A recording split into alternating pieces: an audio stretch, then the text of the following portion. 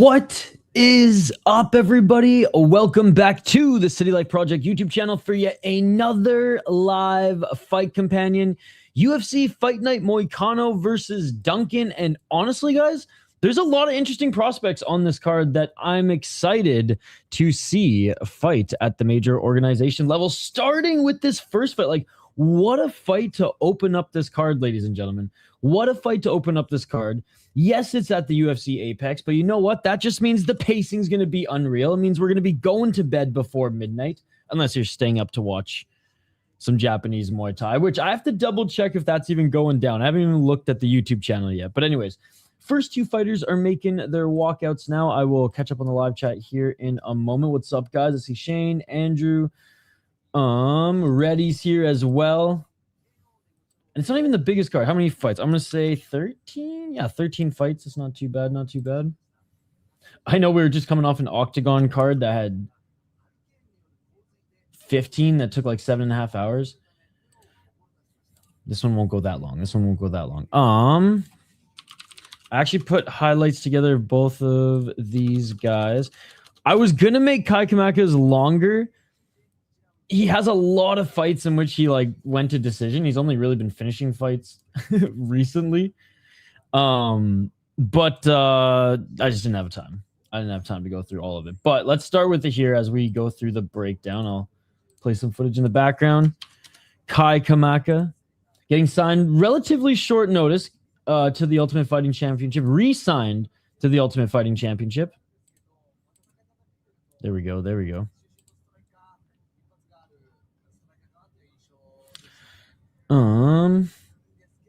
Yeah, this fight was just put together pretty quickly, but anyways, 17-7-1. He's out of Extreme Couture. Only 3 knockouts. He's been knocked out twice. 1 submission, 13 decisions. 5 of his 7 losses have come via decision. 6-1 in Bellator, 1-2-1 in the UFC between 2020 and 2021, 2-1 in the PFL, and 1-0 in LFA. He lost a close decision to Uncle Diego Brandao, who's just been on an absolute tear returning from Russia. Love it. Ripped it up on Tough Enough. Looked good on PFL, only losing to Brendan Loughnane. Split decision in 2024 in the finals. No shame in that. He beat Henry Corrales, Bubba Jenkins, and Pedro Calvo in his little PFL/Bellator PFL run. Before then was in the UFC. He got a win in his debut, lost to Jonathan Pierce and TJ Brown. Before then was in King of the Cage, Bellator, and LFA, facing good competition. He's well-rounded, just doesn't have a dangerous finishing ability compared to some of his opponents. Here, let me just go. That's one of his early fights. Here's some of his Bellator stuff. Hey, what's up, Alex? What's up, Exploring the Car? Shane, you're going with Kai Kamaka. His opponent, Dakota Hope. 11-1 as a pro, 29 years of age, 5 KO TKOs, 1 submission, 5 decisions. He has never been finished. He's never been finished. This guy's a little bit more dangerous on the feet. I'll show you guys here in a sec. And what's cool about him, he's fought in Peak Fighting Championship and LFA. This will be, the best competition in which he has faced thus far, someone who's 100% major organization level and a UFC veteran. But he's fought 9-4 guys in Fury FC. He's gone to China and fought 8-3 guys in JCK. He's won belts and defended them in Peak Fighting Championship. He's even gone over to Africa to fight in AKA. Like, literally, this guy's been traveling the globe to get reps in. How cool is that? He travels the fucking globe to get reps in. He's fought in Wulin-Fang in China. He's fought in Africa, fought in the United States, and good leagues in the United States as well, and fought in the UK as an amateur. So very interesting prospect in his own right. The Kai Kamaka and Dakota Hope highlights I did post here. They are being announced in the cage here, but I'll show you a little bit of a Dakota Hope.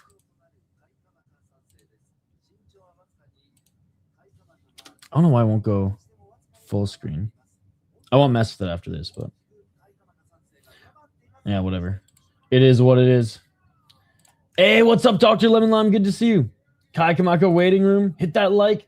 Drinking a PB&J sour from, is it called Yule Brewing? Very nice, Alex. Very nice.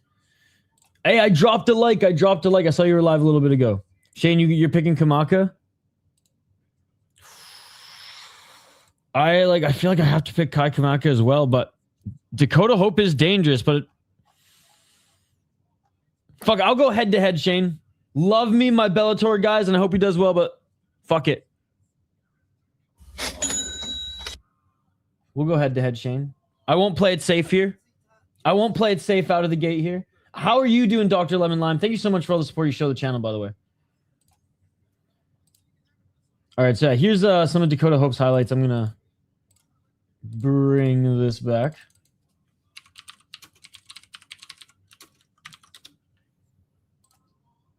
As we're getting right to the action. The fighting Hawaiian himself.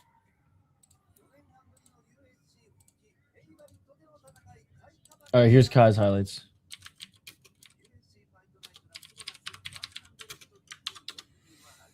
All right, round one, Shane, coming out of the gate. I'm on a three fight card winning streak on our beer bet right now with Shane and I. We want to extend this here. And going right into the clinch with some knees early is Hope. Clinching, nice right elbow by Hope. Oh, they separate, but Hope with a shot to the body.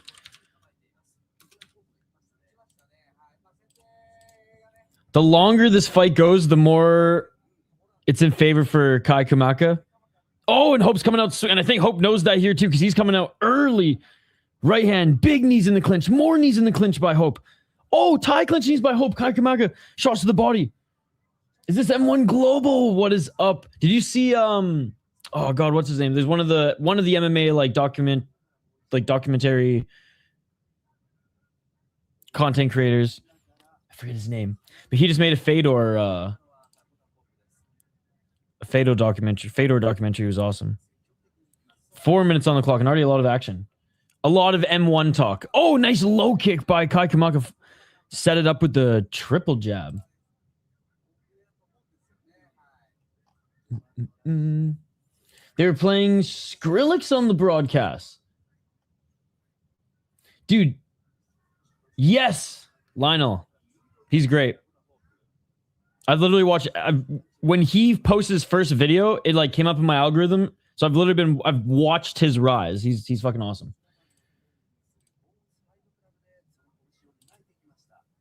325. Oh, nice left by Kai Kamaka the third. Low kick by Kai. 316.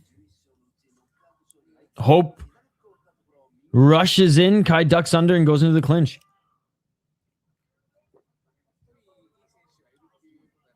The thing about Kai Kamaka is like, again, Hope's dangerous, but he can fight you anywhere.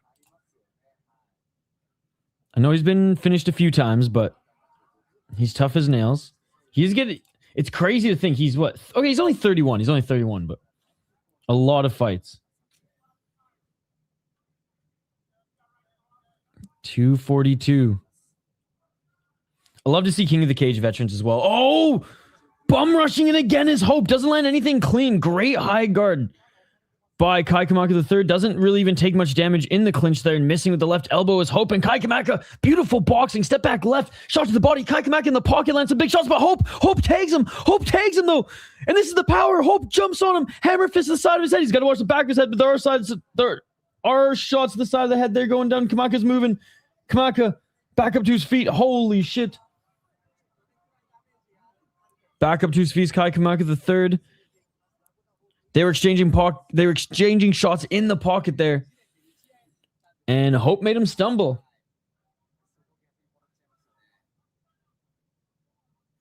Make it Bundum. He seems like a nice dude. Back in the clinch, 145. Exciting first round.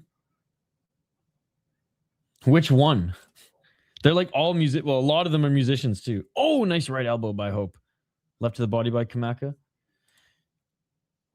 Shane, what's that something Radio Future that had like the best soundtrack in Xbox game history? I still just go on YouTube and just listen to the soundtrack. Damian Marley. Oh, just missing the overhand right is Hope. He's more the I guess like hip hop reggae side, right? Yes, that's the one. Back in the clinch. Nice right hand by Kamaka. Hope's doing nice work in the clinch. This is a good fight. You can tell, like, Kamaka's more polished, been there, done that, has the experience, but Hope's explosive and he's got power, man. Oh, there's another right hand by Hope. Back in the clinch they go. Right to the body by Hope. Knee by Hope. Kamaka got fucked. Right shoulder strike by Hope. Left to the body by Kamaka. Knee. What's up, sis? Also, I didn't play video games from like 2009, 2019, but before and after that time, I did. And it was Jet Set Radio Future all day, every day.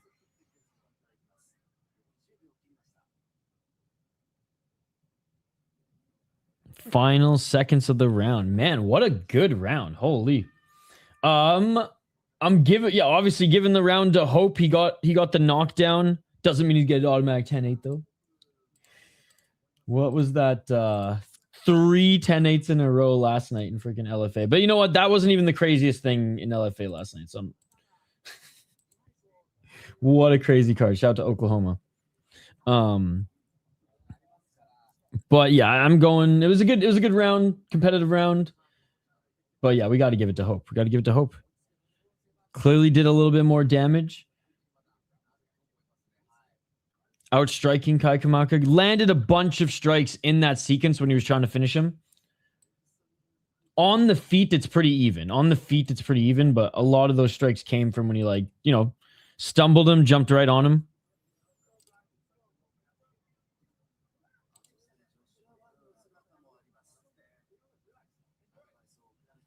I think I remember when the first one came out, but didn't it come out on the PS3 ages ago? Or am I thinking of something else? No, I'm thinking maybe Uncharted or something.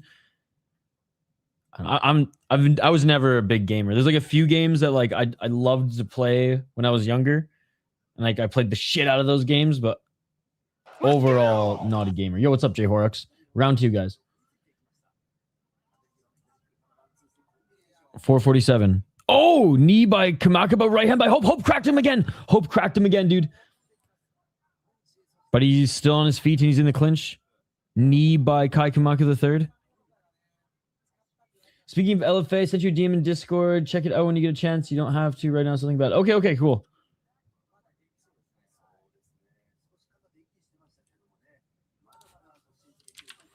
$420. Smoke him if you got him.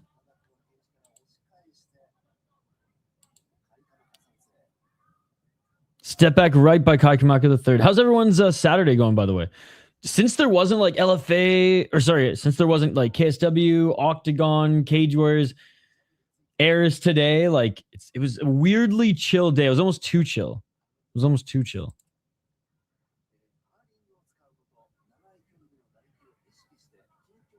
352.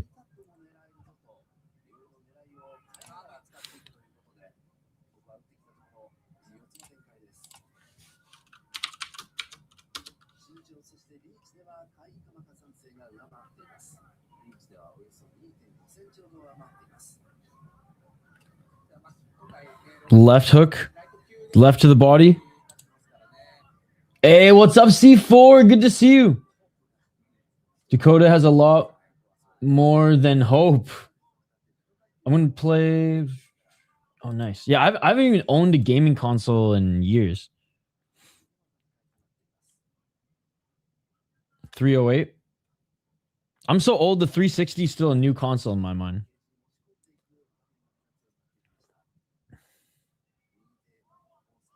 Hey, what's up, dude? Nice.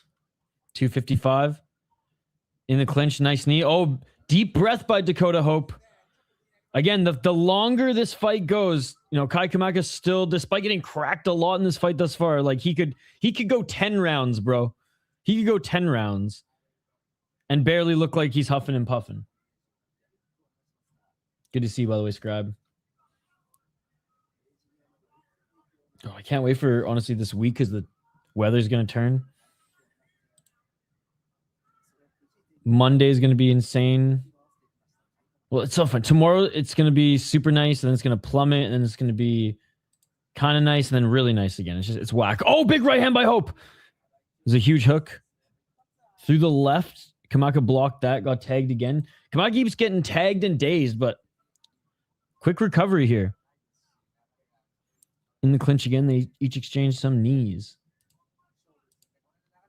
Short shot by Hope. Knee to the body by Kai Kamaka the third. I mean, like, what a fucking debut. Like, tough, like, debut opponent for Dakota Hope. Coming off the regional scene. Now, like, maybe he would have thought it'd been tough enough or something like that. I get it. But, like, coming off the regional scene, like, well, welcome to the UFC. You're fighting, like, a major organization level guy with well over 20 fights. Oh, big right to the body by Kai Kamaka the third. And they're just swinging hooks right now. Each of them missed. Nice short left elbow in the pocket. But I'll say this. Though Kamaka's boxing's a little bit more polished, Hope, he's showing some good fight IQ. I want Kai to get the tie clinch more. 1 minute. Oh, there's a nice left by Kai Kamaka the third. Last thing, man. How many decisions did I say this guy won? Like, friggin'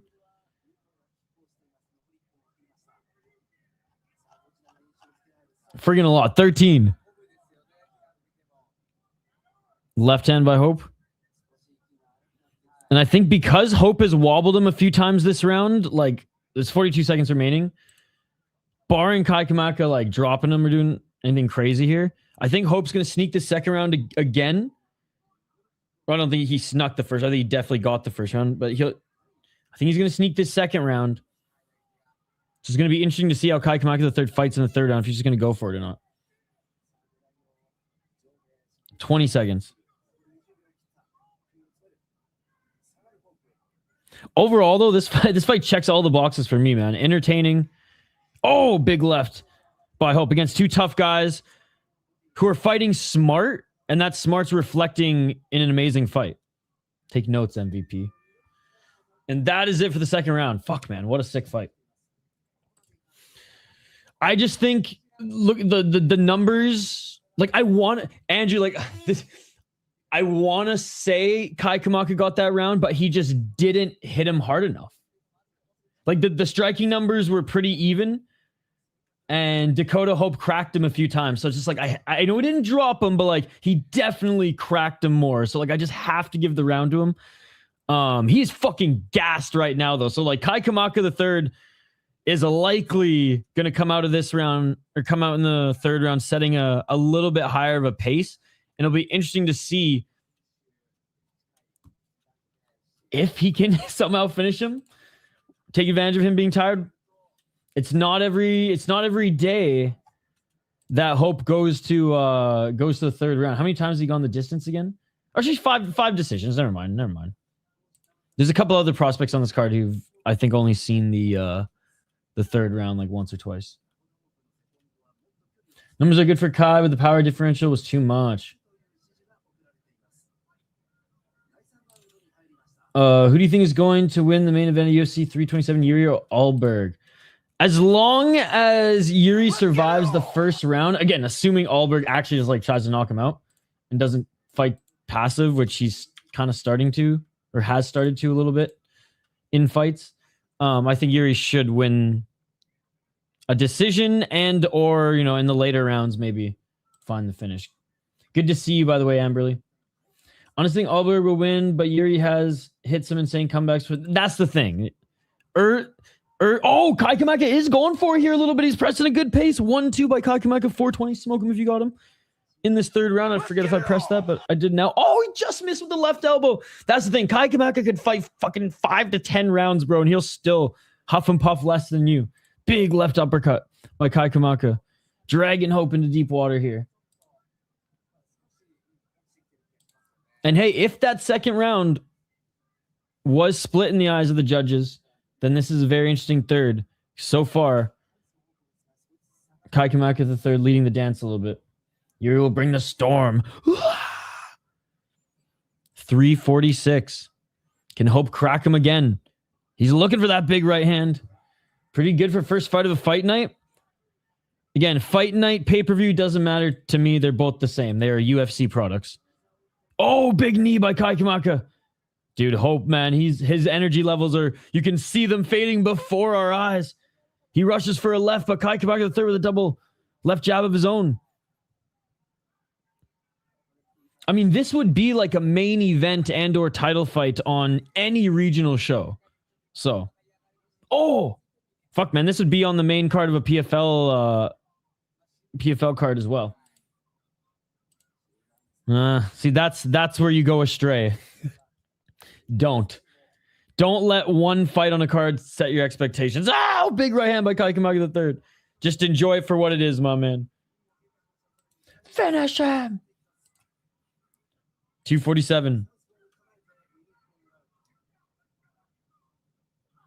Right hand by Kai Kamaka, who's starting to slow down a little bit as well. Hope with the left misses. Throws the right, misses. This would be an insane, tough enough main event. Oh, looking for the takedown is Hope, but great underhooks by Kai Kamaka the third.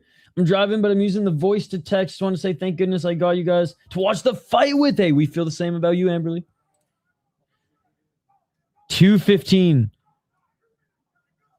High kick by Hope. Dude, this just reminds me of like a fight in the Ultimate Fighter to get into the house, or, you know, like a semifinal match. Nobody in the audience. You can hear the coaches. They got it mic'd up pretty good. This is great. Low kick by Kai Kamaka. This is definitely a Kai round. Like, it's not even close. Final 60 seconds. Who wants it? Right by Kai Kamaka. Left by Hope. Or left elbow by Hope. Third round for sure, I'm going Kai Kamaka. Second round and first, I have it for Hope. But that second round, that's the one. That's the one we're going to see. This feels like a Dana White Contender Series match in the best way possible. I mean, I don't think he looked as bad as everyone's like making it out to be. If he loses one more, then I'll jump on that train. Oh, Hope lands a big right, big left elbow. Another left elbow by Hope. Kai Kamaka with a big right hand. Kai Kamaka with the right. They're in the clinch again. Couple shots to the body by Hope. I don't think that was enough to win the round by Hope, but God, what a fight, man. What a fight. Absolutely. 54 seconds. Left by Hope. Low kick by Kai Kamaka. Dude, this is awesome. Oh, big right hand by Hope. He's rushing into the clinch. God, these guys just know how to fucking box too, man, because in the clinch, they are... Oh, elbows, knees, hooks. Kai Kamaka with the big left. Either way, robbery. Either way, 30-27 tied to Ivasa, or 30-24 LFA judging in Oklahoma. Oh, and there's a takedown by Hope with only 18 seconds left. Can he do anything with it? He tries to jump on the back. He can do nothing with it as Kai Kamaka the third gets right back up to his feet. This is a war. Bravo, both gentlemen. 5 seconds. 6 start. Wish it could be a draw with another round. Dude, I know. In Black Combat, we'd have a 4th round. In Black Combat, we'd have a 4th round. Great fucking fight. Great fucking fight. Shout out to Kai Kamaka the third. Bellator represent. Dude, it's just so crazy, guys. The Dakota Hope. Like, I'm going to show you where he's fought. Like, he's a prospect from the States, and look where he's fought.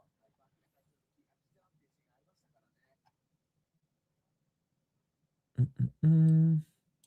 2-1 Kai split probably. See, I have that. I truly think that second round, because the numbers were even, but I think it was more than just Kai reacting worse to shots. But I really don't care. We are all winners in this one. We are all winners in this one. Okay, yeah. Wulin Fang, Peak Fighting, a.k.a. JCK, LFA, Fury Fighting Championship. Like, are you fucking kidding me, dude?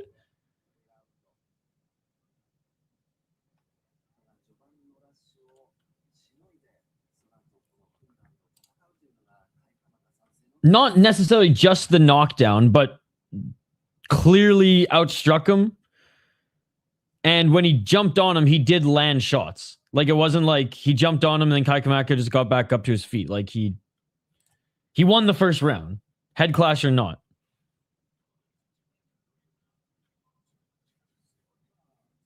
He got cracked twice before then, too. Oh, it's a split.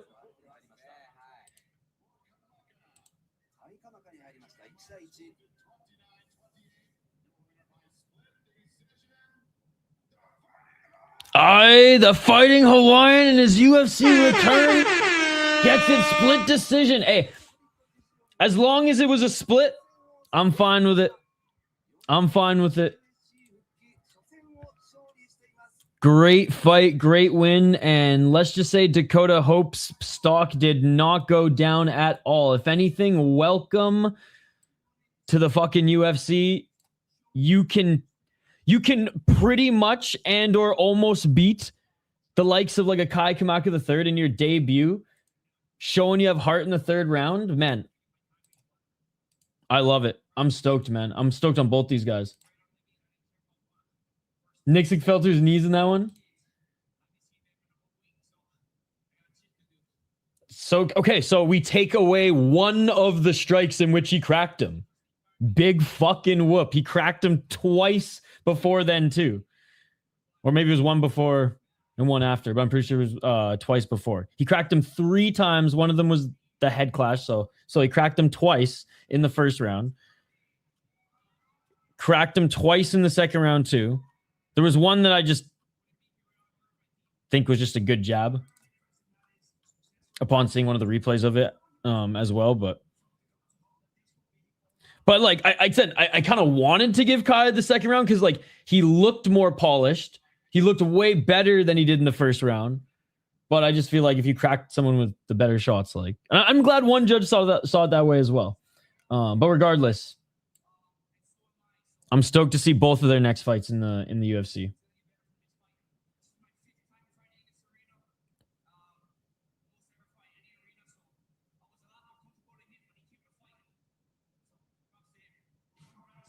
I noticed the biggest difference in production between ESPN and Paramount at the Apex, eh?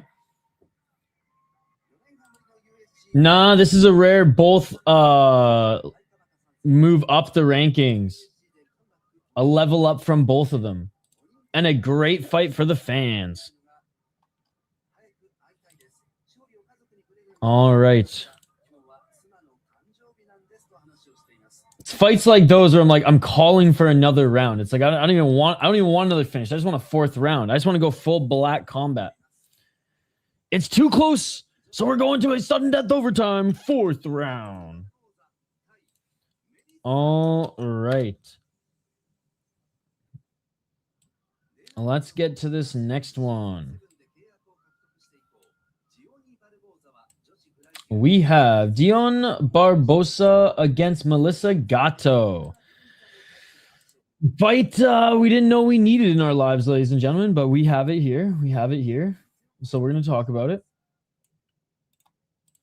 I think most people are going with Barbosa on this one. I know the odds have it pretty close. 8-4 as a pro, 2-2 in her last 4 fights. Doesn't have a knockout, got knocked out once. 4 submission wins, has never been submitted. Way better jiu-jitsu practitioner, pretty much one-sided jiu-jitsu base. 4 decision wins, 3 decision losses. She's 2-2 in the UFC. She was 2-1 in LFA, and she won her Contender Series fight. Brazil versus Brazil. Lost to Karine Silva. Beat Belbita, but whatever. Lost to Miranda Maverick decision. Okay, well, Miranda Maverick couldn't finish her. This is an okay win. This is a whatever win. And yeah, on LFA didn't necessarily beat the best gals as well. So she does have a win over Karine Silva. So I guess that did age well. And if she continues to somehow salvage her UFC career, then maybe we'll see the rematch down the road. But anyways, more of a grappler than anything. Melissa Gatto, 9-2-2 as a pro, 29 years of age, 2-2 in her last 4 fights. She did win her last fight. She's never been knocked out, never been submitted. It's like pretty impressive there. Her only losses have come via decision, and she is 3-2 in the UFC. She beat Tamires Vidal, which honestly, like, not a bad win as all. Vidal did go over to KSW, and I'm pretty sure she got beat, but oh right, Victoria beat her in the first round there. Jeez. I was hoping that fight would be a little bit better, but it wasn't. She actually got beat in the first round. She did not look good in KSW, but she had some helium coming into the UFC. Lost 2 in the UFC. They let her go. She went to KSW. Mind you, she did lose to a top prospect in KSW. This roided up Polish chick who is just unreal at kickboxing, and she probably just like caved in her ribs with that. But anyways, good win against Vidal, who apparently is just susceptible to body shots. Lost a close decision to Ariana Lipsky da Silva, who actually had a good win recently in the PFL. Lost to Tracy Cortez, who's like, okay, right? Like, that's not the worst girl in the division to lose to. Beat Eubanks, which, like, you have to beat Eubanks.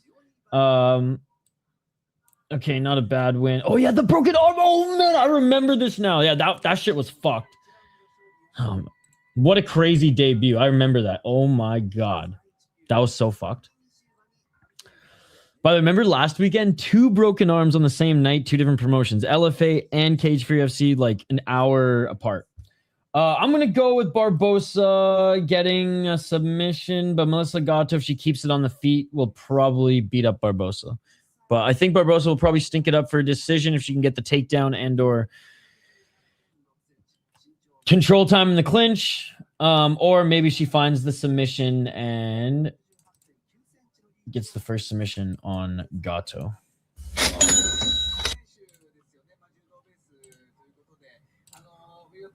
Shane's got Gatto.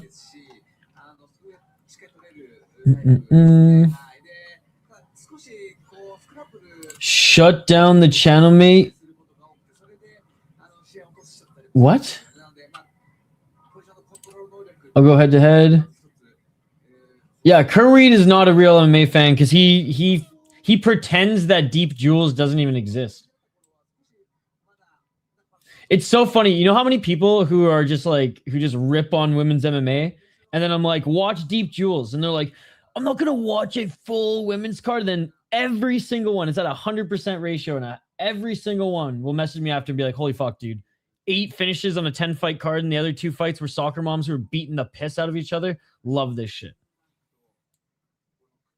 All you UFC bootlickers praise the UFC so much and rip on all these other organizations, yet you rip on your own roster.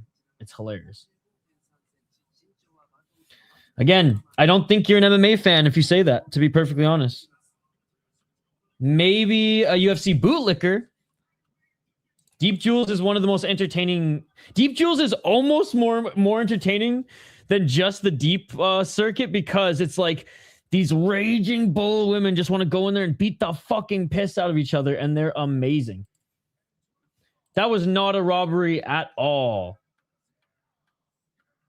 Yeah, that's a pretty dumb take too, Roger. It was a very close fight. I had hope winning round 1 and 2. I can understand why Kamaka won round 2 though. So that was not a robbery at all. That was such a definition of a close fight, and I'm glad it was a split decision. Gatto all day.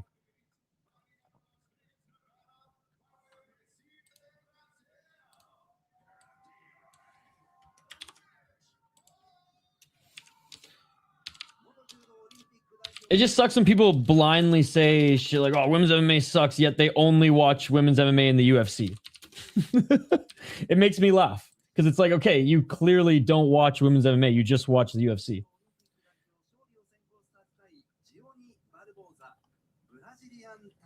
Gotta start expanding, man. You can't just watch the UFC. All right, round 1. There's so many entertaining leagues out there.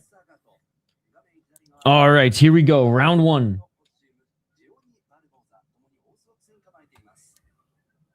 Missing with a shot. Low kick was Gatto. And again, Barbosa, not known for his striking at all. Even in LFA, would throw a couple shots to set up the takedown. Although it looks like she's in really good shape for this fight. Amberly, waiting on your pizza. Saying hello to everybody. What a gem, what a gem. 420s, smoke him if you got him. Left to the body by Gatto. Gatto just missing with that right. Oh, Gatto with the straight right. Again, she's got the height and reach advantage. Low kick by Gatto. The longer Barbosa stays on the feet and tries to box, the longer Gatto pieces her up with the jab. Gatto with the right hand. Oh, Gatto with another right. Spinning heel kick by Barbosa. Wait, where did this come from? She's training Taekwondo in between camps? What the hell?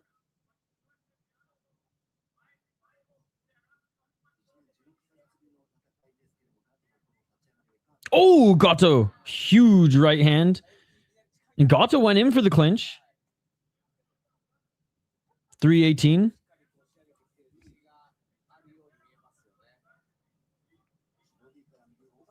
Oh, there's a nice little left by Barbosa.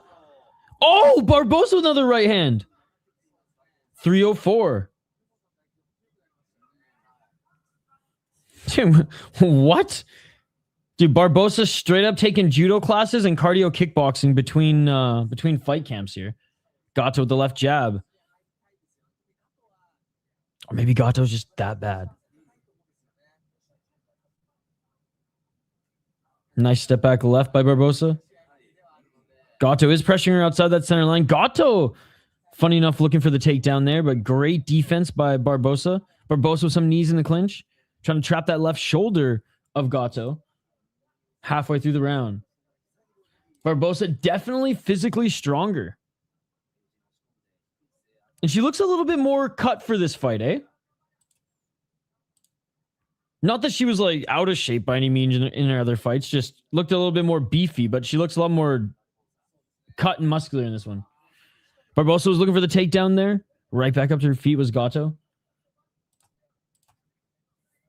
2 minutes on the clock. Looking for the trip.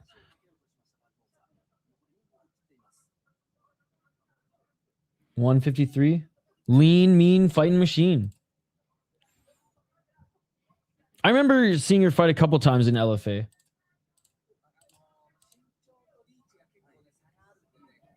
$140. Knee in the clinch by Gatto, but Barbosa with the right hand. Barbosa was looking for the spinning back fist. Got a little too comfortable. And Gatto takes her to the ground. But I think Barbosa from this position might be able to reverse here because Gatto's not in her guard. She has holding onto her torso. She's going to have to readjust here because Barbosa was able to land some elbows, but Barbosa could grab a heel here. Let's see how Barbosa way more comfortable on the ground. And she's landing some shots to the face of Gatto, the witch. 105. Barbosa trapping that right arm of Gatto. The Strega. 45 seconds remaining in this first round. Not a bad round by any means. 40 seconds. Barbosa surprisingly doing well on the feet. And being able to shut down anything that Gatto's thrown at her right now on the ground. Gatto finally settling in to a freaking butterfly guard. Okay, got you. Oh, looking for the armbar here is Barbosa. 16 seconds left. If she had a little bit more time. 5 seconds. Look, I mean, just look how comfortable Barbosa is on her back. Yeah, for sure, dude. For sure. For sure. Man, she looked way better than I expected on the feet. And she was like, all right, Gatto, you want to play this ground game shit? Let's go. This is literally what got me here. Yeah, I'm pleasantly surprised at what I've seen from Barbosa. And again, Gatto's not a world beater by any means, but not bad at all.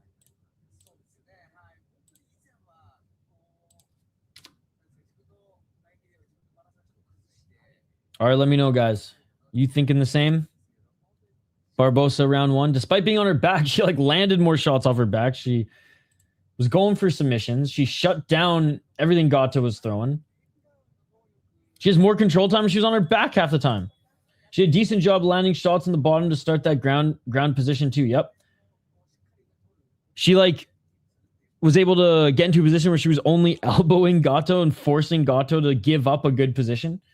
Shit, yeah, let's take it back to the ground. Barbie's got this. All right, here we go. Round number 2. 4:55. I'm watching the Japanese broadcast, and like every now and then there'll be words they just say in English, like combinations. I guess they didn't count that armbar as a submission tip. No, but you got to imagine it looked good still in the judge's eyes, like she's going for stuff here. And nice little takedown by Barbosa, and she's in the guard of Gatto. Back on the ground.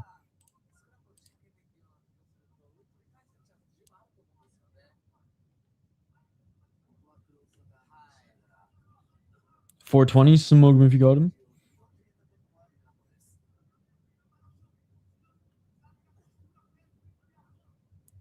And now looking for an armbar of her own, perhaps, as Gatto is trapping the arms of Barbosa right now. By the way, big shout out to everybody joining. I know everybody and their dog streams / covers UFC, so those who spend their time watching and hanging out with our chat, even just for a little bit, really appreciate it. Just want to let you guys know that. Oh! Superior rule set! Superior rule set! Superior rule set! Automatic win in my books. Automatic win in my books. Let's go. Barbosa's the greatest fighter of all time. Wait, who in the chat said that women's fights were boring? Who in the chat said that women's fights were boring? Bro, she just soccer kicked her in the face. What more do you want this chick to do to entertain you? What more do you want this chick to do to entertain you? Oh, that was the most beautiful thing ever. Oh, it didn't even hit her head. Well, maybe I got to see the other angle. If that just hit her shoulder, then let's fucking go, baby. If that just hit her shoulder, let's fucking go. She can argue that she was hitting the chest. Okay. It might have been shin to the face, though, too. Dude, that might have been just shin to the throat or side of the neck. That was clean, baby. That was clean. Superior rule set, dude. This is the greatest female fighter in the UFC, and it's not even close. It's not even close, dude. She is the greatest female fighter in the UFC, and it's not even close. GOAT. Women fighters are boring, bro. She threw a soccer kick clean. Clean. A female Bellato. I mean, maybe she got kicked in the neck and it still fucked her up. I could still see that, but that was classic Muay Thai Vale Tudo. I just love the irony after chat was getting a little heated because our boy Kerweed was ripping on female mixed martial arts, saying it's boring, and this chick, just fucking superior rule set. She flopped. She flopped. Oh my God, she flopped. She flopped. She got kicked in the freaking collarbone and she flopped, dude. I mean, maybe her left shoulder's hurt, but whatever. Get her in Ryzen round now. The sound is fucking insane. Is this Ryzen? Oh my God. No, legal. It was legal. It didn't hit her in the head. It's legal.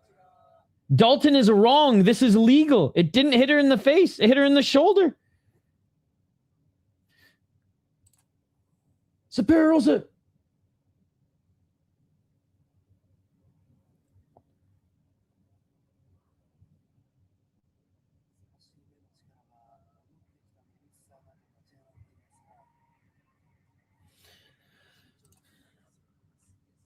But hear me out. The shin. Hey, I was just trying to kick her in the fucking on the body. I was just trying to kick her in the body. I wasn't trying to kick her in the face. I was just trying to kick her in the body. Then he was up when it landed. Regardless, put it this way. Regardless of the outcome, Barbosa won this fight. No. She was going for the chest. Mike, clear as day, going for the chest. Clear as day, the shin was going for the chest. She wasn't trying to hit her in the face. You can kick the body of a ground opponent. You can kick the body of a ground opponent. It's not Barbosa's fault that Melissa Gatto is just crazy lanky. Oh, we've watched it many times. We watched it many times. She is the greatest female MMA fighter in the UFC I've ever seen. Oh my God. Well, this card is the best UFC card of the year so far.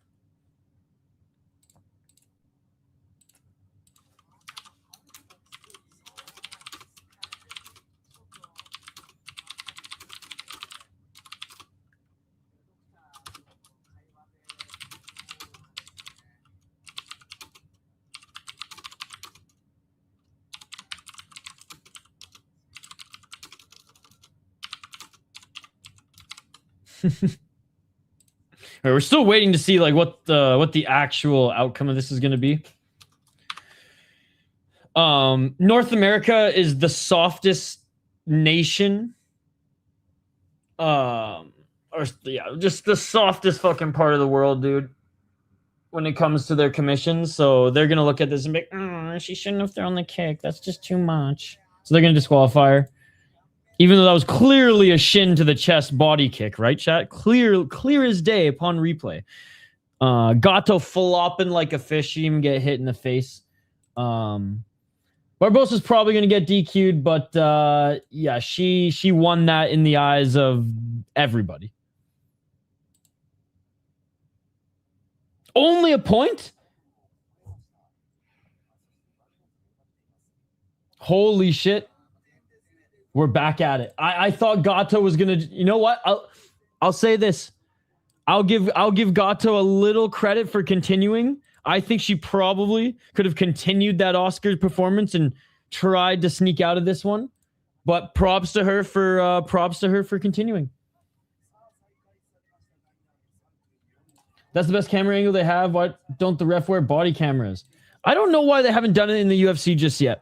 All right, we are back at it, ladies and gentlemen. They've done a few, like they've tried it a few times before. And I've liked it. I just don't know if they're, I don't know. I don't know the reason, Tyler. Does that fully redeem old man Chris? Chris Teone's a little bit redeemed here for keeping it going. Anyways, going for the takedown here is Gatto. Maybe just by 1 point. We got a female Bellato. Back up to their feet. Knee to the body by Gatto. Barbosa pushing her up against the cage. Still a lot of fight left. So Barbosa won the first round, lost a point in the second. She's just going to have to go for the finish here. Getting the takedown is Barbosa. Superior rule set back in action. Knees and the shins were up. That replay has me thinking that wasn't even illegal. So Gatto flopped and the commission was like, she wasn't KO'd, she flopped, so just take a point. This is some weird shit. 225.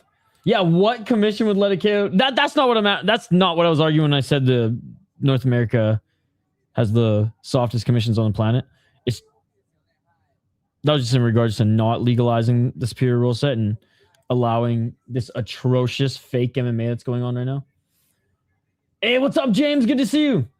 She definitely flopped. Yep. Hands don't matter. Both knees up, shin down, body shot. Maybe time to make some clear rules like the superior rule set. Back up to their feet. 148. Minus 1 point for embellishment on being KO'd. I think Barbosa just kissed her head on the ground.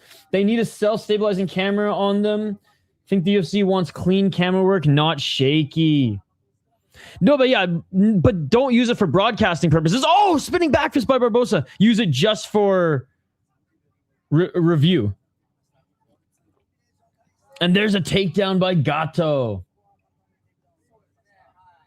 New rule we obviously need for these soccer playing fighters, right? I mean, this is Brazil. Let them soccer kick. This is what I'm saying about Korea. They're doing it right. Black Combat, 1 minute and 10 seconds, by the way, remaining in the second round. Black Combat's doing it right. They brought in a ton of Brazilians and just said, just soccer kick. Just kick all the Koreans, all the Japanese fighters, all the Mongolians, all the Chinese fighters. Just kick them right in the face on the ground. We love it. Our viewers love it. Just go. And that's what the Brazilians did. And it is a great MMA league as a result.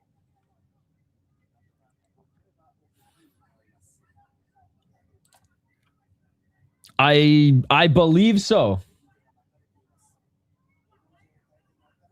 Yes, she did. 32 seconds. Dude, they literally have a World Cup tournament going down right now, and their tournament format is the best that I've seen in combat sports. She's still recovering. Oh, that was amazing. That was amazing. Oh, looking for an armbar here. Or potentially a triangle. But there's only 10 seconds left.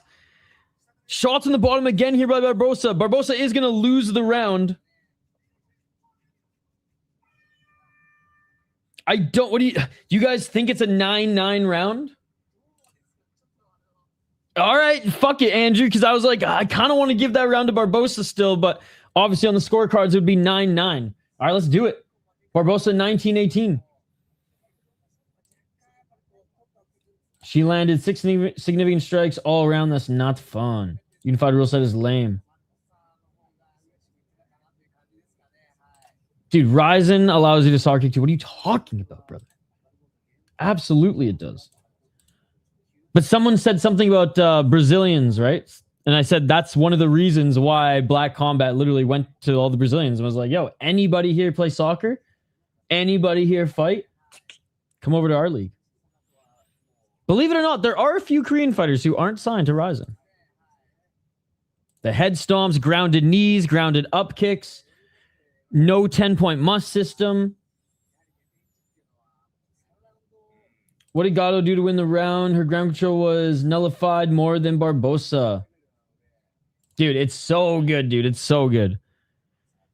The way the ring is mic'd up to and how the audience only applaud when there's like a crazy move or sequence or like brawl that's ensuing is super cool too. It's just amazing. Like it's as far as entertainment, it's unmatched. Big right hand by Gatto. That's why I still give it to Barbosa. Yeah, I tend to agree. So this round could. So this round, if Gatto wins, it's a draw. Oh, great job by Barbosa getting in the top position. They just said the doc said Gatto was fit to continue, so they let her. Beast. It's because she's a flopper. So fuck Chris Teone for taking away the point. That guy's blind as a bat. Blind as a bat. Great job by Barbosa. He should be in a nursing home, ladies and gentlemen. If we are allowed superior rules, said Barbosa could just start trying to throw that left knee, but instead she lands some right elbows to the body. Correct on if Gatto wins the third. Math, guys. 357.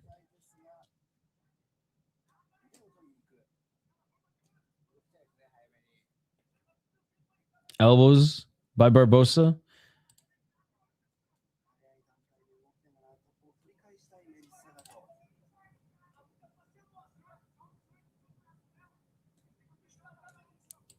$335. And this is what Barbosa is going to do for the whole round to make sure she secures the round. What a start. Yeah, the rest of this round's probably going to be, Barbosa just securing dominant position in this round to make sure she wins the round so she can sneak this fight by one point. Don't blame her for it, but like, goddamn, what an opening sequence to this card. Jeez.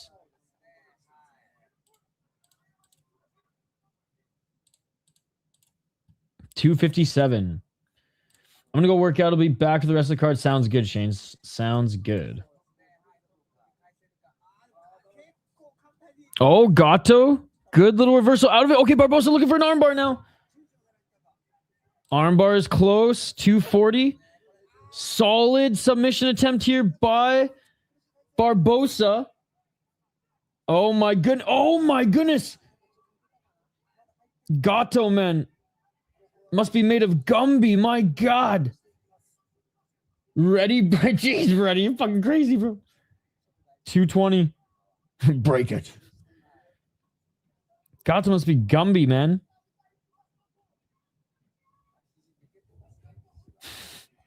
Short right elbow by Gato. Good job by Gato getting out of it. Right? It's crazy, man. In the guard of Barbosa now. Barbosa holding that right arm of Gato. Oh, Gato with a little ground and pound, and she got her right arm free.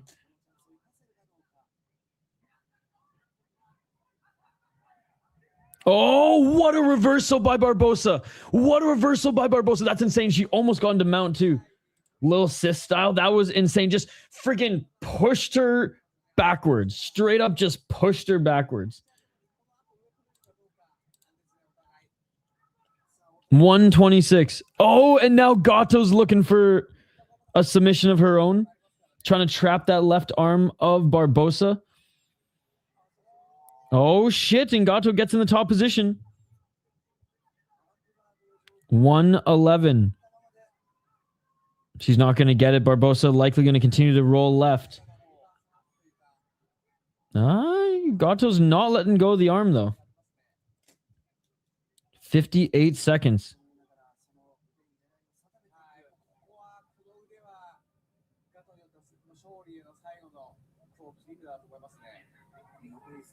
Barbosa literally just holding on to the wrist of Gato right now, being like, bitch, you gonna try to finish this or what? All they do is shadow box, right? This fight has been nothing but back and forth fuckery. Oh! Barbosa trying to roll out of it. 32 seconds. Fuck, this third round just got harder to score, man. This third round got harder to score. Gato didn't even complain about the soccer kick from what I've seen on my TV. She pretended to be knocked out, though. Oh, I don't want Gato to win this fight, but they might give her this third round. Although, like, she's not... I wouldn't count this a submission attempt anymore. This is just entanglement. All right, end of the fight. What a crazy fight, man. I really want Dion Barbosa to win by 1 fucking point, man. I don't think she should have got a point taken away. 29-27 Barbosa, great fight with the most based reffing ever. At least in UFC history. Regardless of the scorecard, should be a KO if this was real MMA. Exactly that. Fake MMA. Abolish fake MMA.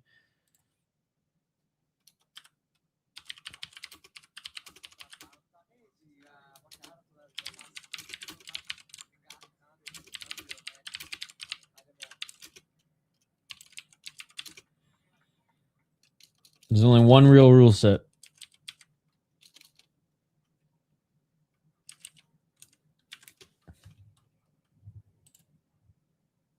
All right, we're listening in for the decision.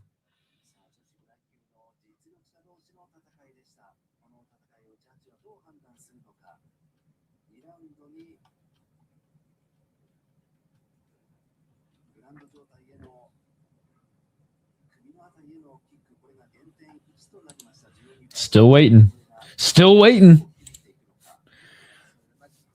Why is Wolverine doing an MMA movie called Beast? Wait, what?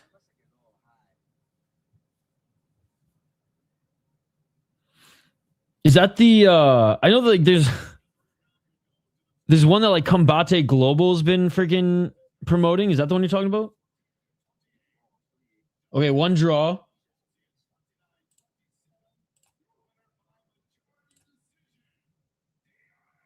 Yes! Yes! Yes! Superior rule set! Superior rule set! Superior rule set!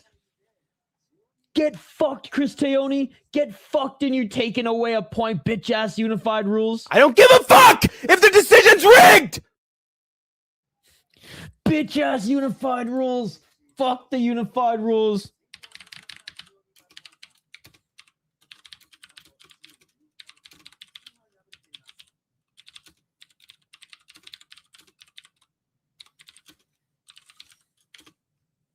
Oh my goodness.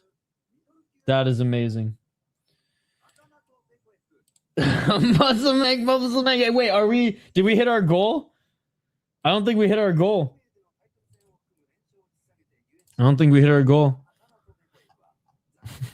I said any dollar amount or less super chat in the first 30 minutes gets the fucking Hank. I think, did you see what my goal? Did you see what I wrote in the goal? I was like, if we hit the goal, Hank will solve the Middle East. YouTube almost didn't allow me to make it. I had to rejig it because YouTube was like, this is not a goal. And I was like, that's hilarious. That YouTube was like, Hank will not save the Middle East, bro.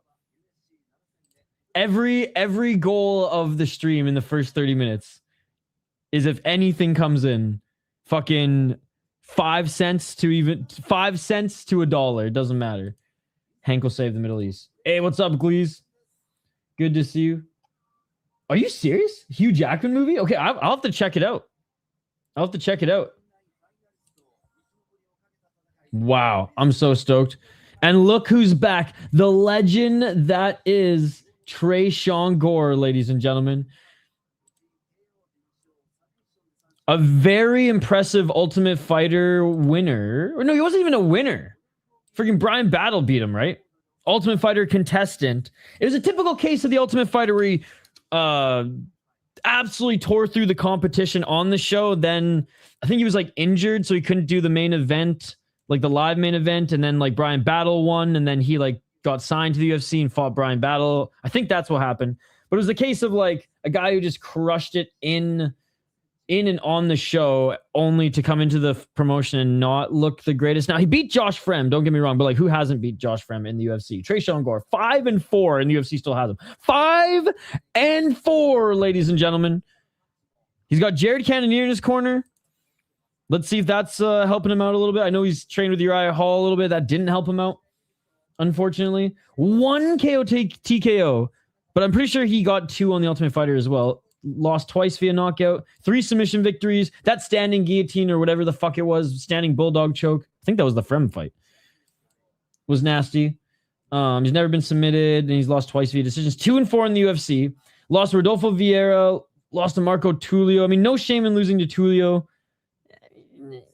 No, there's no shame in losing to Vieira as well. But yeah, absolutely destroyed Josh Frem. Destroyed Tricoli, but like, who hasn't? That's what I'm saying, bro. Who hasn't? And he lost to Cody Brundage. Bro, what are we doing with our careers, man? Emotional damage.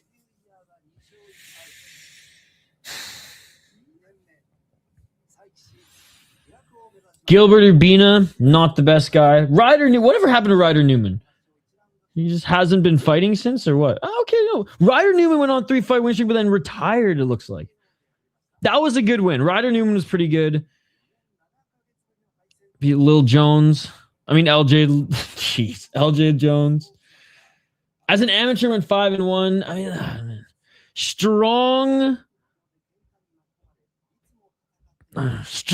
wrestler, not even necessarily the most polished wrestler. Strong wrestler with really big power, but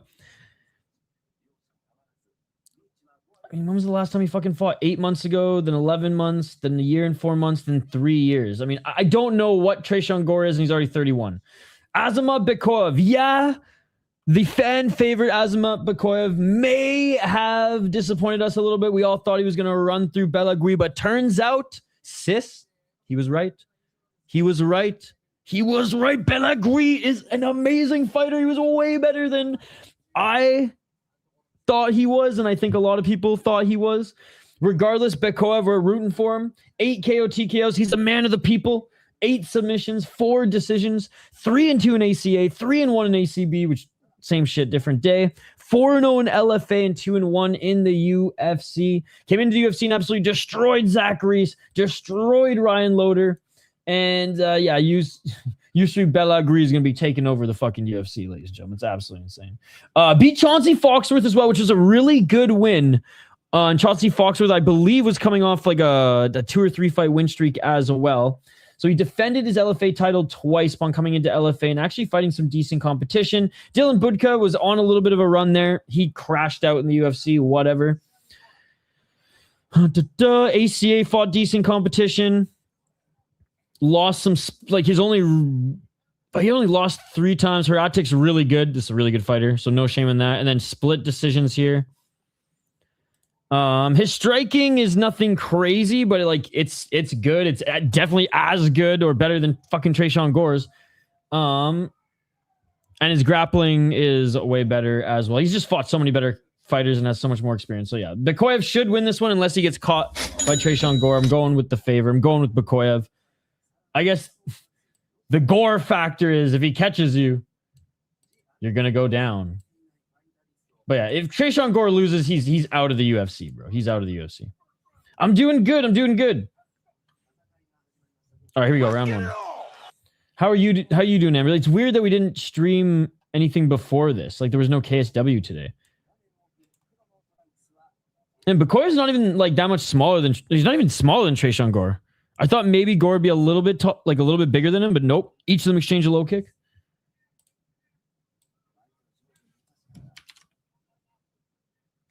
Oh, just missing with the big right hand was Tresean Gore. Another low kick by Yakhyaev.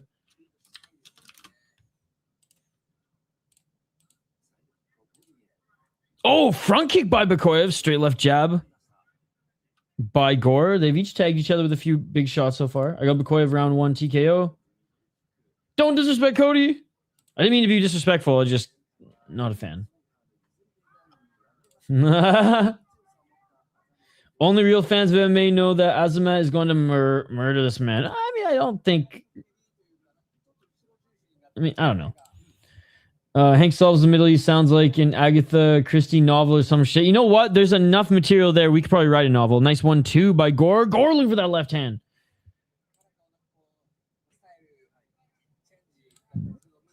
It is great.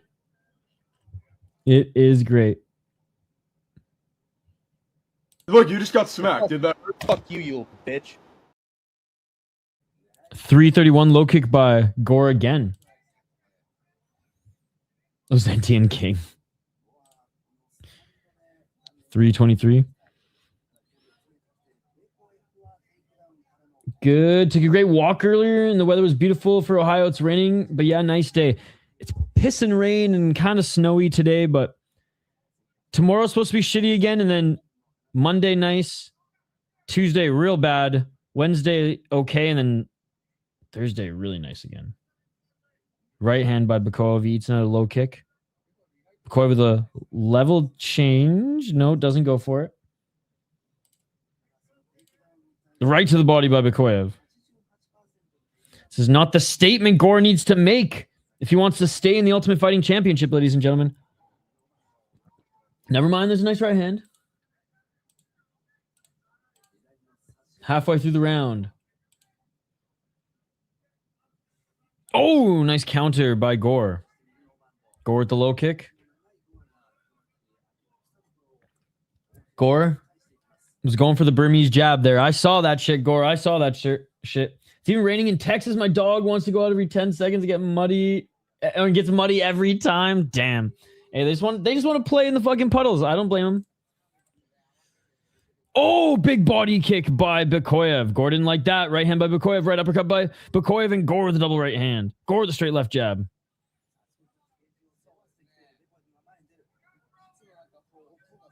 Beltran having to tuck his friggin' beard in because it's Vegas. It's a good matchup. I'm surprised. I guess Yakhyaev's like, all right, I guess I can take this guy on the feet. I don't need to take it to the ground just yet. But his nose is getting jabbed up. That straight left down the middle from Gore. Oh, but those body kicks by Yakhyaev. A body kick by Gore. Gore doesn't pull the trigger on that one. Oh, spinning back fist. That hit the top of Yakhyaev's head. Oh, that cracked him. Yakhyaev's dazed a little bit, and Gore with the big right hand. Yakhyaev had a good poker face, but that dazed him a bit, and then Gore cracked him again with the right hand. Gore can't take it, or Yakhyaev can't take Gore down. Man, see, this is a little bit of what we saw of Gore on The Ultimate Fighter. I do think needs to be a little bit more aggressive rather than just matching some of the shots that Yakhyaev throws, but he's got dangerous power. And we just hit 26,000 subscribers on the channel, guys. Literally, it took us 2 years to hit 1,000 subscribers. when we were grinding on YouTube to start, we got 1,000 subscribers in 1 week. You guys are awesome. Thank you. I don't know what else to say. Thank you. Thank you. Thank you. We're not even a real MMA YouTube channel. Oh, nice right elbow by Yakhyaev. We literally just go live when fights are on and hang out with you guys. Oh, big kick to the body again. It's that same right side over and over and over again. 26,000. Yakhyaev needs to lock in, bro. This should not be hard to win. How so? Oh, big left by Gore. Gore hits hard. Easily the fakest MMA YouTube channel. I don't even do predictions, man. That's YouTube channel 101. If you don't make UFC predictions, you're not a real MMA channel. If you don't lick Dana White's boots, you're not a real MMA channel. And that is it for the first round. Fuck, man. I'm giving that round to Tresean Gore. 40 significant strikes at 28? Fuck.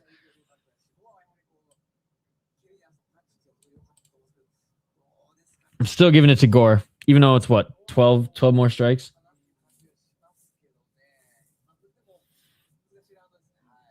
The first half was all Yakhyaev. Second half, that's a tough one for me. Because the first half was all Yakhyaev. He was just landing more. I like the body. I like the body shots. They're trading leg kicks though, right? Like 7 for Gore, 5 for Yakhyaev. I love the body shots from Yakhyaev though. These are nasty. Like this might be the body shots might be what ultimately gets him the round. I'm just leaning on Gore hurt him a bit more, and halfway through the round, the discrepancy definitely evened out, but I'm okay with that round going either way. For the sake of some back and forth, I'll say Gore, but fucking good round. We don't have open scoring. This is the Ultimate Fighting Championship. This isn't Octagon, buddy. This isn't Octagon. We do need open scoring, though. If we're going to have this fucking stupid 10-point must system, we need open scoring. Hey, what's up, Justin? How are you doing, buddy? How's your Saturday? 4:30. Gore's doing good. 420, Smoke if you got him. So you just watch numbers, not fights, then? Oh, big right by Yakhyaev. Yakhyaev knocks him down. Yakhyaev cracks him. Yakhyaev cracks him and Gore goes down. Now Yakhyaev in the top position. Yakhyaev trying to push his back up against the cage. Murk him. Oh, Gore trying to get back up, and he does get back up. Big shot by Asma. Asma with the right uppercut, but Gore with the right hand. Gore ducks under. Gore's still seeing the Tweety Birds. Gore cracks him with the left as well. Gore with the left. Yakhyaev. It's the power factor. I don't think he's the most polished fighter, but he has dangerous power. And not the worst fight IQ. Oh, and Yakhyaev takes him down again. Dude, so far, so good. 334 Yakhyaev in the top position. Gore's a fucking dog, dude. I know, and like friggin' Scribe is just ripping on him instead of just enjoying this fight. Yakhyaev doesn't have the right hook, and he tried to attack the neck of Gore. Gore back up to his feet.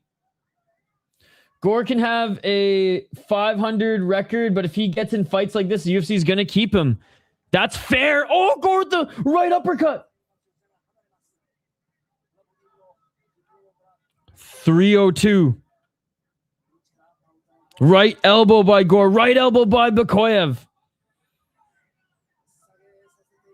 Left elbow by Yakhyaev. What a round. What a fight. Oh, they each land an elbow.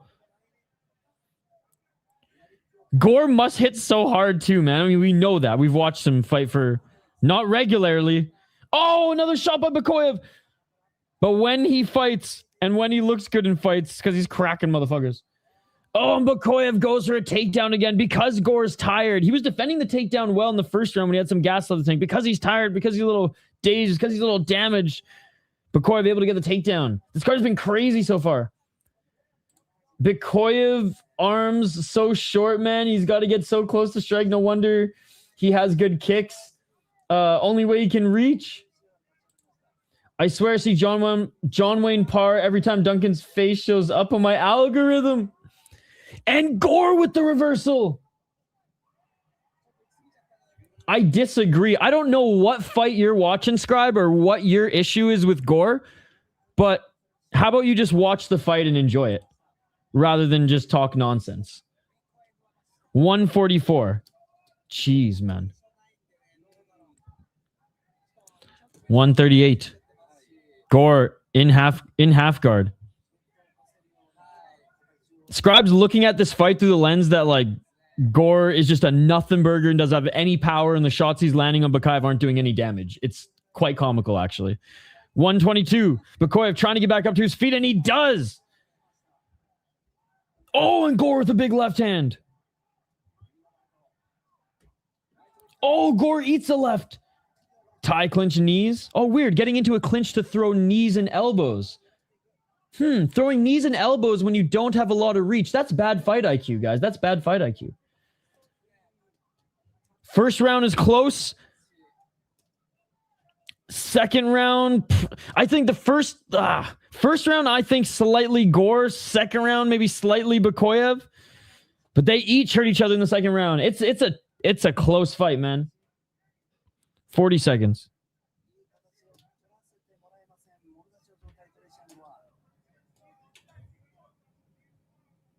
It's a great fight. And again, like, I'm not a big Tresean Gore fan coming into this. I don't think he's a world beater fighter, but you got to give him the flowers in this one. He's fighting a good fight. Same with Yakhyaev. I don't think either of them are fighting bad fight IQ. I think it's a fucking brawl when you're getting hit with heat. Sometimes you got to clinch it up to land some knees or short elbows. Oh, big shot by Gore again to finish off the round. Gore saying what? Gore throwing a 1-2. God, that looks good for the judges at the end of the round. I'll say that much. I have no idea who's winning this fight, to be perfectly honest. This is just a fucking slugfest, man. It could be tied. One guy could have both rounds. It's one of those fights. It's one of those fights. At the bell.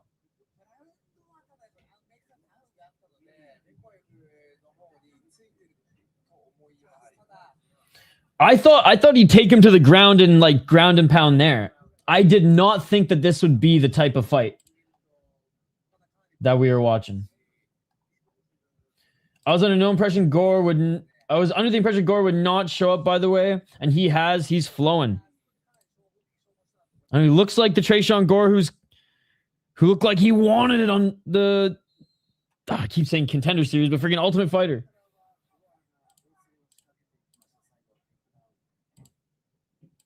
Everyone's gonna go fraud check Yakhyaev. Gore's fighting a great fight. People just can't enjoy combat sports.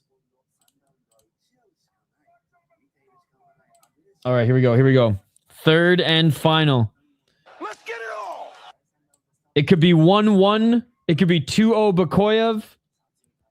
Hell, it could maybe even be 2-0 Gore. Oh, Gore with the right hand. Yo, what's up, Wyatt?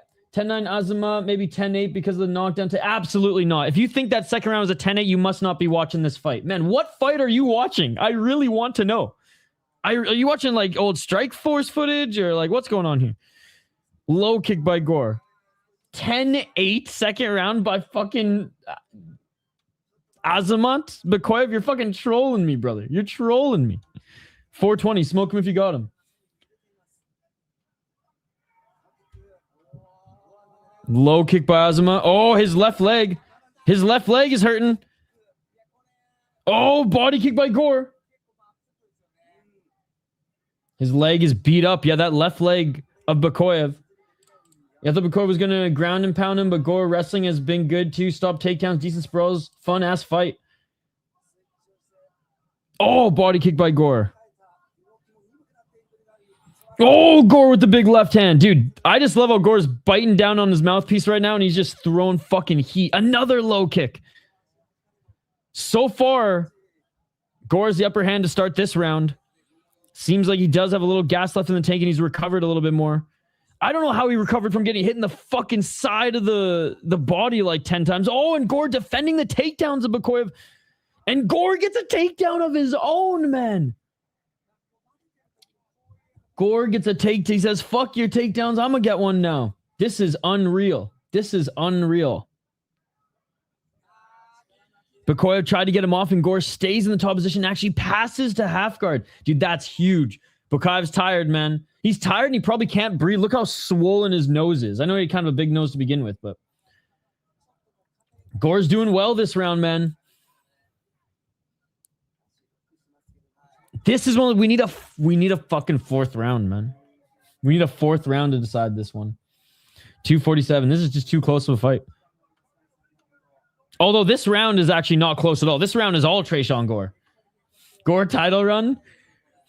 Hey, Gore's fighting for his he's fighting for a contract to stay in the UFC. I mean, I don't know what his contract status is, but you know what I mean. Like, he's fighting to stay in this major organization. Broke his nose again. Oh yeah, I saw that. 221, but he's not getting surgery till after his fight. What a beast. Oh, full mount by Tresean Gore. No fucking way. No fucking way. 2 minutes and 10 seconds. 206.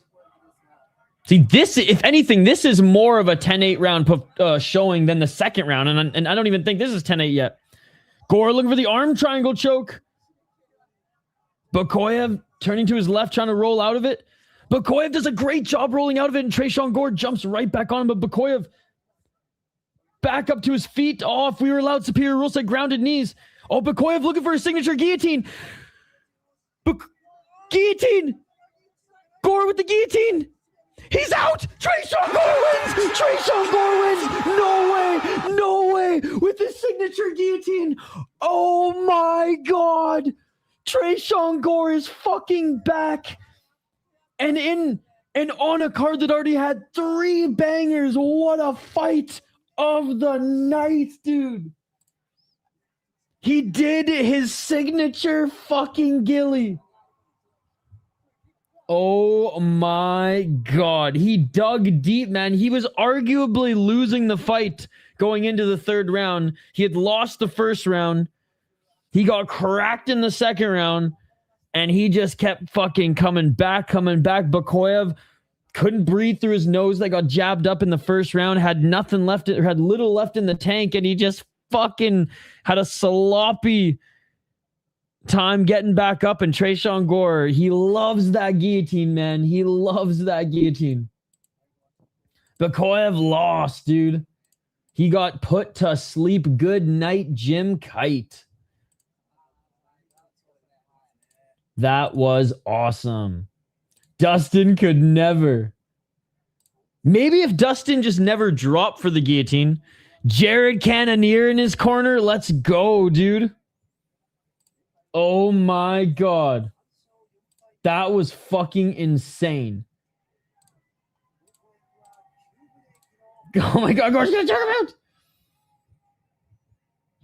Do you say black? Yeah. So black combat, if it's tied, they go to a fourth round. That's what I get for praising Bakoyev. Good shit, Tresean. It takes 2 to tango, man. It takes 2 to tango. Again, both of them fought an excellent fight. It takes 2 good fighters to make a fight of the night. Holy shit, dude. That was unreal. This card has been unbelievable so far. We've even, and I can't even call it fake MMA because we've seen superior rule set. Let's go, Tresean Gore. Let's fucking go, baby. You tell him. Holy. Joshua Van out? No way. Broken arm? Fuck Manel Cap. Give Kyoji Horiguchi the title shot. Superior rule set. Fuck Manel Cap. I was gonna say that fatty. That fight canceling motherfucker. Pull Horiguchi off that matchup and give it to the gooch. Tresean Gore. I don't even know what clip you're talking about. Of course, I wanna get the UFC belt. You know, where's the Pantoja? he's my teammate, but it doesn't matter. I will beat you ass! Whoa! All right, ladies and gentlemen, what a win by Tresean Gore. That was a great fight. He was never the real champ in my eyes. He was the interim champ. He was the no champ. He never won no belt. Pantoja lost the belt, but he didn't win the belt. There you go. Pantoja lost the belt, but Joshua Van never won the belt.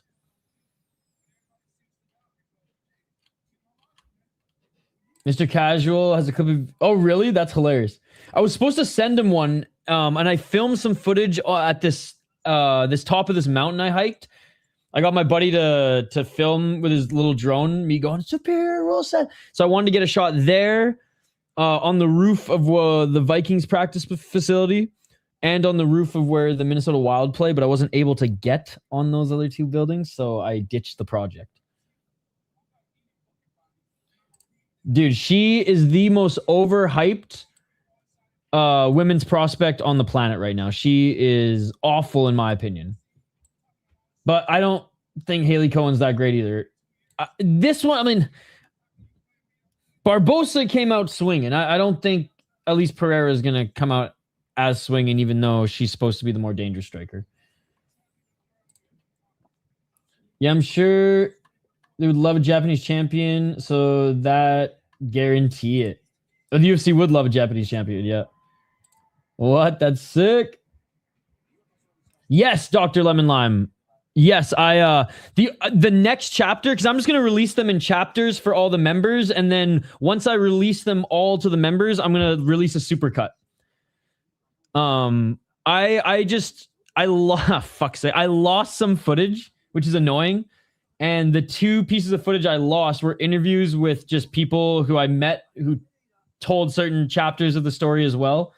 So I just need to contact them via like Zoom or StreamYard and just re-record them, which I'm going to do. One of them was shot in such a dope fucking spot in Arizona, though, so I'm annoyed that we lost that one. But yeah, so part 2 will probably come out next Tuesday or Wednesday for members, and that one should be like 10 to 15, man, probably 10 minutes long. Hell yeah. No, different Pereira. Flex in the gore. Did Poatan break his foot? When is Poatan's foot not broken?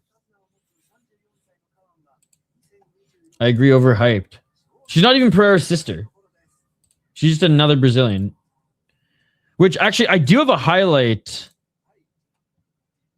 I do have a highlight reel for her. There's not, like, there's hardly any footage of her fights either. Dude, I spent, no joke, I spent way too long. Probably 50 minutes. Probably 50 minutes to an hour looking up goddamn highlights for this chick, and there aren't, like, there's none. Like, there's hardly any highlights out there. I put together like the 3 that I was able to find. Let me see if I don't even think I saved them, because I was like, is it even worth? She was the only one I didn't post as a separate video, because I was like, why? Like, why? It doesn't matter.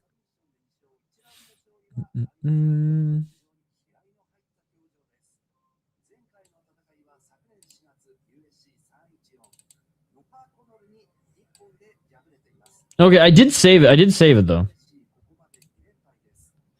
So here are her highlights if you guys are interested. There's not much. Aline is related. The girl fighting on the... Yeah, that's his sister. This isn't his sister. I met his sister at LFA too. She's not the best MMA fighter, but she's a good kickboxer and she did well in karate combat. Who are we going for? Could care less, buddy. Care less.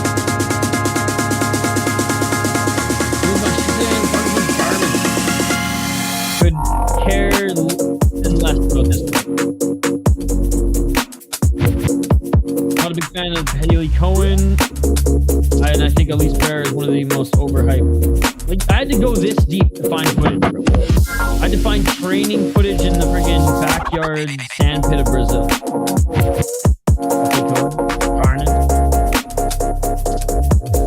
Scorecard just came. Outgo was up 2-0 on 2 cards, so he had no matter what. Like I said, it was either 1-1 or either of them was up 2 rounds. That's how crazy of a fight it was. I got Haley.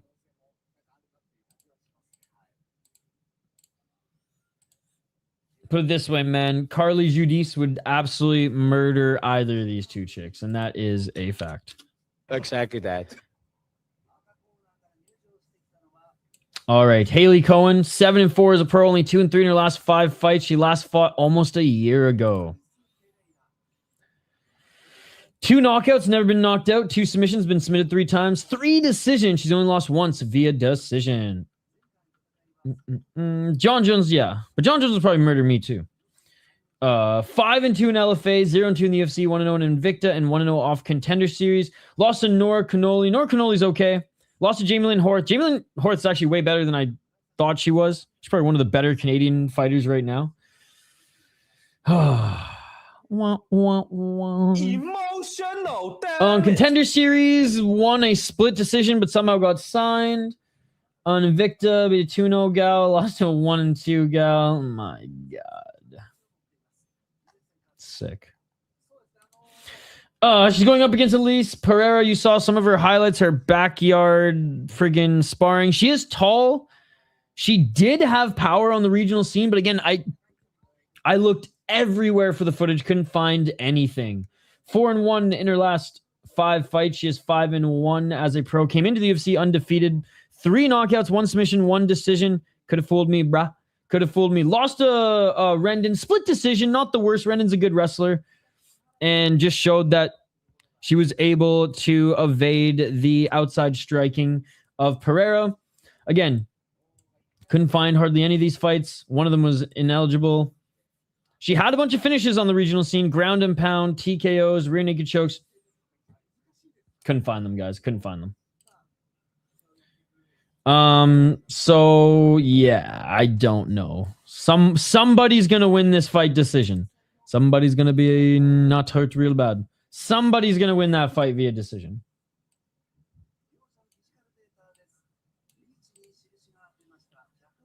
Yeah, to be honest, I haven't seen Haley Cohen, but only seen at least one time, so I don't know. She's hangry. Low expectations for this one. At least taking a decision loss. It's like Scooby Snacks to John Jones.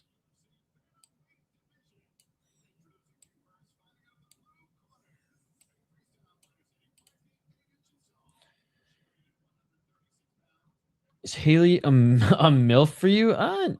No. I don't know. How old is she? Dude, she's probably like my age, so I mean, I guess MILFs can be my age now because I'm old. 34? Yeah, she's fucking my age, so she's just I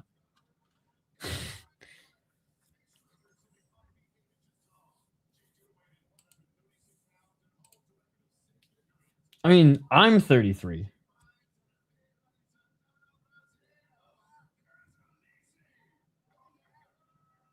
I don't know. I don't think she's ugly.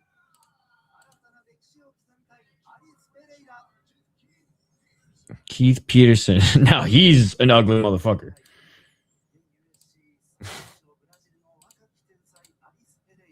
I literally uttered the words ugly and like the camera panned to him and it was like, oh yeah. Who knows? All right, round 1. Let's get it all. Come on, Pereira. Show us why the UFC signed you. 449. Double right hand by Cohen.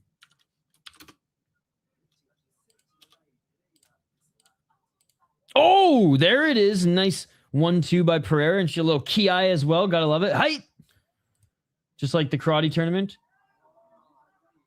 Most of them do. Oh, big right hand by Cohen. Most of them do, Amberly. Tell my kids this is Holly Holm. Oh, big right by Pereira. And forcing Cohen, I mean Holly Holm, I mean Cohen, to look for the takedown. She's already got a cut on her right eye. Pereira's got some long-ass legs, dude. Long-ass legs and a long torso. So, like, if she can develop, she's only 20 years of age. If she can develop in the UFC, she might be dangerous, but Cohen's nose is busted. Oh, yep. I just got a shot of that right side. It's completely fucked. 334. You can hear them. Height. 344. Big knee by Cohen. Pereira swinging a miss with the right hand. Throwing indeed.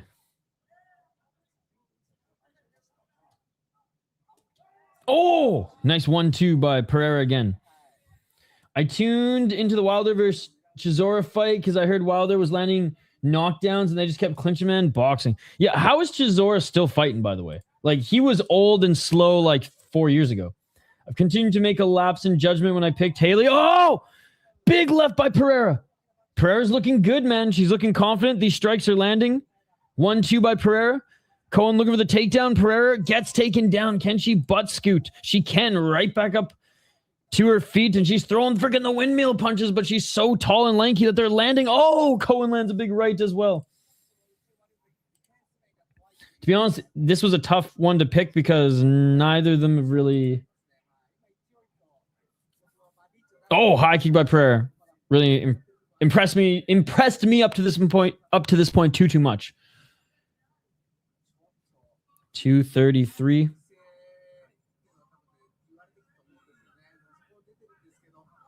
Nice step back left by Pereira. Pereira swinging with these hooks. Again, you see what I mean, though? It's like she's not a super polished striker. I don't know why the UFC rushed to sign her. Pereira looks huge. She's only 20 years of age, too. She's beating her like she slept with her man. She's beating her like she stole her little sister's lunch money. High kick right to the tit. Yeah, right?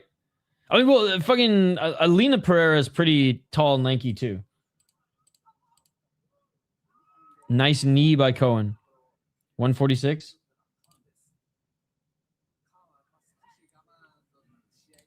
Well, I mean, half of Brazil's last name is Pereira.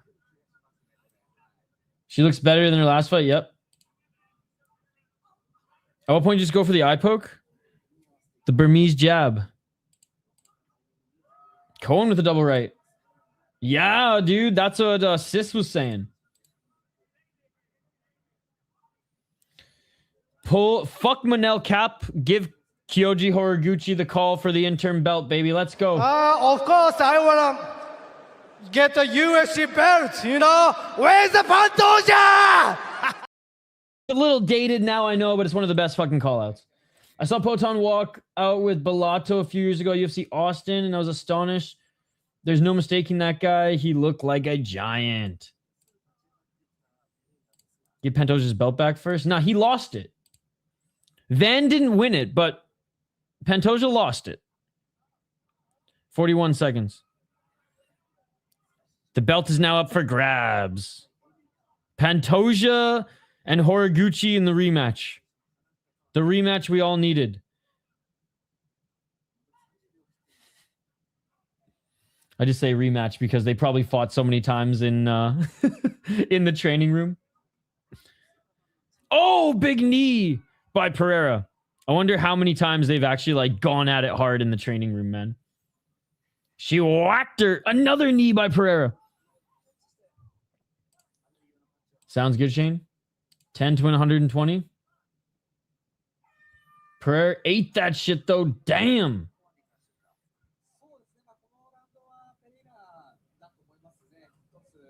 Oh! Dude, that was nasty.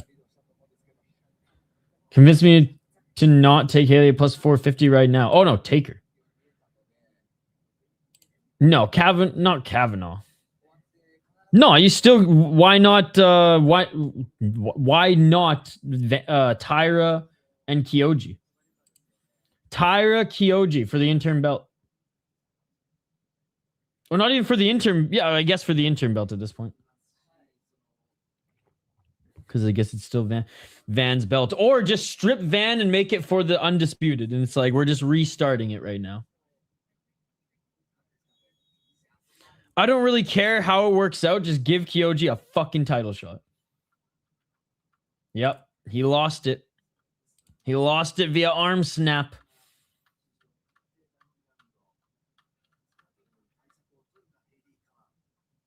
I don't know. Oh my God. Haley Cohen looks dialed, bro. I hope they have these South Park ads during the White House event. They're definitely not going to allow South Park ads at a White House event.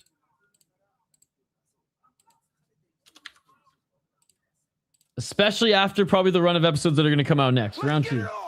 Only right thing to do is either rebook it for a different card or put Kyoji in. Absolutely. Could care less about Manel Cap getting a fight canceled, and it's not his fault at this point. Yeah, exactly. 420 smoking if you got him. Cohen now employing the Ki as well. 413. Oh, Cohen with the counter right. See, Pereira swings these crazy shots until they have some power behind them and are doing damage. Like, she can get countered pretty easy. Time to spark a blunt. Soon for me anyways. 356. Oh, what a takedown by Cohen. I haven't had any blunt wraps in a long time. I should get some soon. I will say in Arizona, smoking some spliffs. Oh, they're so addicting for a reason. Little tobacco, little fucking cannabis. It's just like, it's just such a good fucking mix. But smoking is already bad for you. Smoking a mix of fucking substances probably not the best. So I'm definitely just gonna keep it every time I go to Arizona in the desert. That's just gonna be my thing, is some spliffy poos. But back home, I gotta have some self-discipline. 308 in the guard.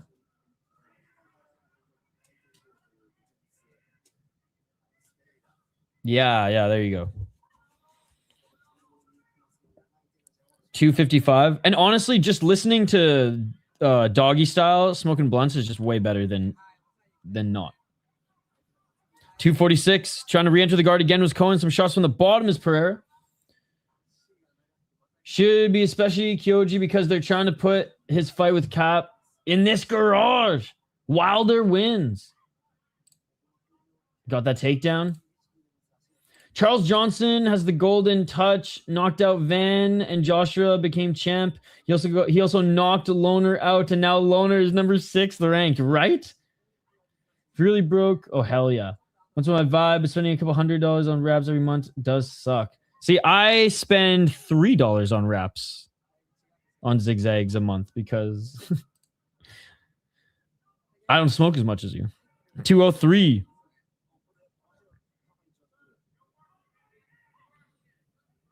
I like I get the greens, the zigzag greens. Those are my favorite. A little Pizipe by Wyatt. Zigzag hemp green rollies. I love how the Brits call them skins. That's such a cool way to describe, or that's just such a cool nickname for rolling papers. 128. If one keeps it clean, I actually think it's pretty cool, but 117. Gonna have to be 1-1. Oh, yeah, this isn't the third round. We got a whole other round of this. Yeah, Cohen's round for sure. We still have 1 minute left, but we'll see. Pereira maybe could come back, throw up a triangle or something crazy. We'll see. 57 seconds.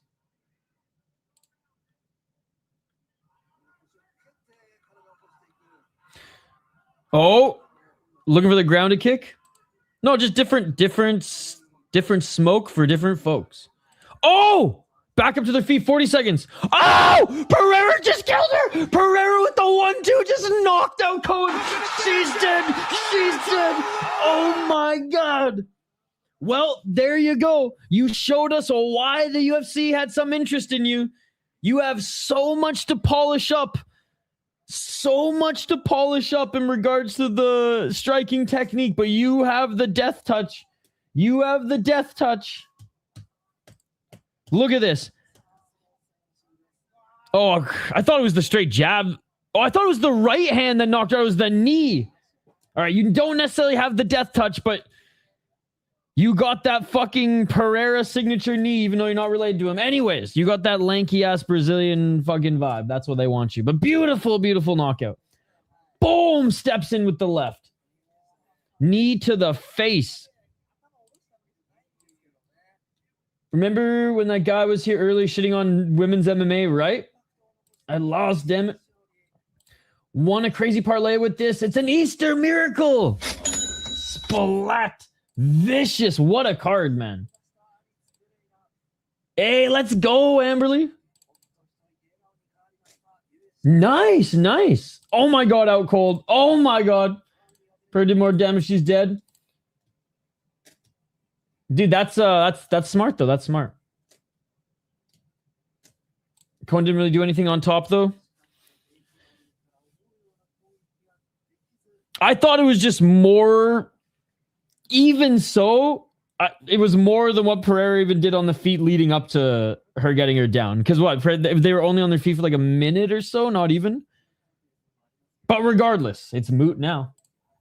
It's moot now. That was nasty. That was sick, but at least gonna get grappled to a loss against any decent fighter. Yeah, well, even her striking, Mikey, it's not polished.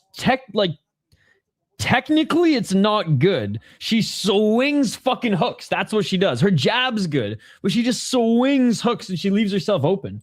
So she's only 20. I still think the UFC signed her too early, but we'll see. We'll see. Card has been gas. The Russian gas.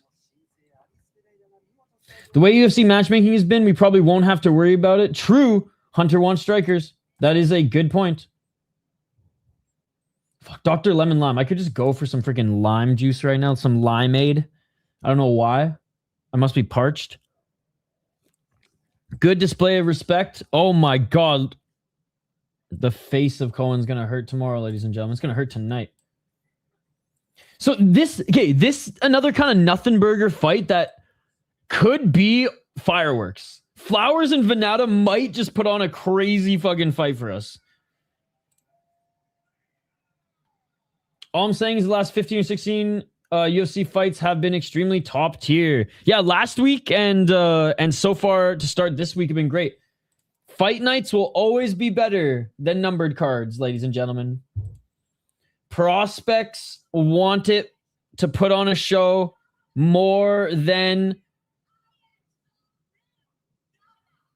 Okay, she's cutting a good promo. I'll give her that. She's cutting a good promo. Chael Sonnen would be proud. Right? Hey, she's cutting a good promo. Badass. I'll give her that. Dude, a little lime cucumber in the water would go crazy right now. No, yeah, I'll give her that. I'll give her that.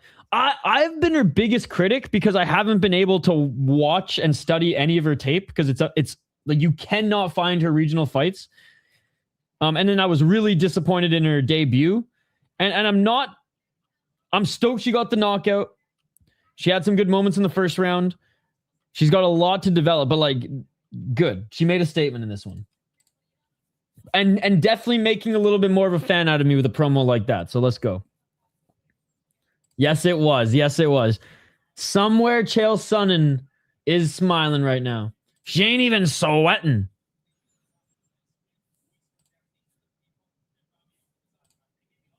She's still young though, Mike. I feel like once you hit like 26 to like 30, even me, you just walk up the stairs and you start sweating. Awesome post-fight speeds. I just say when you get early stoppages, her heart's still beating. You could have gave her a chance. Didn't even offer an inhaler. Why isn't Greg Harley tossing inhalers into the cage? Why is Greg Hardy not throwing inhalers into the cage? Dude. How many more fights on the prelim do we have? Dude, how crazy. Fucking okay, no, Ruchała is on the main card. I was going to say, putting Ruchała on a prelim. What is this? 3 more fights on the prelim. We do have a Minnesotan coming up soon. Our boy, Tommy Petersen. Excited for that one. Excited for that one. All right, next 2 fighters are making their walk out now. We got to be quick. We got to be quick. It's a good thing I got one pre-rolled. Pre-rolled by yours truly, by the way. Getting the popcorn ready. How are these guys in the UFC? This is a Bellator fight. You're right. This is better than the UFC. James, you're totally right. This is a better matchup than most things the UFC is giving us. This is like James said it here, guys. He hit the nail on the head. This is a Bellator level fight, which means a way more entertaining fight than anything the UFC could offer us. I think Lando will win this because he has more experience and has fought better fighters. I'm not counting Darius out, but I'm also not counting him out. What is this card? Lando Venata versus Darius Flowers. Let's go. I mean, it buried on a fight night that a lot of people didn't care about. This is, and probably one of them or each of them are at the end of their contract. This is like, I don't know why you guys are even surprised. This is the most typical UFC matchup ever. I expect more matchups like this than I do actual good matchmaking in the Ultimate Fighting Championship. Greg Hardy with Inhaler, 2 Chains with Glocks. All right, Darius Flowers. I mean, both of them are fighting to get an extension, fighting to not be cut. One of them, whoever loses, unless this is a war like we saw with Bakoyev and friggin' Tresean Gore, whoever loses is getting cut, which might make this fight a lot of fun because both of them have to fight for their lives in the UFC. Darius Flowers, 12-8-1, 31 years of age, 2-3 in his last 5 fights. 8 KO TKOs. He's only been knocked out once, but he's been submitted 6 times. 3 decisions. 4-1 in LFA, 0-3 in the UFC. This is his last chance. He won on Contender Series. I expect these guys to be fighting somewhere that would be expected to get a first round finish. James, I totally agree with you. Bellator way more exciting than the UFC. I agree with you 100%.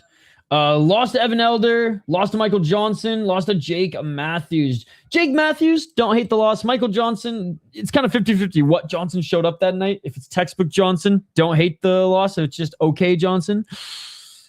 And then Evan Elder's pretty good. 10-2 right now. So like not the worst losses, but you want to at least like to beat Michael Johnson there, right? Especially coming off a fun win in Contender Series. He was on a good run, beating some pretty good competition. Tim Karen, Daniel Gadley, and Tim Hiley at the time all were pretty good on the regional scene. Fought some boxing as well during that time, which I like. More of a striker. Takedown defense has gotten better throughout his career, but yeah, more of a striker than anything. 31 years of age, going up against Lando Venata, who's not quite a certified unk just yet. 12-7-2 on a 2-fight losing streak, 2-3 in his last 5. He's never been knocked out. 4 KO TKOs, never been knocked out. He's been submitted twice. He has 5 submission victories. He's lost 5 times via decision. 4-7-2 in the UFC. Whoever loses this one, I imagine, is getting cut. Lost to Zellhuber, no shame in that. Lost to Charles Jourdain, less shame in that. Getting a split decision against Mike Grundy, you want to beat the guys like Mike Grundy, but hey, you want to beat them more dominantly, but a win's a win. Lost to Green, no shame in that. Beat Medeiros, damn right he beats Medeiros. Interesting career. Interesting draw against Frivola. Didn't look good against Close. I don't even remember the first time he fought Green, but anyways, he's just been in the UFC for so long, not super active anymore.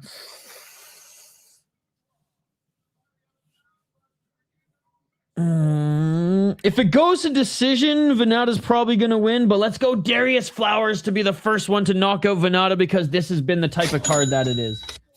There's my swing of a pick. I'm going fucking... we're going Darius Flowers because this card has just been nuts. And if there's any card for Venata to get his first... or to get knocked out for the first time on the UFC platform, this will be the one to do it. Can't wait for GFL to overtake the UFC. It already has under Jake Paul's amazing management. All right, here we go. Round 1. Let's get it on! Oh, the Japanese commentary love Venata's name. Venata is how they're pronouncing it. Oh, Flowers looking for the right uppercut. Flowers looking for the high kick, but Venata getting out of the way. I did not have to. Oh, Venata caught the leg kick. Took Flowers down. Flowers back up to his feet. Oh, for a moment, Flowers has to roll out of this one. Good scramble there. Purple, white, black, the new default colors for shorts. Anyone gonna have purple now? Yeah, that's what Shamrock actually said. He said that's the neutral color. Almost need him in the face. Take the underdog again. Oh, Venata looking for the tie clinch knee. And then the sweep. Didn't get either of them. They're still separated. Venata with the left hand. Dude, Venata looking pretty good so far. This feels like a finish. Oh, big right hand by Venata. Oh, Flowers looking for a right hand. Venata looking for the takedown. Can't get a big knee by Flowers. Flowers is, despite being the boxer, his striking's a little slower than Venata's right now, but he's continuing to walk him down. You're going to see he's just way more upright where Venata flowing a little bit, bouncing, a lot of feints. Venata with the 1-2. Nice high guard by Flowers. Oh, nice step back left by Flowers. Venata looking for the left single leg. Good takedown defense by Darius Flowers. I did say it was much improved. Flowers is looking kind of slow or rusty or something. I can't lie to you. I know quite a bit of Landos. Never met one that was white. I've never met one that wasn't... Actually, I don't think I've ever met a white Lando, to be honest. Two were... I think one was like Lebanese and Italian. Two were Asian. And I think one was black. He was either mocha. I don't know. Half black, half something else. 227. Because our parents just all watch Star Wars, man. Flowers left hook is there. Should go for that. Lando takes him down and is working in his guard.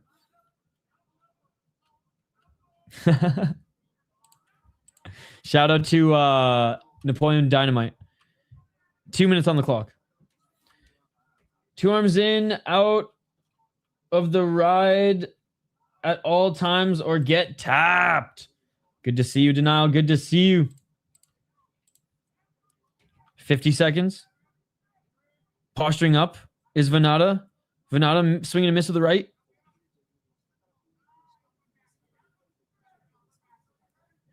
Oh, nice job by Flowers getting back up to his feet. Only for a moment. Great job by Venata, who just rips him back to the ground. Half guard. 126.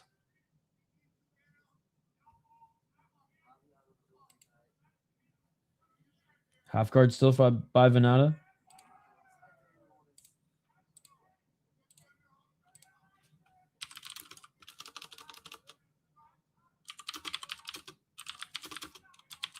Venata continues to stay in the top position while Flowers tries to push him off.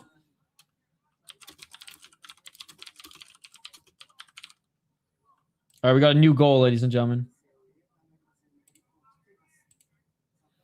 50 seconds. Looking for the arm now is Flowers. Flowers looking for an armbar. No way. No way. Venata rolls out of it. Flowers went for it, though. I like it. I like it. Back up to their feet. Sick mat return.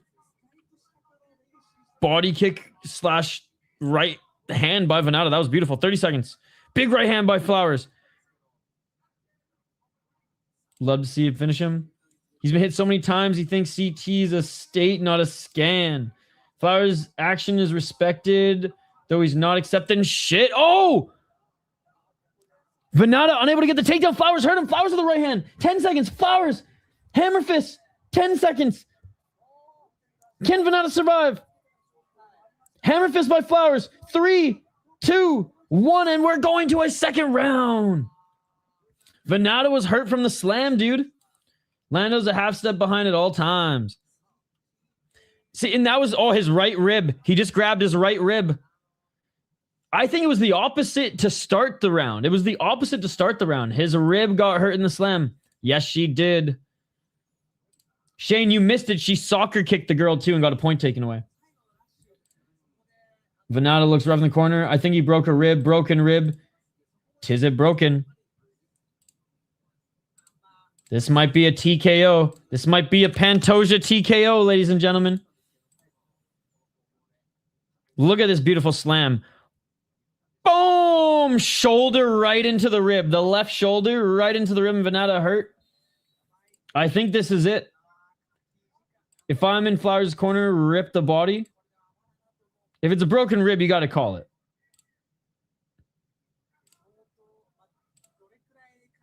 Oh, that's the beginning of the third round. Okay, so you did see it. Oh, they're going into the second round. Dude, Virna's tough as nails. Round 2. The shit you wish you could do in practice. Flowers, he's going to go for that. And you can see, man. Oh, nice right hand by Virna. He's going to keep that right arm low. Spam body shots. He's keeping that right arm low. Spinning heel kick by Virna. Flowers walking him down. He's going to leave that right side of his head open, though. Flowers, yeah, and Flowers is looking for that left hook. You can see it. 420, smoke him if you got him. Flowers continuing to walk down Virna. Virna looking for a takedown. It's going to be tough with a broken rib. Great job by Flowers. And Flowers now with a beautiful trip takedown. Oh, Virna screaming in pain. Screaming in pain as Virna as he went down. And this fight is over. Darius Flowers likely saves his UFC career. Virna, as soon as he hit the ground, you could just see him scream in pain, dude. Scream in pain. Rib roasted. Sorry, it's his right rib. Outside trip, TKO, nice. Nah, it's his rib, bro. It's his rib. Leg kick all there for Lando Flowers. Can't check him. No, he's very upright. Yeah, you see, as soon as he threw him down. If it's broke, fighting that judo throw probably hurts so fucking bad. Dude, you can see it. He just screamed. It's been Finish City tonight. Yeah, he got slammed in the second round and he was clutching his rib. I can't believe he came out for the third. And the decision had been super fun. Yep. Darius Flowers, man. Likely saving his UFC career. Yeah. Oh, I don't even want to look at it. Poor guy.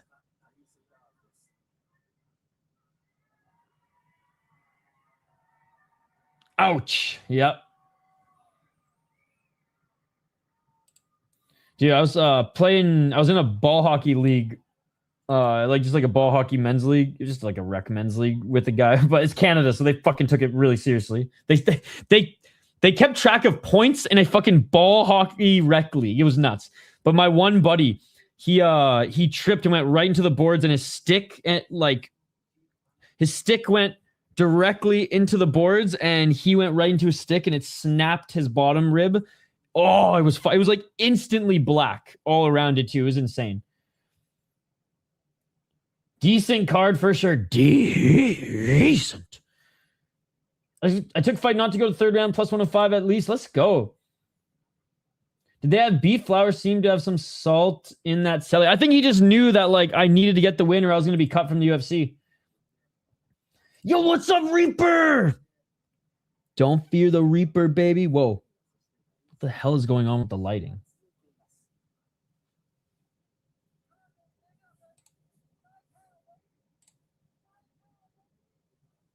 I'm poking at Isha, but yeah, it is. Decent card for UFC. True. You ain't wrong, though, brother. You ain't wrong. All right, let's see if my boy Stewart Nicoll can get it done, ladies and gentlemen. I think if he loses this one, he's going to be cut from the UFC, too. The Aussie ACA diplomat.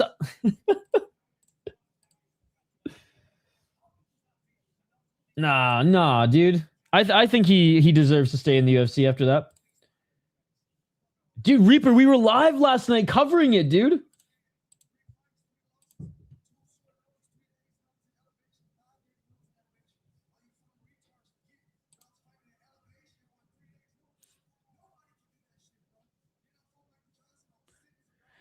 Yeah, he's making excuses for all of his losses and called the fans retards. So I will say, I'm not Pereira's post fight Mike time is better than Darius Flowers so far.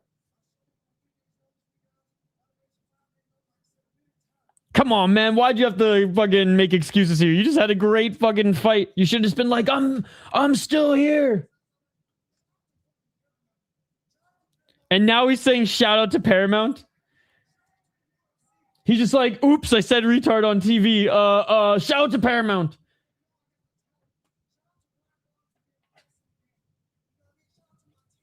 Okay, now he's giving shouts.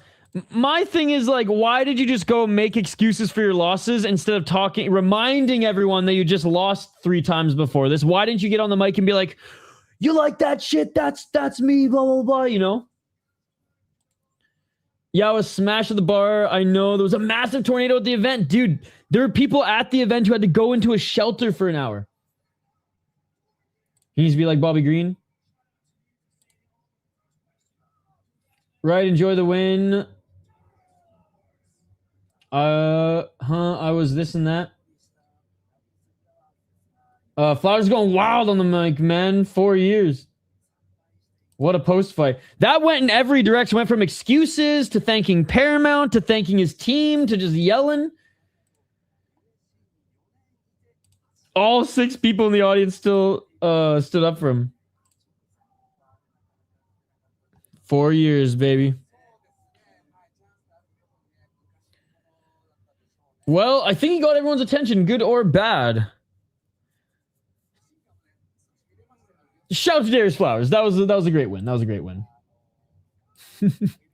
What a roller coaster. What a roller coaster. All right, ladies and gentlemen, let's get to the next one. We have 2 more fights left on the prelim before we get to the main card. And one of those fights features Minnesota's own Thomas fucking Petersen, ladies and gentlemen. Let's fucking go. Let's fucking go. Guilherme Pat. Who the fuck is Guilherme Pat? Who gives a shit about Guilherme Pat? We don't here. We're on the Tommy Petersen train, ladies and gentlemen. Let's fucking go.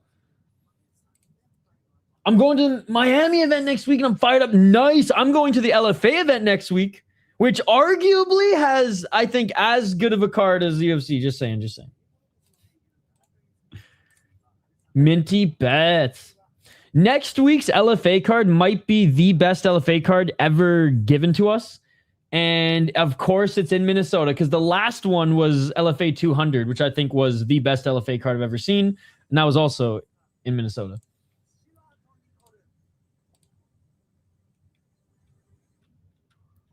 Well, then it better be the best show ever then. It better be better than LFA. I had to pay, I think I paid $60 for my tickets. Dude, Chris Cushman knows. All right. Hey, what's up, Spinning Bird Flip? Great to see you. It's been a while. Is it true Minty Betts is dating Gianni the Greek? Shh, we're not supposed to know that. Hell yeah, Amberly. I'm very excited. I'm very excited. Okay. We got Costa versus Nicoll, but I have to... Oh my God, it's so quick. We'll do the quick breakdown in a moment. I got to pee so bad. Quick break. I'm draining the main vein. I literally left the piss jugs in the recycle bin outside my house, and it's piss and rain. Miami's a scam, the entire city. Hey, but at least there's some beautiful mamacitas there, right? Am I right? Back on the other side. Do not go anywhere. We'll be right back for this next fight.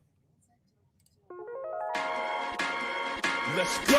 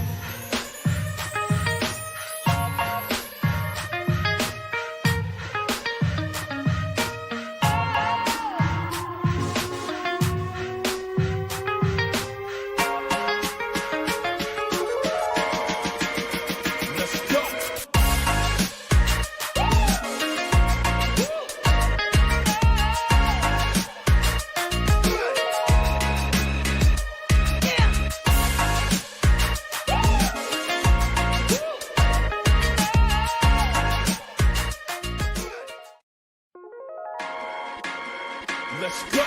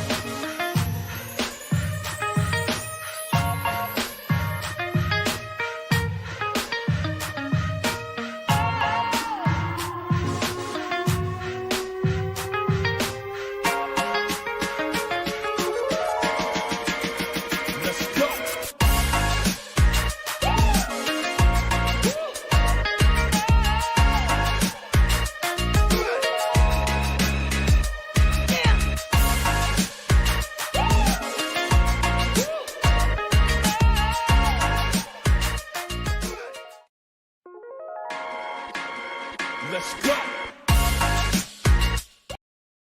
And we are back, ladies and gentlemen, and we have Stewart, Stewart Nicoll, who is 8-2 as a pro out of Australia, up against Alessandro Costa. Nicoll's a great jiu-jitsu practitioner, really good at getting his opponent into positions where he can ground and pound the shit out of them. 4 KO TKOs, 0 KO TKO losses. He's only been submitted once. And again, he's a very good jiu-jitsu practitioner. Only 1 decision. 0-2 in the UFC, 1-0 in ACB. He's fought in beatdown promotions and XFC, where he was the champion early in his career. Lost to Jesus Aguilar, which no shame in that, but guillotine Jesus Aguilar's arms are half the size of mine.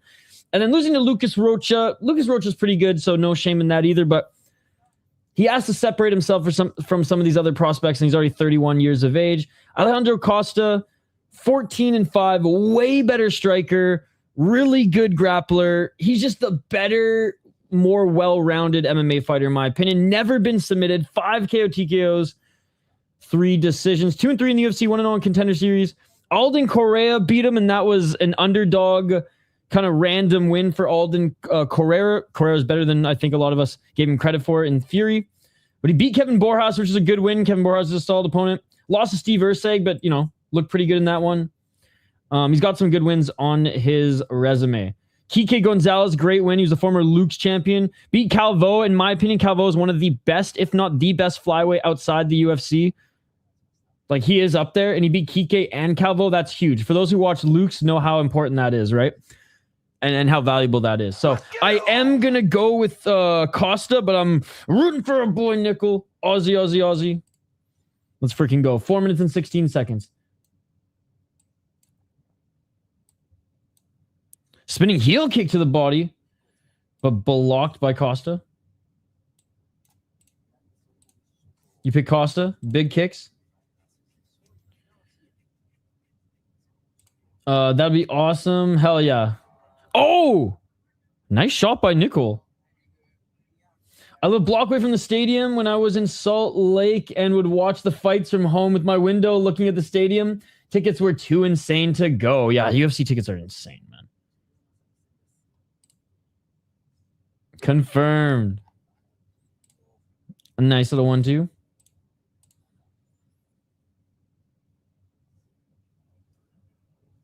$327. Yeah, who are you picking, Shane?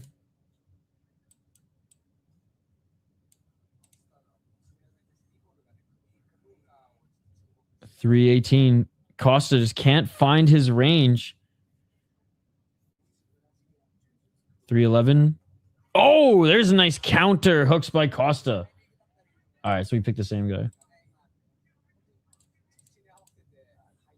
Low kick by Nicoll. Costa with a nasty shot to the body. Man, he hits hard. Left to the body by Nicoll. Active, though. He's the one throwing first, but Costa's landing these wicked counters. Left hand. by Costa. Oh, Costa cracked him with the right. Costa cracked him with the right. Nicoll's hurt. He's on the back foot. Throws a kick. Trying to mask that the Tweety birds aren't flying around his head. He's slick, man.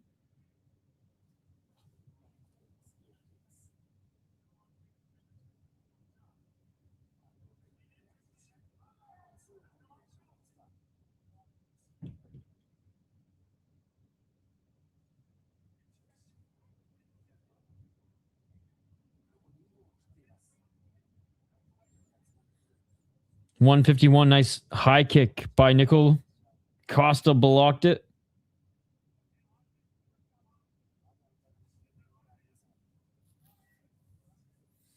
Sub 1 in today's beer bet after that last fight. A lot of fights to go, though, Shane. A lot of fights to go.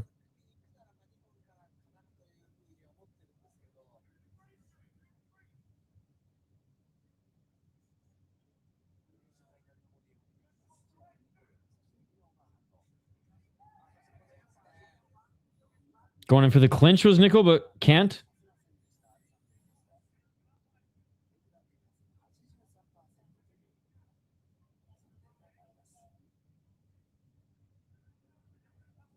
Oh! Nice spinning elbow attempt by Nicoll. Didn't land 100% clean.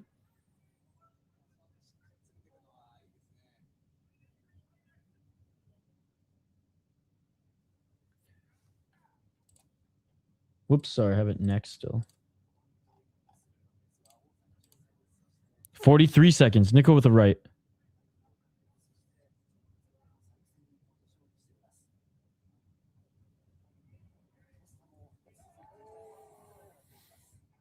$31 seconds.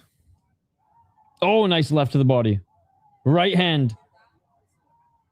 Nice step back right.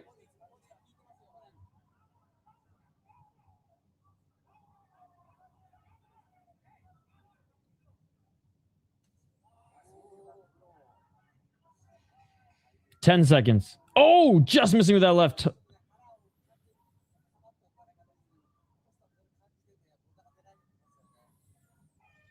And that is it for the first round. Smiling is friggin' Nicoll, and just looking mean and angry is Costa.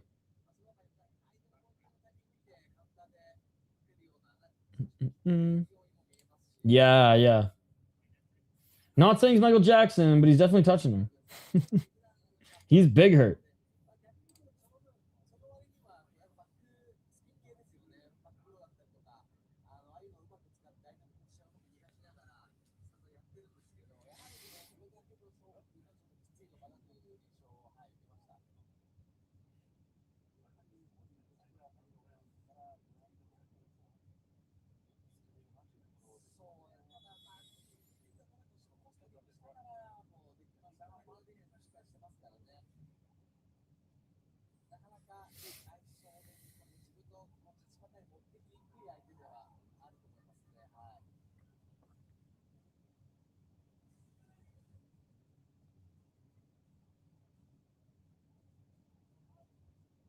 All right, round 2 coming up.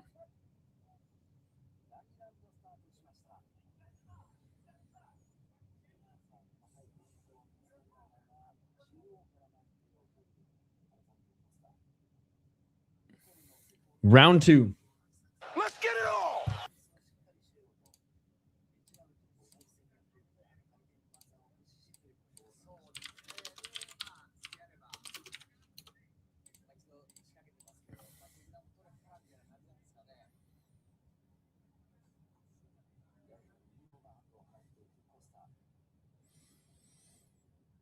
$423. Not a lot of feints here so far. Oh, just missing with the right hand was Costa. He's looking for a murder. He's swinging with ill intent. What the fuck? Zufa what? Told him it was his round. Pretty fun card so far. Hopefully the main card doesn't ruin it. It might. Just bringing it up in sheer disappointment. Keeping Nicoll on the back foot. Oh, looking for the double leg, but doesn't get it, does Costa. But he's got the body lock here.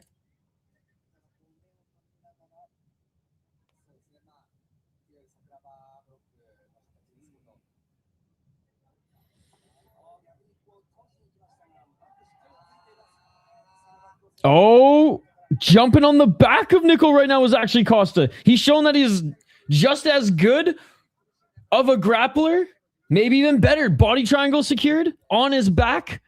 Trying to shake him off as Nicoll. Got the back high. Found an opening and an opportunity.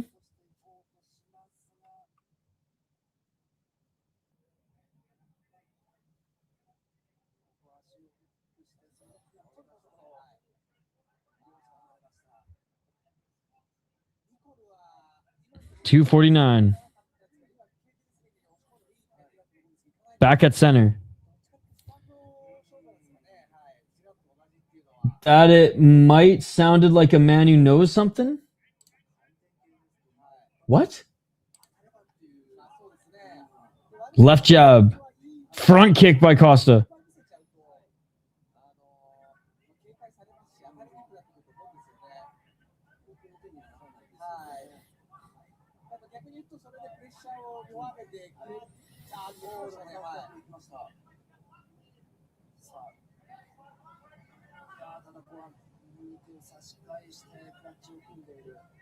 $205, they're clinching.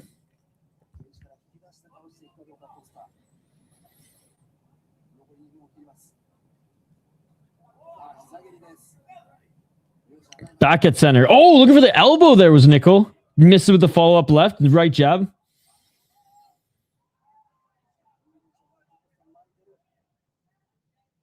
Oh, right elbow by Costa. Another left by Costa.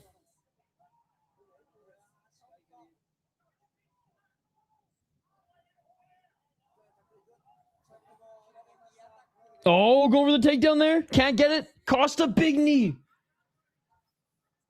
The way said it might to the main card.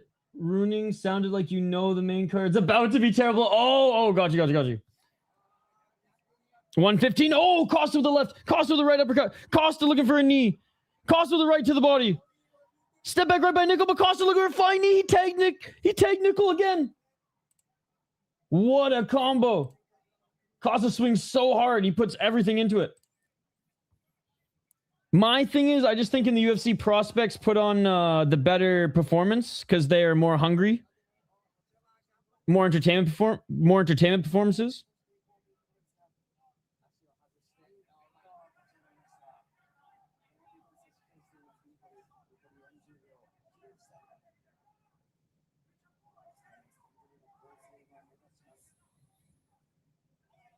Swing and a miss by Nicoll. 20 seconds remaining in the round.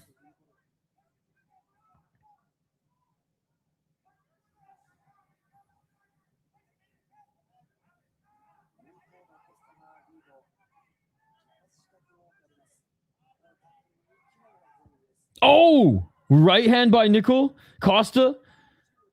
Nice high guard. Costa with a big left hurts him. Hits him in the ribs. He hurts him. Big left hand. It's over. It's over. The ribs. No rib is safe tonight. No rib is safe tonight.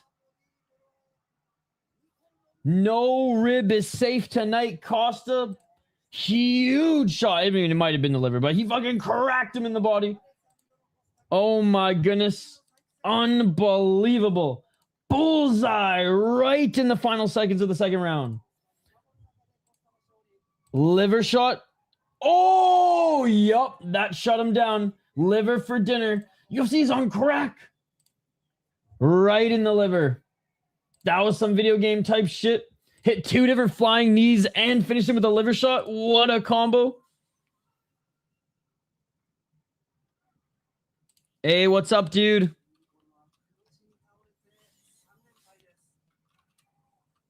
Good to see you. Good to see you. He's not fighting for a little while.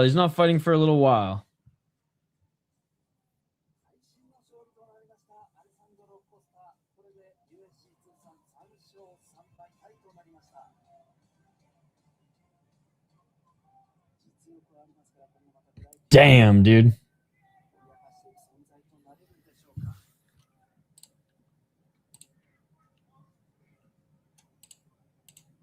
What a card. This card looked at last week's card and went, okay, we're back at the Apex. You had Israel Adesanya? Hold my beer. We got prospects, baby. We got prospects.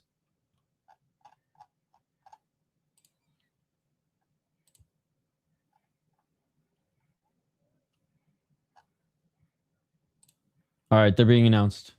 Or being announced as the winner is Costa right now. Featured fight coming up in a little bit here. A little Minnesota representation. Nicoll ain't smiling now. Liver shot gets him almost every time.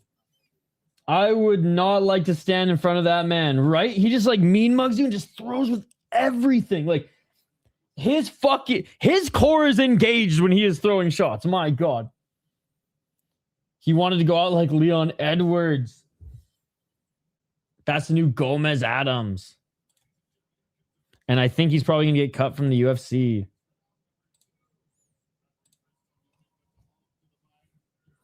Chris Teone. Back in here tonight. My least favorite ref on the planet. But anyways, great win by Alessandro Costa. So fun to watch, man. So fun to watch. Like he's one of those guys. He's got 5 losses. 15 wins, 5 losses. But every single fight is fun. And you guys know me. I'm a huge Luke's guy, right? I love Luke's. I think it's one of the most entertaining regional promotions out there, so. And he's beaten two-time title challenger Kike Gonzalez and Jorge Calvao.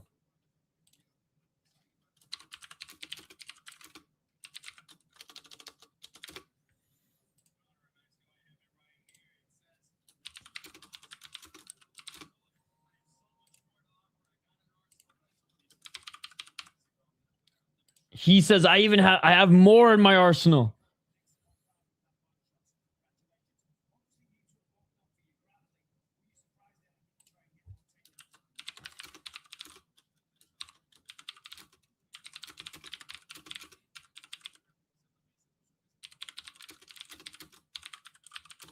By the way, thank you to everyone who's commenting on the highlight videos and stuff like that.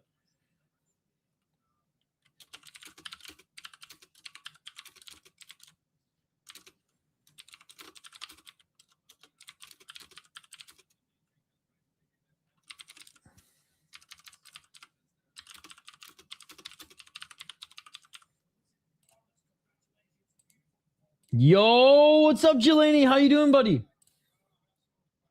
Reminds me of Little Evil, Tim Gamble. Great to see you, by the way, as always, Tim. That is a great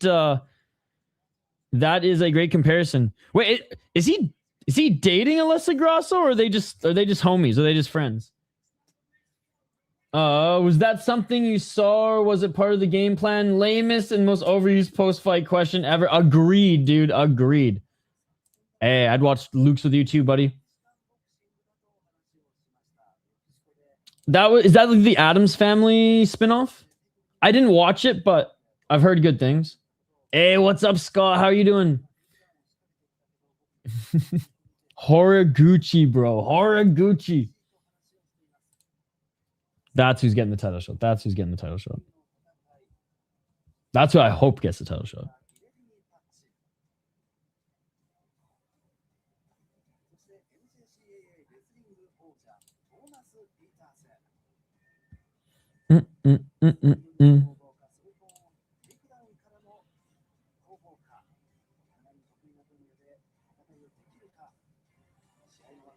All right, featured prelim coming up.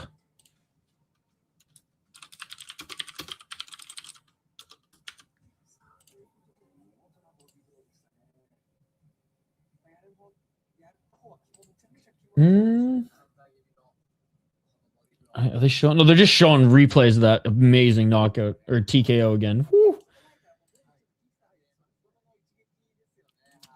Good. About to go get some drinks after the prelims finish. Nice. What's your drink of choice, Jelani? What's your drink of choice? It was entertaining. Love the Addams Family and the movies. I used to watch the show. Maybe it's like the second iteration of the show in the 90s. I'm good. I smoked a ham today. It's supposed to rain tonight and tomorrow. Yeah, it's like raining and snowing right now, and it's like 36 degrees. It's fucking shitty. I've never had smoked ham, but it sounds amazing. Or actually, no, I have. I've never smoked a ham, but I've had smoked ham. Sumo will be back in May. All the official tournaments are every odd number with. Okay, got you. I have to cover a tournament on the channel. Like I'm not even a fake, let alone real MMA channel. I'm not even a channel. I am but an insignificant peasant if I don't cover some sumo. All right, Tommy Petersen making his walkout right now, ladies and gentlemen. Out of Minnesota. Let's get into it right now.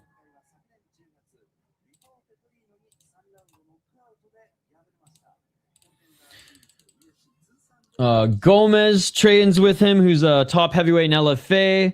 Obviously, Guzzi, Asplin, like a lot of fun heavyweights and just fighters. Hey, look, and there's Steve in his corner as well. A lot of great heavyweights coming out of Minnesota. And not all from the academy now, which is pretty cool because that is the gym. I think Tommy got this. I stayed in the sumo and we were watching it on his, or got skating the sumo. We got him watching on his Discord channel, and we had a blast doing that. And we would all talk about it and learn about it. That's so cool. The fight hasn't started yet. It was pretty weather in Ohio, except a little sprinkle. He walks out to Smash Mouth. That's so fucking awesome. That's so awesome. Hell yeah, sumo's awesome. All right, we got Tommy Petersen, the train, 10-4 as a pro for the former LFA fucking stud. He's 2-2 in his last 4 fights. Wearing a full head of hair. Usually he's got that thing a little clean cut. Or a little faux hawk, but no. 31 years of age, 7 KO TKOs, 1 submission, 2 decision. Very good wrestler. Got a lot of great TKOs on the regional scene, and you know what, has looked okay in the UFC. He'll beat the guys he needs to beat, and he'll do it in great fashion, and then he'll take a little step up in competition. And he has been starched against better competition, but has held his own at least. 6-1 in LFA, 2-3 in the UFC. He did win his Contender Series fight, but yeah, Victor Petrino knocked him out in the 3rd round. Had some moments in the first 2, but Petrino he just hit too hard. Beat Dontel Mays, looked good doing it. Lost to Shamil Gaziev. That one hurts. That was a quick one. Looked really good against Muhammad Usman. Lost to Jamal Pogues. I hate that, but we love you, Tommy. We love Tommy. And in LFA, again, in Contender Series, went on a little bit of a run. And beat a pretty good guy in Chandler Cole, at the time anyways, on Contender Series with a sick-ass key lock submission. Again, against some of these tall and bigger heavyweights, because Peterson's not the biggest heavyweight, his striking is not as threatening. He's tough. He's got wicked wrestling. And his ground and pound is great as well. Now, Guilherme Pat, 6-0 as a pro. Fucking huge. He's 6'6", so he's a lot taller than Tommy Petersen. 6'6", 6-0 as a pro, but realistically, he's beaten nobodies. 4 KO TKO, 2 decisions, 1-0 in the UFC, 1-0 in LFA. Alan Fry Jr., didn't know a lot about Alan Fry Jr., he wasn't the best fighter. Let's be perfectly honest. He was 6-0 as well, but he wasn't that great, okay? Beat a 4-4 guy, 3-1. And that's pretty much it. A guy making his debut one-on-one. Most of the footage I found on him, too, were from, I think it was judo tournaments. And it took a while to find some of his footage as well. They're being announced right now, but I'll show you a little bit of him. Whoops.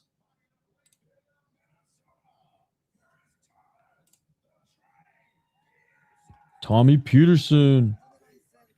I'll give play-by-play as it's playing in the background, but the Brazilians love him though. Like I posted this highlight and it was instantly getting views. Or karate, sorry. When I say judo. Let's go, Tommy. Finished my bottle yesterday. Hennessy. I'm laughing out loud. That's hilarious. Remember when Tommy Petersen won on Dana White Contender Series, but the announcer called him Thomas Jefferson? Yup. Petersen looks like he would smash a gallon of ice cream. I think he probably would. I'm going Petersen. I'm going Tommy. Minnesota bias, and despite the size of Guilherme, I just have nothing been impressed by your performance. All right, round one. Pat walking him down. 4 minutes and 44 seconds.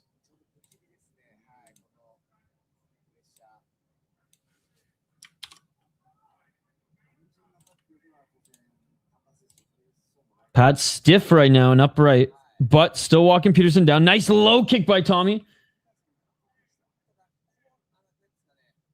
Paramount and Unext, Jelani. Or Sportsnet if you're in Canada. Pat looks mean. 4:15. Paramount in the States, Sportsnet in Canada, Unext in Japan. Nick Diaz looks extra large tonight. He's sporting the Nick Diaz hairdo, eh? 4:01. These highlights on screen, that's some of Pat's highlights. 3:52. Oh, Pat with the body kick. Big deep breath by Tommy after that.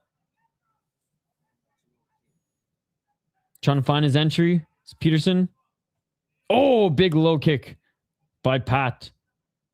Look at the size difference, man. Petersen missing with the overhand right, but he goes in for the clinch. Underhooks. Let's see if he can find the trip against this big boy.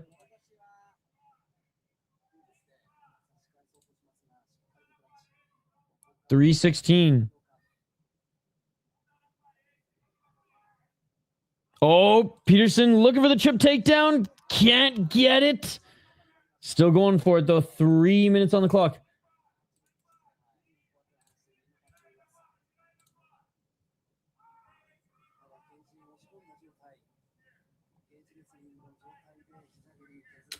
$2.51. Still in the clinch.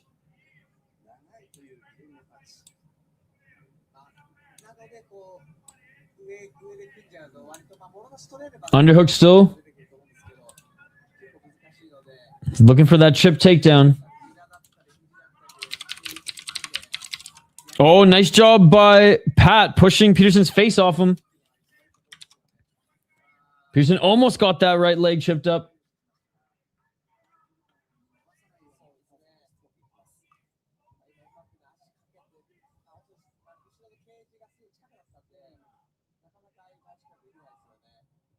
$2.07.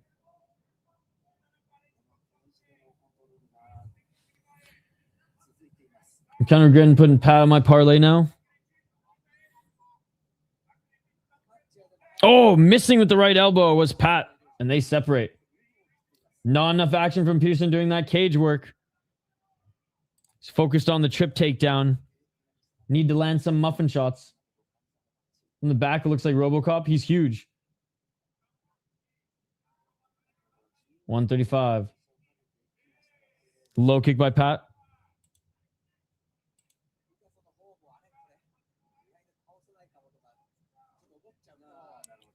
Nice right jab by Pat.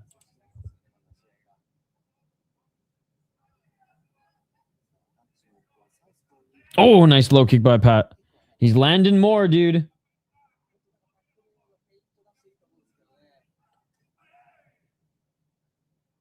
I mean, he's a big, bald mocha man. Low kick by Petersen. Petersen looking for a right hand. Doesn't land on its mark.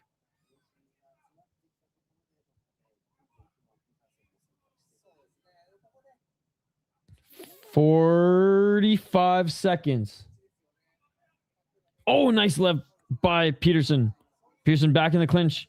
Needs to do more in the clinch here. 37 seconds.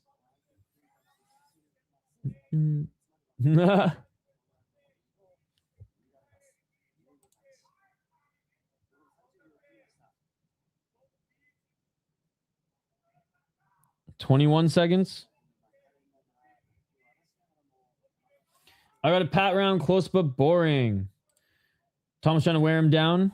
Oh, Tommy with a knee there at the end. Couldn't get the takedown, but did land a knee.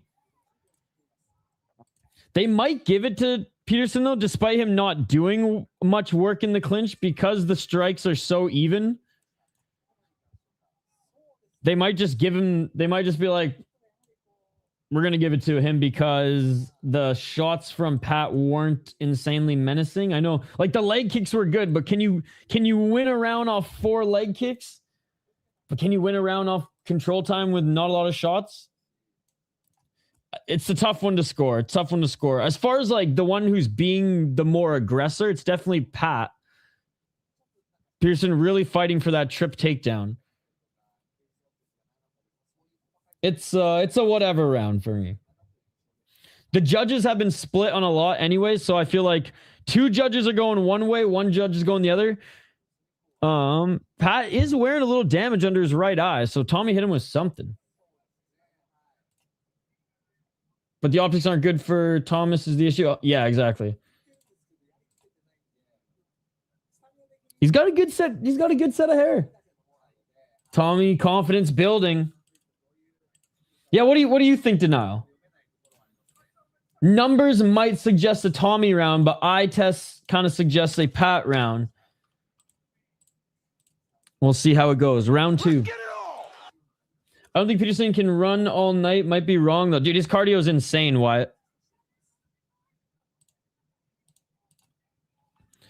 444. Trains with Guzzi and Steve Asplin and Gomez. So you gotta have good cardio to train with those guys. Can see it either way. Tommy looking for the double leg and can't get a grip on Pat. I think Denial's trained with Tommy Petersen too. He's a wrestler. He has the cardio. Fucking Minnesota farm boy. He's got the cardio.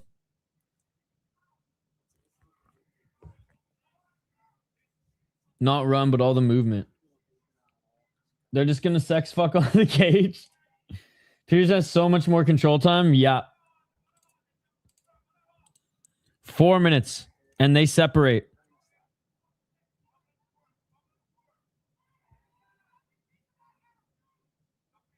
Back at center. Side to side. Looking for that entry is Petersen.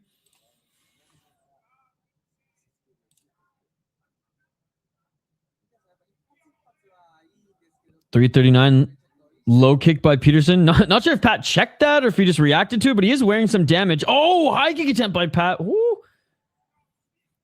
Imagine banking to the face. Steve Garcia is laying on the ground in the middle of the ring. Dude, I thought Steve Garcia already murdered a couple guys today. 320.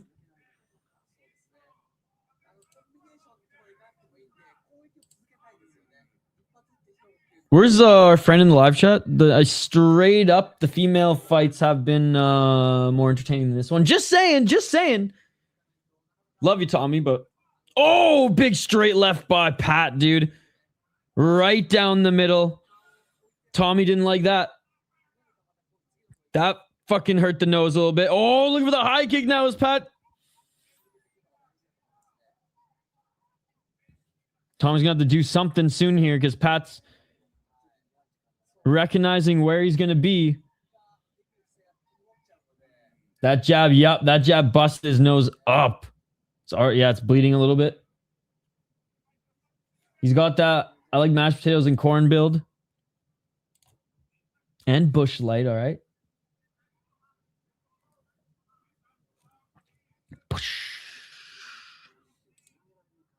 Or Bush Latte, I should say. 212. I hope Petersen's a fucking hams guy, though. Oh, Petersen looking for a right uppercut. Ducks under the right hand of Pat. Oh, big left hand by Pat. Petersen ate another big one. Oh, big left hook by Pat. Petersen ate a couple shots to get back into the clinch. Bush like, dang, you getting like expensive stuff? Not no stones. Bush is still pretty cheap here. It's cheaper than McGolden. McGolden has turned into like a craft beer price almost. It's crazy. 136. But I honestly just don't drink much anymore. It's fucked. That's why the beer reviews have slowed down, because I just haven't been drinking the beer, dog. I have a Costco barrel-aged fucking Imperial Stout that I gotta crack open eventually. Petersen hooking his hand on the cage. Someone cut off his fingers. 106.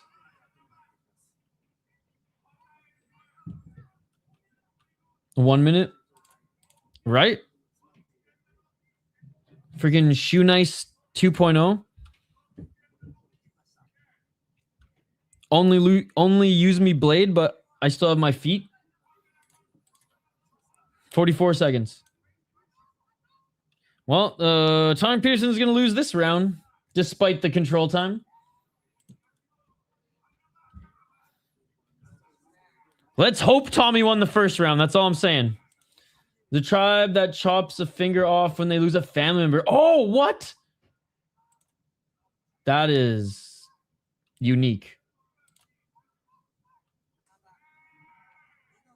Pat minus 395, Thomas plus 280. Don't understand that. Knee by Petersen.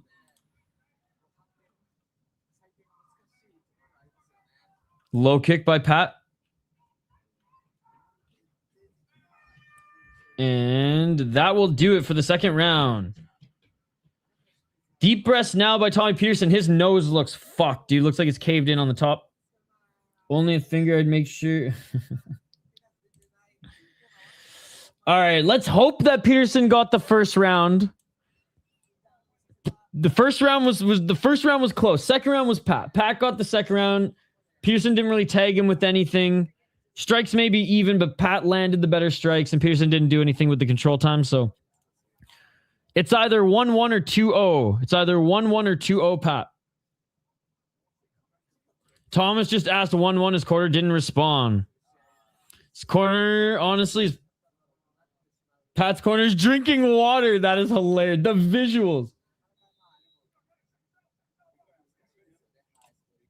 Bellator Petersen, if this doesn't work out. Oh, he read his nose might be broken.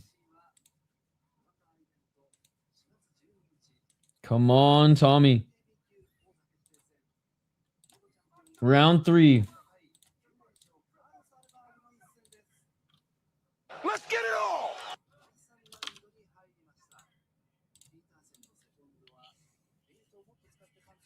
Some feints by both of them. Future champ. Petersen going for a single leg. Oh, Petersen just landed a big hand. Petersen, big left hand. Petersen, hammer fist. Petersen landing some big ground and pound. He's going for it. Pat back up to his feet. Petersen, knee to the body. Left elbow. Oh, Pat just landed 2 shots on Petersen, but Pat falls to the ground. Petersen on top of him, landing hammer fist. Petersen trying to settle on top. This is insane. Petersen, big left hands. Don't let up. Keep going. Keep going. Petersen, big right elbows. Come on. Come on. Big left hands. Petersen, right hand. Pat's got nothing left. More right hands. It's only 4 minutes on the clock. Keep going. Come on, Peter. He can't let him up. Petersen with a big right elbow. It's just his style is safer than the other two partners in the same org, so they can lose more, stick around longer, my opinion. Petersen keeping him down. 3:42. He needs to finish him, man. 3:37. Right elbow by Petersen. Yo, what's up, Mr. Grant Gregory? Let's go. Hammer fist by Petersen. That won him the fight, though. 3:23. I mean, it all comes down to that first round, but we got 3 minutes and 19 seconds. 3:14. Pat's cut up. Pat's still a little dazed. Petersen's trying to get him in the crucifix. That's true. You know what? That is true. That is true. More elbows. Take my pain pills and crashing out later. Thanks, man. Take care. Hey, Wyatt, have a great night, man. Hope you sleep well. Petersen with another right hand. Let's fucking go. Minnesota, stand up. 247.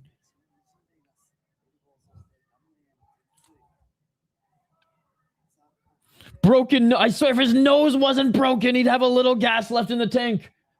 Tommy's gas, but at least he's keeping this top control. He's inside control. If we were allowed grounded knees, this fight would be over. If we were allowed superior rules, say, oh, but he keeps landing elbows. Don't let him up. Tommy staying in half guard. 221. Right elbow by Petersen.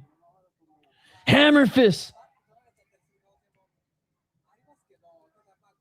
208. Another short right elbow. Tommy Petersen is smothering him. Oh, another good shot. Left hand by Petersen. Petersen's trying to get back into side control. Just pressure upon pressure. USA chance in the apex. I couldn't get a draw bet in. 43 significant strikes to 1, dude. I am not breathing. I think Tommy got the first round too. 125. Second round, definitely Pat. Third round, 10-8 Tommy Petersen, motherfucker. Let's go. 115. Come on. I don't think he's going to finish him, but my God. Tommy keeps him on the ground. It took a while for him to get him to the ground. This being talking about how he's just laying there, but I think they're both tired, but I also think that the first punch really dazed him. 2-1 Pat for me with a 10-8 in the third for a draw. He going to sprint at 30, split incoming. Needs a plumber in his corner, not a cutman. 38 seconds. That's actually a good one. 32 seconds. Finish strong, Tommy. Short right elbow by Petersen. Oh, another hammer fist by Petersen. Bite down the mouthpiece. Let's go. 13 seconds. All right, muffin shots to the body.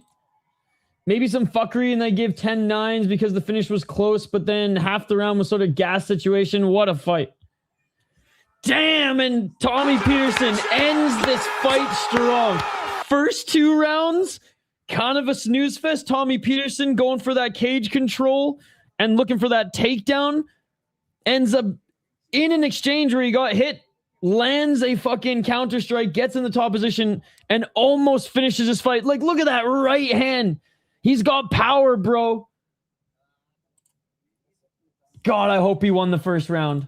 I really hope he won the first round. I mean, at worst, it should be a draw. At worst, it should be a draw.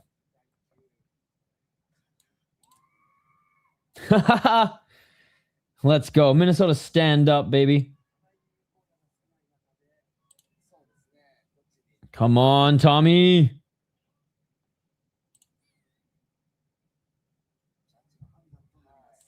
All right, we're waiting the official decision. How you doing, Denial? Denial, by the way, guys, he's boys with Tommy Petersen. So how you doing? One rules he wins. Oh, 100%. 100%. Draw on a sequel, please. Hey, good display of respect. Good display of respect. I love it.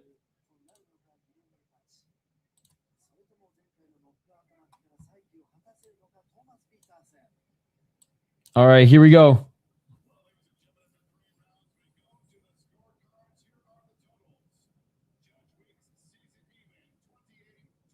All right, one draw. 29-27.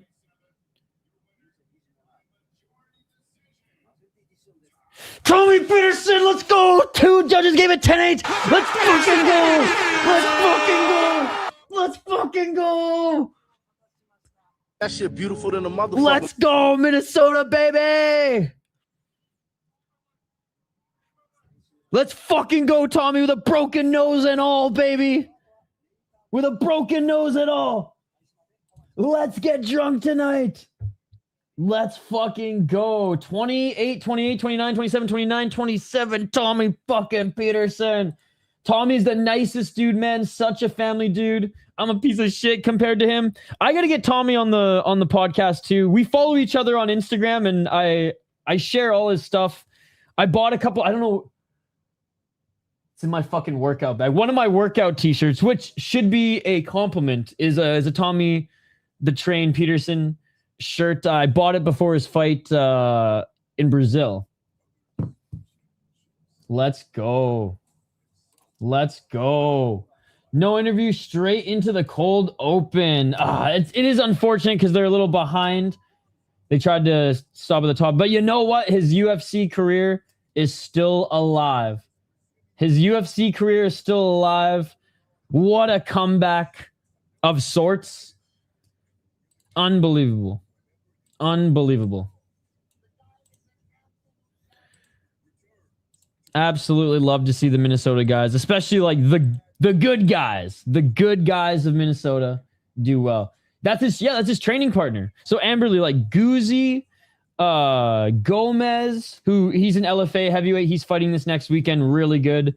Asplin and Tommy Petersen.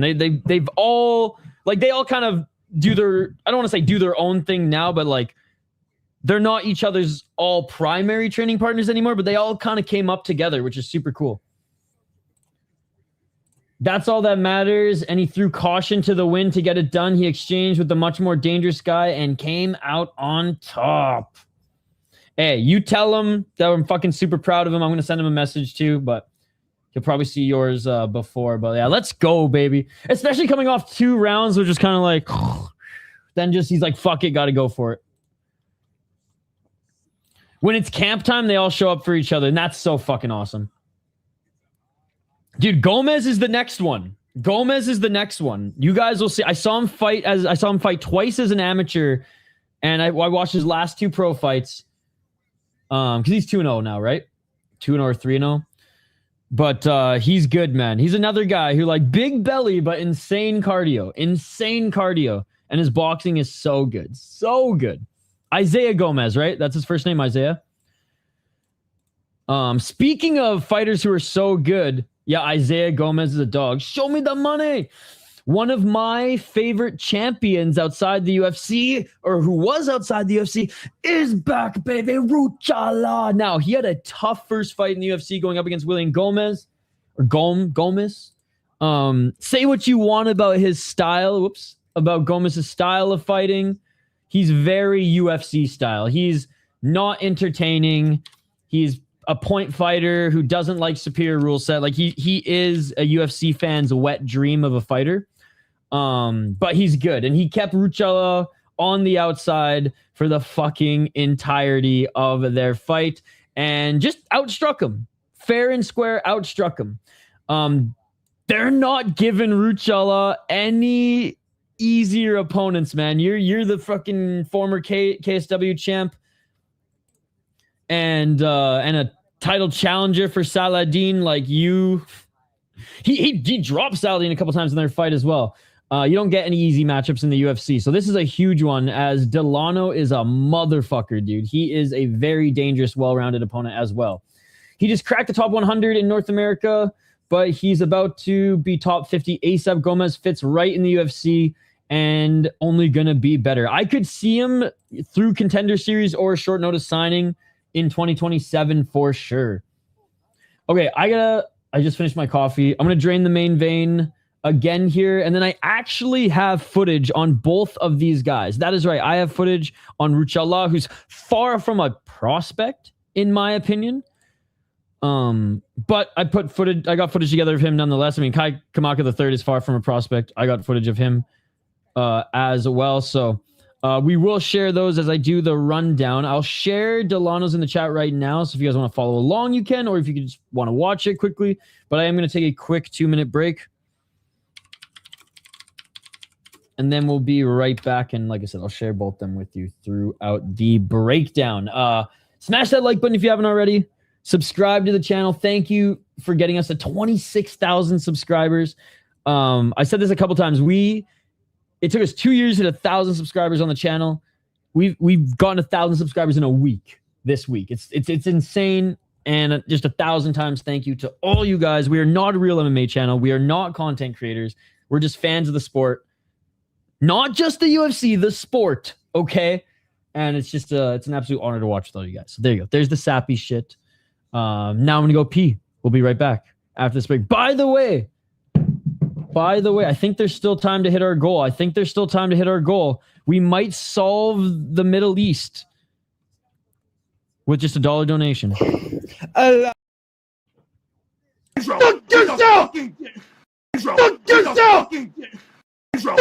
Did not mean for that to be looped. Okay, back on the other side. Let's go.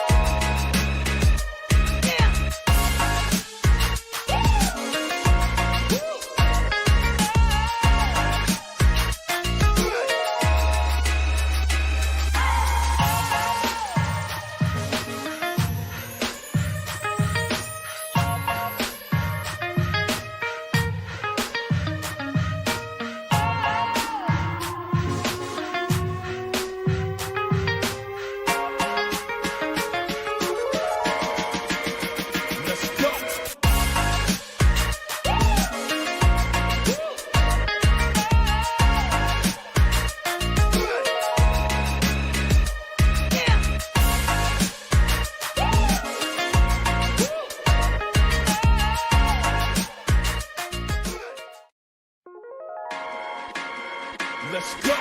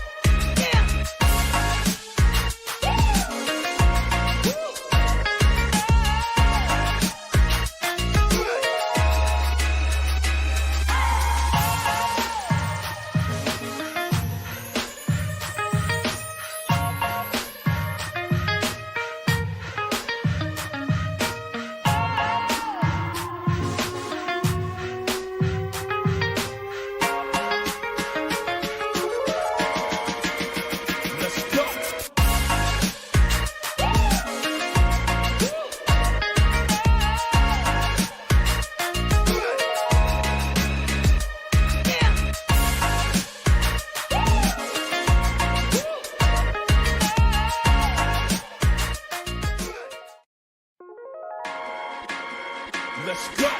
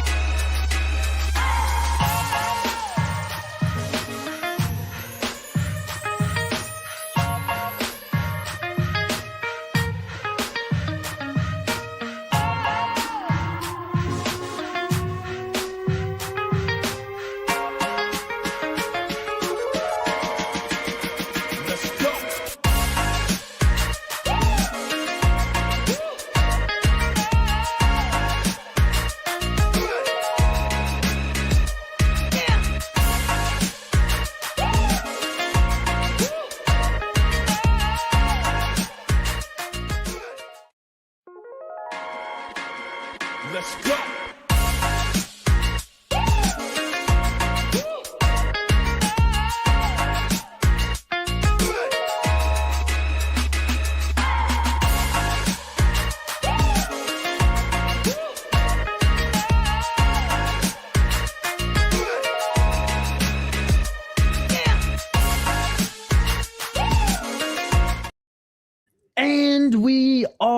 back live here on the City Life Project YouTube channel for the main card portion of UFC Fight Night.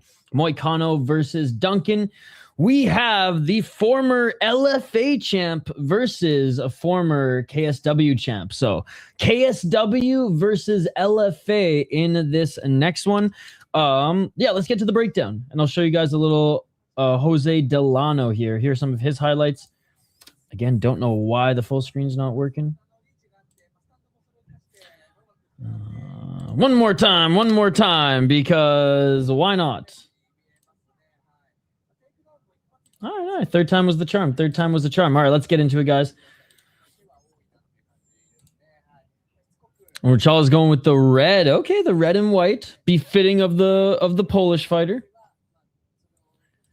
He is 11-2 as a pro. 2-2 in his last 4 fights.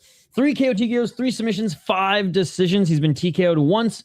He's never been submitted. He lost once via decision. He's an ATT guy. You can see Brown in his corner. 8-1 in KSW. 0-1 in the UFC. He was the champion in KSW. He won the belt against Lomali Yakhyaev, who's a very good fighter. And then he fought Patrick Kazmarczyk, who's a really good fighter.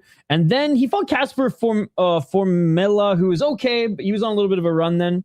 Before his loss to Saladin, which insane fight, by the way, insane fight. Saladin ended up finishing him in the 4th round, but he had his moments, as I'll show you here in a little bit. He fought so many good opponents. I mean, when he was 3-0, fought a 3-1 guy, then 4-1, 7-0, 7-0, 13-8, fought for the title, then fought Saladin to try to go fucking double champ in this bitch. As an amateur, he went 12-3 as well, only fighting a really good competition. Even fighting Patrick back then. Unbelievable stuff.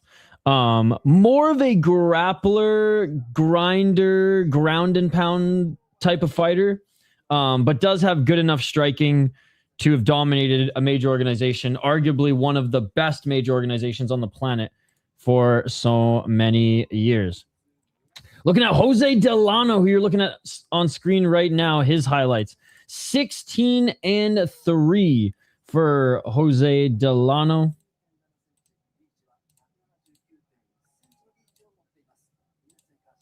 Sorry, I'm just prepping the Ruchała highlights. What a stash as well. He's going full fucking Don Fry, the mustache guy here. 16-3, 4 KO TKOs, 5 submissions, 7 decisions. So quite a few decisions as well. Here's Ruchała's highlights, by the way. He's been knocked out once, 1 loss via submission, and 1 decision loss as well.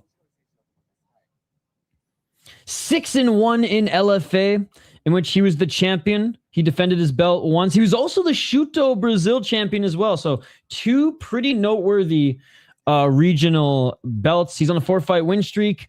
Lost to Gabriel Santos in LFA in the 3rd round. No shame in that.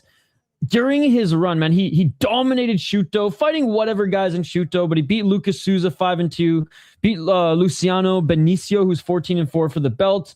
Then came over to LFA, won the belt against a 9-1 guy, defended it against a 7-1, fought a 10-1, lost to Santos, then beat a 14-1, 17-6, 7-0, and then on Contender Series, beat Manuel Exposito. He absolutely dominated him over 3 rounds. It's not his fault. Manuel is just a G, not a gi, and took so much damage and didn't get knocked out. So this is such a great fight. I'm so excited for this one. Oh, man.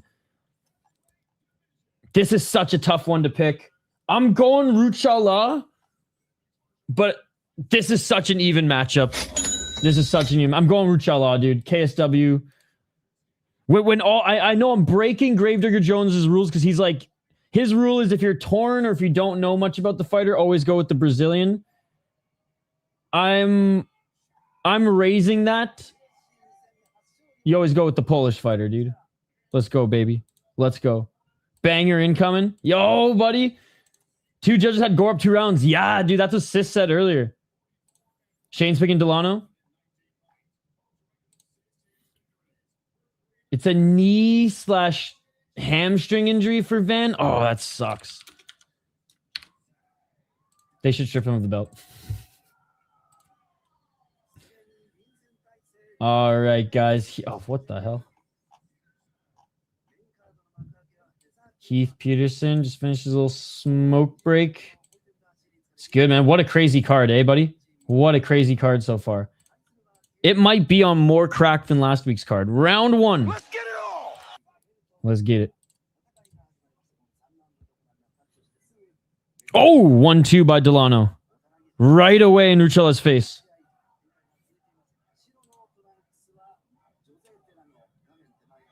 Front kick to the body by Ruchała. 443. It's like, the guys in KSW are allowed to fucking juice freely. Now, I think he did fight a weight class higher. He did. But like, he was so much bigger in KSW. Kick to the body. I'm not saying that's an excuse or anything. I still think he's a solid fighter. I don't think he looked bad against the William Gomez fight, but like, and I know he's a little bit smaller. He's fighting a weight class lower, but like, yeah, dude. I fucking love KSW. 411. Delano looking very calm and comfortable here. Body kick by Ruchała. Cracked him. Ruchała with the low kick.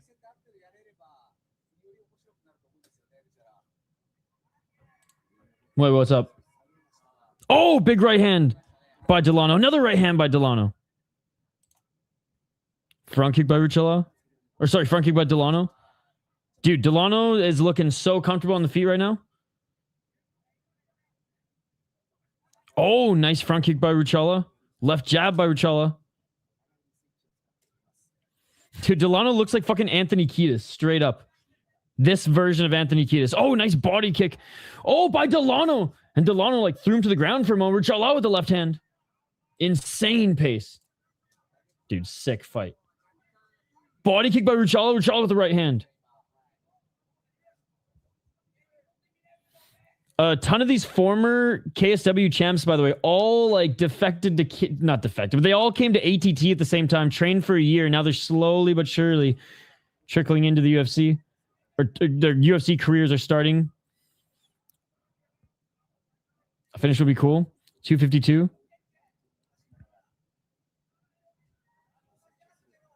Switching stances. Back and forth is Delano. Oh, Ruchała with the front kick and nice spinning back fist.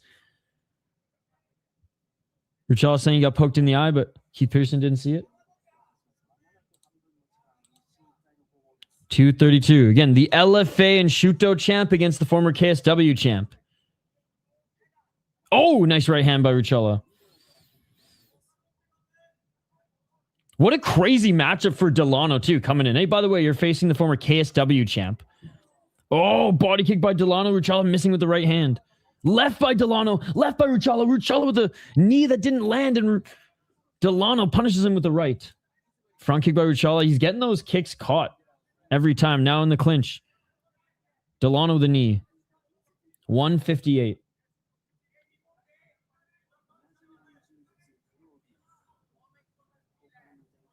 Oh, Delano snatching the neck. Snatching the neck. Is he going to go for a guillotine? Oh my goodness. Delano might be trying to set up a guillotine here. Or just a trap to next to land knees, but... Oh, and he breaks. Oh, he breaks Ruchała. He grabbed the glove for a second. Cut off his fingers. Low kick by Ruchała. Eats the right jab. Dude, Ruchała's not having success with the body kicks. He goes high there, though. Yeah, dude, Amberley's the best. Ruchała looking for a takedown. Great defense by Delano. Delano, nice knee to the body. More knees to the body by Delano. Delano with a nice left elbow. Delano the right hand. Delano, good head movement. Dude, that's so funny. I literally just like, great head movement. He's bouncing around, ducking, weaving and waving. More of that good head movement. Almost cracked him with the right uppercut.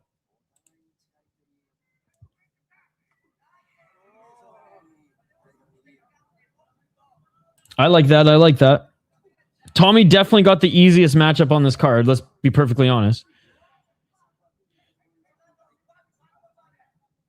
People on his highlight video I posted are being pretty disrespectful. Like, this guy sucks, blah, blah. I'm like, all right, dude. Like, he's in the UFC. You're bitching on your keyboard. Fucking deranged delinquents. Body kick by Delano. Step back, double left jab by Ruchała. Ruchała. Oh, he really wants to land that spinning back fist. A little scrapping. High kick by Ruchała. Ruchała missing with the spinning heel kick. And then goes right in for a takedown. Can't get it. Nice knee by Delano. And that will do it for the first round. Great first round. I got to go into Delano. There you go. See, Gerard is, he's interested. Italian MMA is just not far along. Venator is not like a deep league. It's not the best league to develop in. Like there's fucking MMA leagues in Canada that are better than Venator. And it's unfortunate. I hope that it picks up soon. But like he's not a bad fighter. He's just not major organization level. Yeah. I respect almost every athlete that bleeds for our entertainment. They got to really be a piece of shit for me to not at least have a level of respect for them. I missed the Yakhyaev fight, but it looks... Oh my God. Every fight on this card has been a banger. Ruchała, except for the Tommy Petersen fight, but the third round made up for it. Ruchała should throw some body kicks, and now keeps blocking his high kicks. He keeps catching them, yeah. I think he was catching some of the body kicks, which is why he started to go high. But just his kicks have not... He hasn't had any success with the kicks. Because Delano is just... Oh yeah, fuck Rose Namajunas. Let's get it all. She's the only fighter I'm disrespectful towards. I will say I am an asshole to Rose Namajunas. I cannot stand that fighter at all. I'm the best. 441. So yeah, I'm a dick. I ain't perfect. I ain't no fucking saint. She's the only one though that I'll fucking rip on. Oh, nice left hand. Nice 1-2 by Delano. Ruchała's hurt. Ruchała's hurt. Left hand by Delano. Another right hand by Delano. Ruchała's trying to get his wits back. Oh, spinning heel kick by Ruchała. Delano, man, put on the brakes a little bit here when Ruchała was seeing the Tweety Birds.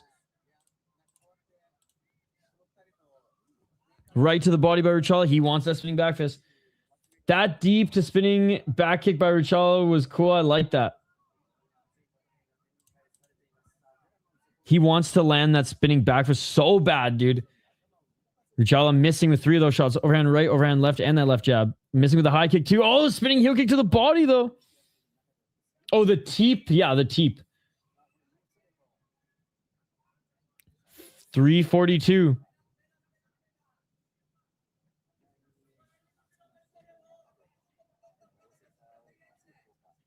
Nice job checking the kick by Delano. Oh, nice left jab followed by the spinning heel kick by Ruchała.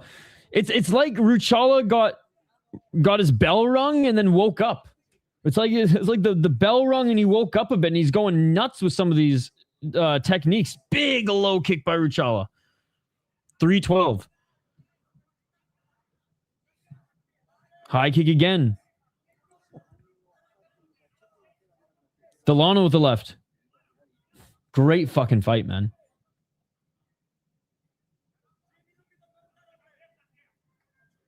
Nice job checking the kick by Delano. Delano the left. Oh, big low kick by Delano. Ruchała did not like that. Oh, Ruchała just took 2 shots. Big left hand. Oh, Delano cracked him with the left hand again. Oh, man. Ruchała, he still might be hurt. He comes in sloppy for the clinch. Right to his face, cuh. It's funny, Ruchała's like, come on, come on. And Delano just cracked him again with the same hand. Oh, another left. It's that left hand, dude. Delano's left is fucking him up. The nose longer than someone chooses. Oh, it's like a beak. Big left, big right. Delano again with these beautiful. He needs some juice. He needs that Polish juice, baby, instead of milk. He needs that Russian gas. Left hand by Delano. Delano with the underhooks. Delano with a nice knee. Delano with the left. Great round by Delano, man. Right when Ruchała caught some steam, Delano gets right back into these beautiful, beautiful boxing combos. An amazing head movement. This kind of reminds me of that Bogdan-Grad Mike Aswell fight. Ruchała more of the Bogdan-Grad, Delano more of the Aswell. What a fucking card. Oh! Low kick by Delano. Delano with the right. Left. Ruchała slowing down here. He caught some steam and now he's slowing down. His nose is fucked up. Ruchała going for that high kick again, but Delano getting out of the way. You can see he's wearing more damage here. Nice step back right by Delano. 1 minute left. Ruchała getting a little sloppy in his footwork here. And Delano's been so clean. Double right by Delano. Ruchała going for that spinning back fist. Ruchała losing his Marvin chin. Oh, what an uppercut by Delano. Knee to the body by Delano. Delano within the left elbow. Dude, the clinch work by Delano is insane too. Fuck, this guy's good.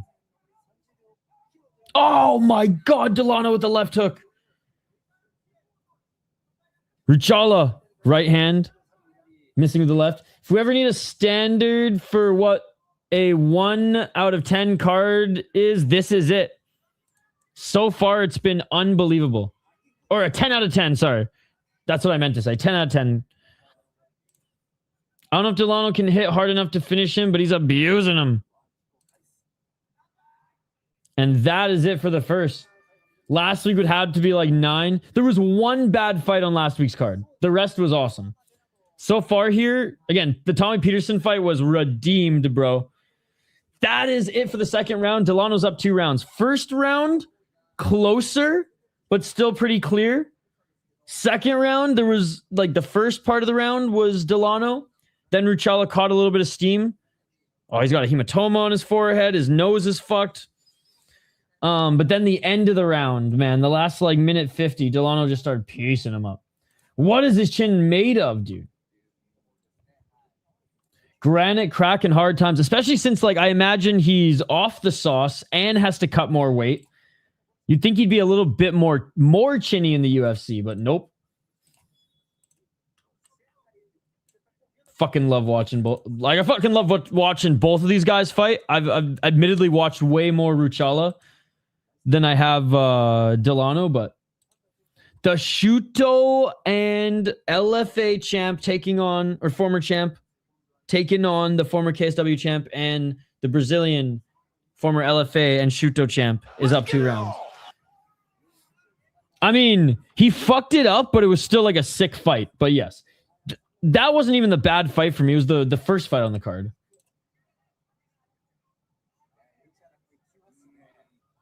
$444. If Tawfiq, I don't care about the headbutt. If he didn't grab the cage, it would have been great. It would have been great. Oh, a nice right hand by Ruchała, but Delano with the low kicks. Nice step back right by Delano. Delano with the left. Oh, Delano with the right. Delano with like a backhand bitch slap. What the fuck, man? Tiber awkwardly in the cage about the wrong announcement. Oh my God, that was hilarious. That was actually insane. 410. Oh, they each landed right jab. Delano's still so light on his feet, man. Missing with the right hook, but again, beautiful footwork. Ruchała with the left hook. Ruchała overswinging a little bit here, but he needs to find that finish. Ruchała with the low kick. Oh, big left to the body by Delano. Dude, his boxing is so fucking nasty.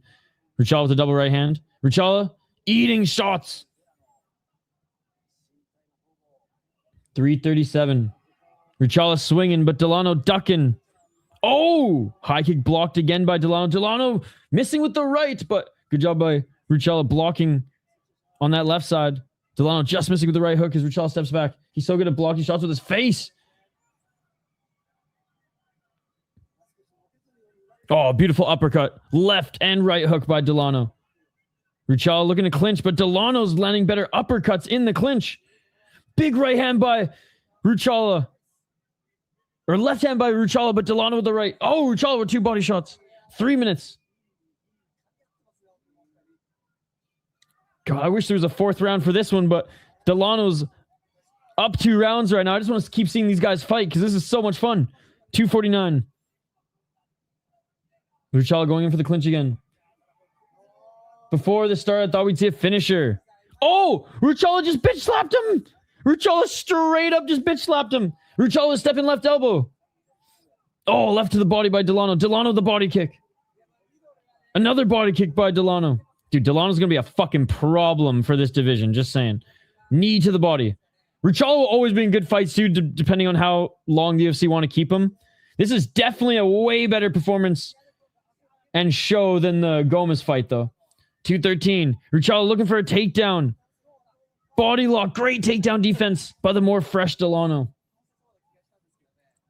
2 minutes remaining.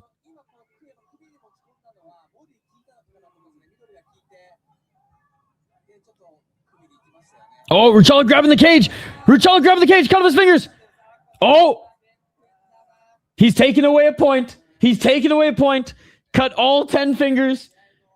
Ruchala's like, okay, I cheated. Yep, I cheated. Take away the point. Jeez.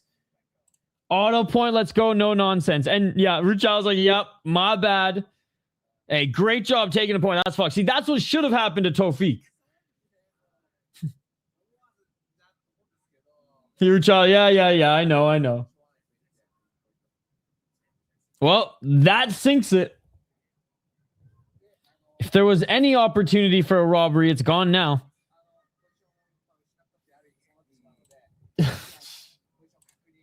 Let's go, Keith, man. No nonsense for the win. That shit beautiful than a motherfucker. 150. Just so you were talking about Musayev, yep. I just love that. Yeah. Keith Petersen, no nonsense. Shameful display. In his shirt that fits him this time. Yep, he finally ordered some small size shirts. Ditched the large ones. 125, some knees by Delano in the clinch. Ruchała needs a finish, dude.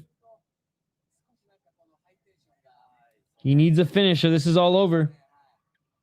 112, knee by Delano. And I don't think he's going to get it, man. Delano's just too good.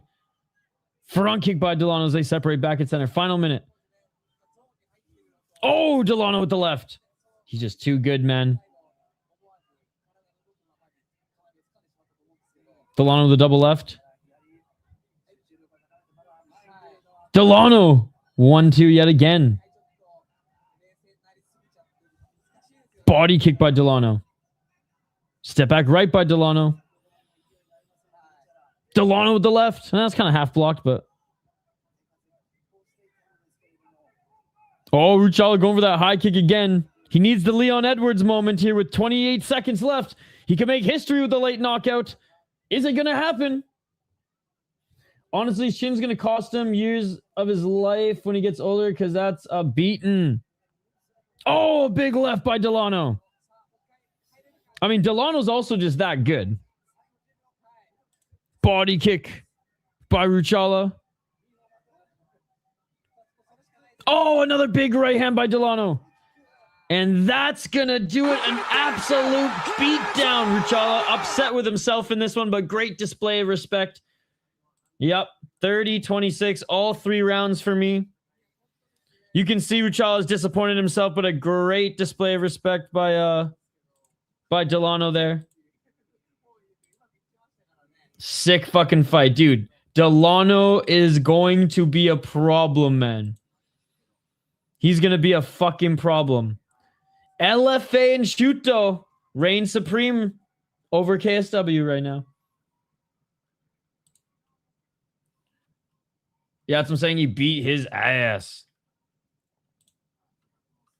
I hope they don't cut Ruchała, though. Gomez and then this guy. Give him one more fight. Give him one more fight, UFC.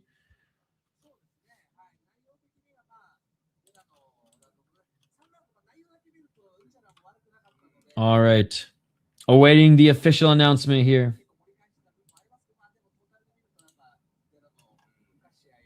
What a night of fights, man. What a night of fights. I mean, nothing can slow it down. I mean, Lando Venata and Darius Flowers was an exciting fight. Well, I guess Tommy McMillen's coming up next. I'm not gonna lie. His fight against David Moyen, way better than, or way worse than I remembered. I remember when we were streaming it and watching it, we are getting so pumped. There was blood everywhere. Honestly, the fight even wasn't that good. It was Moyen just spamming takedowns, and every now and then Tommy McMillen throwing a couple of hooks as he defends the takedown. First round was fun. Round 2 and 3 were actually not that great. So I'm glad I actually went back and watched a bunch of tape. Like, love how much of a scrapper Tommy McMillen is, but like, there's a reason they brought in the guy for him to fight. Because literally everybody else on the roster probably, not probably, might have beat him. Might beat him. Delano is the winner, or announced as the winner. I mean, with the mustache like that in the Ultimate Fighting Championship, you can't lose. You can't lose. All right, let's get to the next one. The comments on YouTube are not happy that I made a highlight package of Manolo, because there was one part where Manolo gets dropped and then he comes back up and like the fight continues and he ends up getting the finish, and they were not happy that I put that. GOAT translator in his signature black tee. Exactly that. He speaks pretty good English too. He kind of sounds like RDS. Sick fight, man. Poor Ruchała, man. Poor Ruchała. Another loss in the UFC. All right, let's get to the next one. I got highlights for you in this one. I still think Tommy McMillen is a fun prospect. Don't get me wrong. But yeah, I just wanted to point it out. I was surprised how much I overhyped his last fight against Moyen. And by the way, Moyen's gonna be on that Jake Paul card. James McMillen.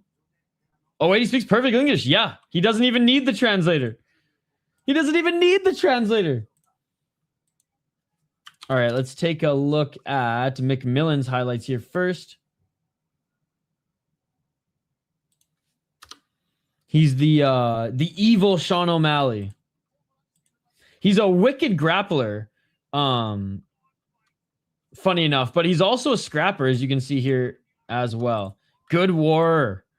Indeed, Gary, indeed. By the way, guys, thank you so much for joining. Smash that like button and subscribe if you haven't already. So Tommy McMillen, he's undefeated, 9-0 as a pro, coming off Dana White's Contender Series, and overall was still a fun fight. I just remember I was overhyping it, so I just want to, tell you guys upon watching it again, a little reevaluation. It was way more sloppy than I remember.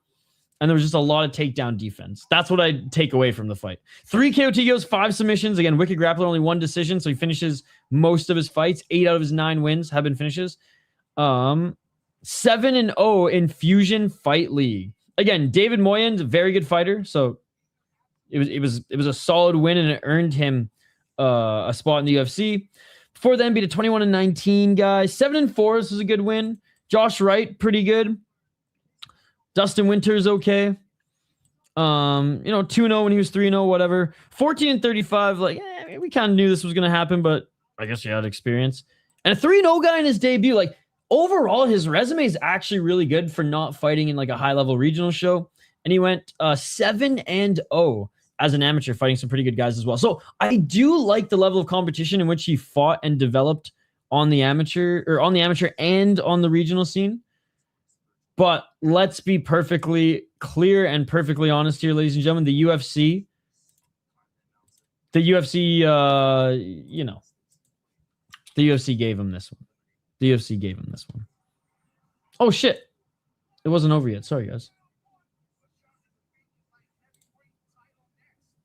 Oh, these ones are from the Dana White Contender Series.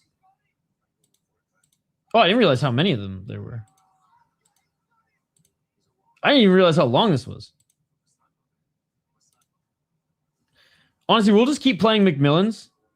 If you guys want to see the other guys, I don't know why I made the other guy so long. I think I just found like a ton of his fights, but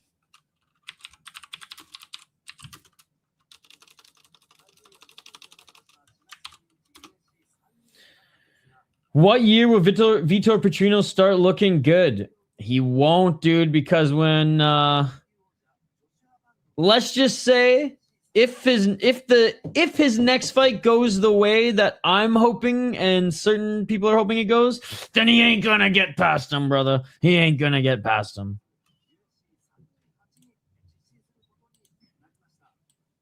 I don't know. Petrino's aight. He's aight.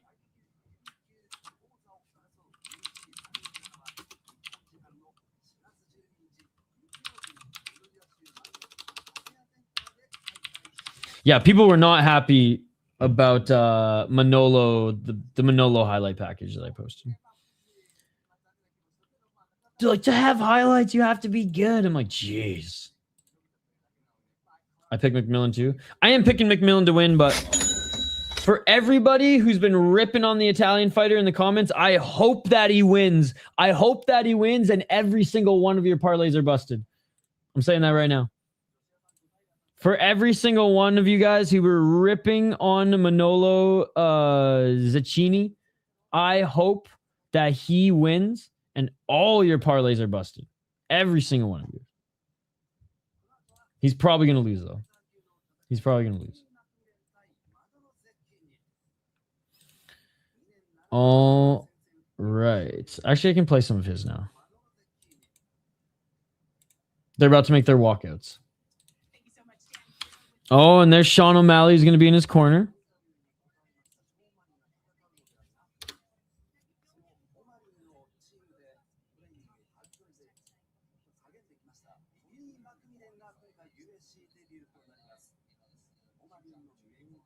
I don't even know why this one's so long. I don't know why I added so much random footage, but anyways. Forget about it. Van and Tyre fighting. That fight's off. Oh, they rebooked it. Okay. What's their hat color? Chlorine green, right? I wonder if he still watches. I think he's past that phase in his life.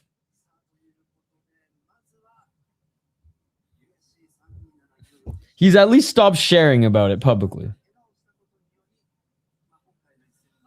I wonder if the dude that he jumped back in Nebraska is still trying to get a hold of a certain someone to tell the rest of the story. I have all that audio, by the way. I have it all. Him and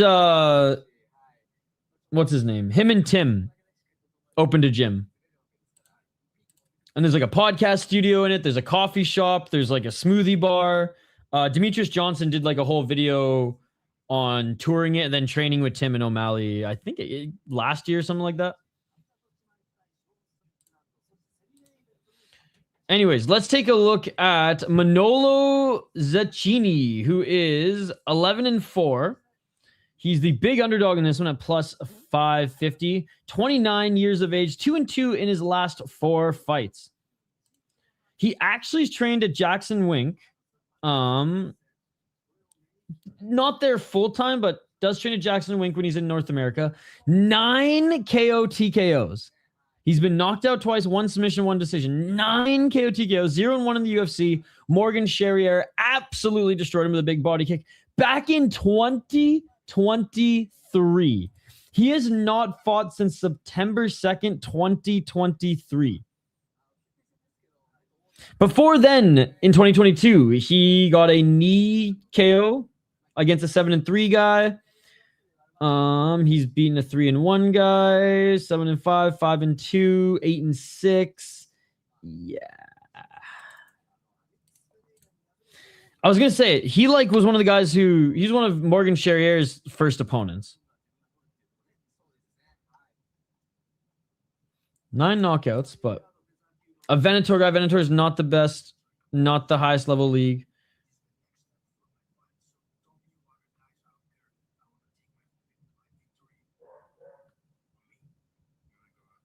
They're just showing a little preview of this fight coming up. He seems dialed. But anyways, yeah, Morgan Charrier, tough prospect who like had way more fights than him even at the time.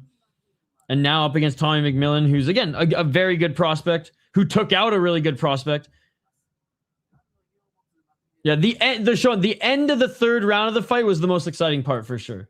Again, I hate to be the guy who poo-poos the fight, but like, I'm just saying. I was one who was like losing my mind. Remember when we were watching it live and rewatching it, I was like, when I was clipping parts of it, I was like, realistically, the end of the third round when Tommy McMillen like commanded the round and fight, I was like, all right, fuck yeah, this was sick. But it was a lot of takedown defenses. A lot of takedown defense. I've heard it smells of spray paint and hair coloring. Yeah. No, he doesn't. He wasn't married when that happened. Now they're married, and Sean said it was a mistake. He definitely is not into it now. McMillen is top 5 worst tattoos in the UFC. Bro, Zecchini just looks like an angry little pit bull. All right, McMillen, 28 years of age. Zecchini, 29. Zecchini walking out right now. Zecchini has his whole right leg tattooed. Damn. And he's out of Venice. Not of the beach variety, ladies and gentlemen.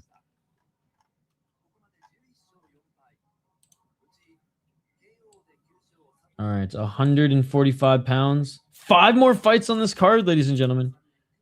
And what a card it has been. There has not been one bad fight on the card thus far.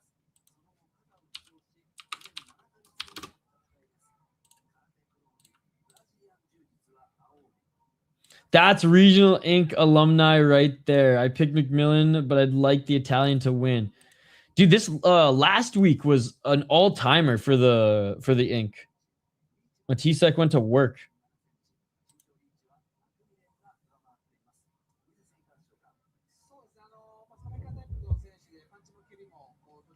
All right, here we go, chat.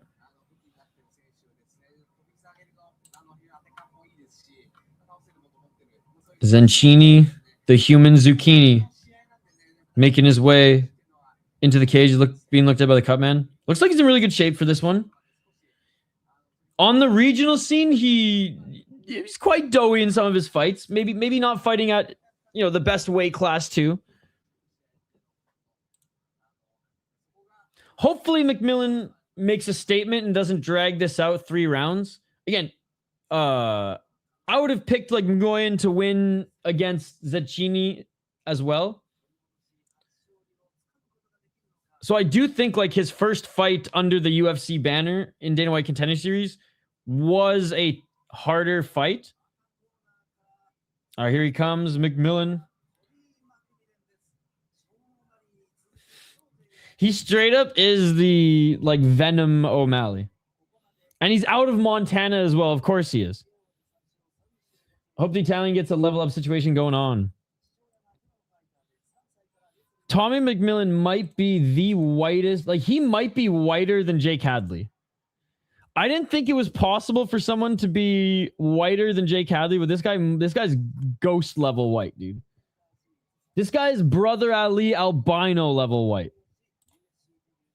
And the only reason I highlight it is because it's like his hair is like matte dyed jet black, and it's just such a contrast. You're part Italian? Very cool. Were you born in Florence by any chance? Or was any of your family born in Florence by any chance? Not you born, your family. If you were born in Florence, you would 100% be Italian. Was any of your family born in Florence? That was the first sign that my blood sugar is spiking. Or falling. Sign number 2.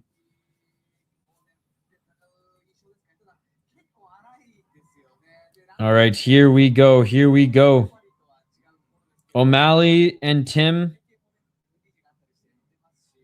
Oh my God. Yeah, his tattoos are bad, bro.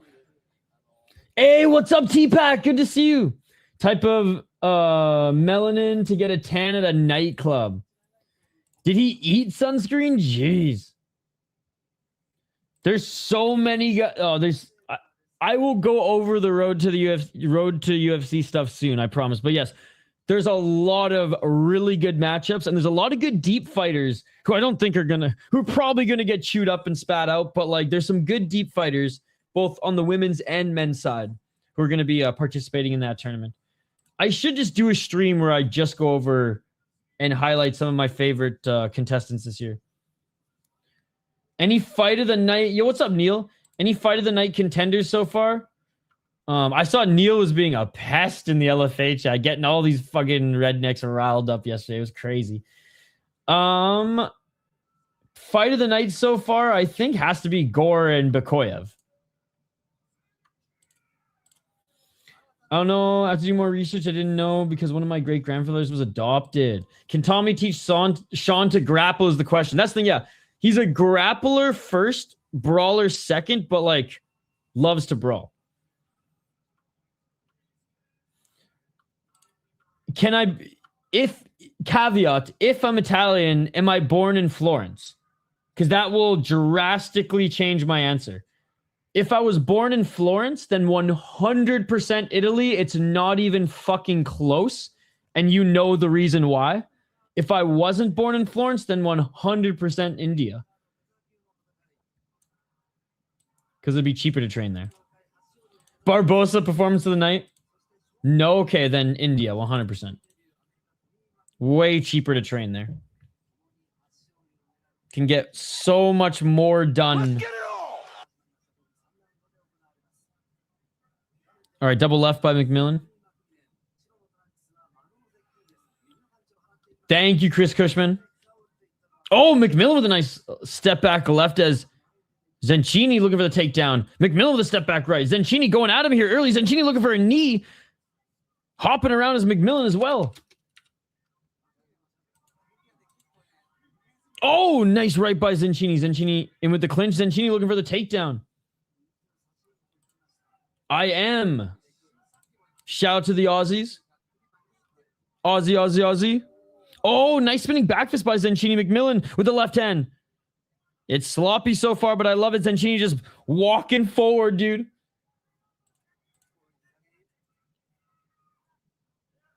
Oh, big right hand by Zecchini, and then a left hand by Tommy McMillen. He looks like he's like has the flu. You know what I mean? You know when you're that like I turn that color when I have the flu. 351, right hand by Zecchini. Oh, big 1-2.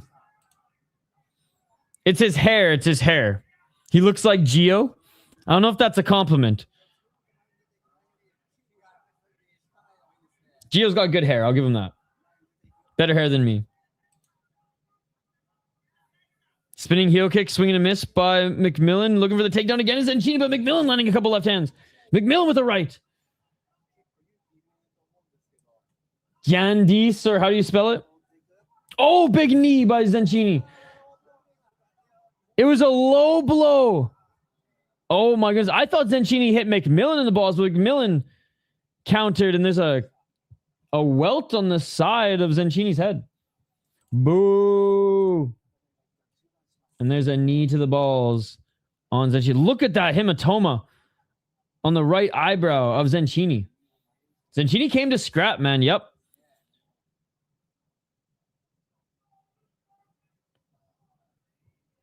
Dog, his eye.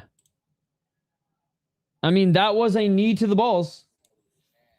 That was a knee to the balls.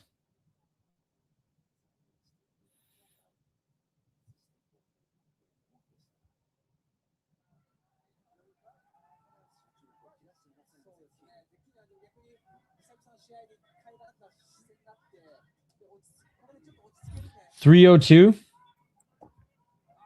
Oh, nice left. We're back at it by Zecchini. McMillen with a 1-2. Zecchini with the right.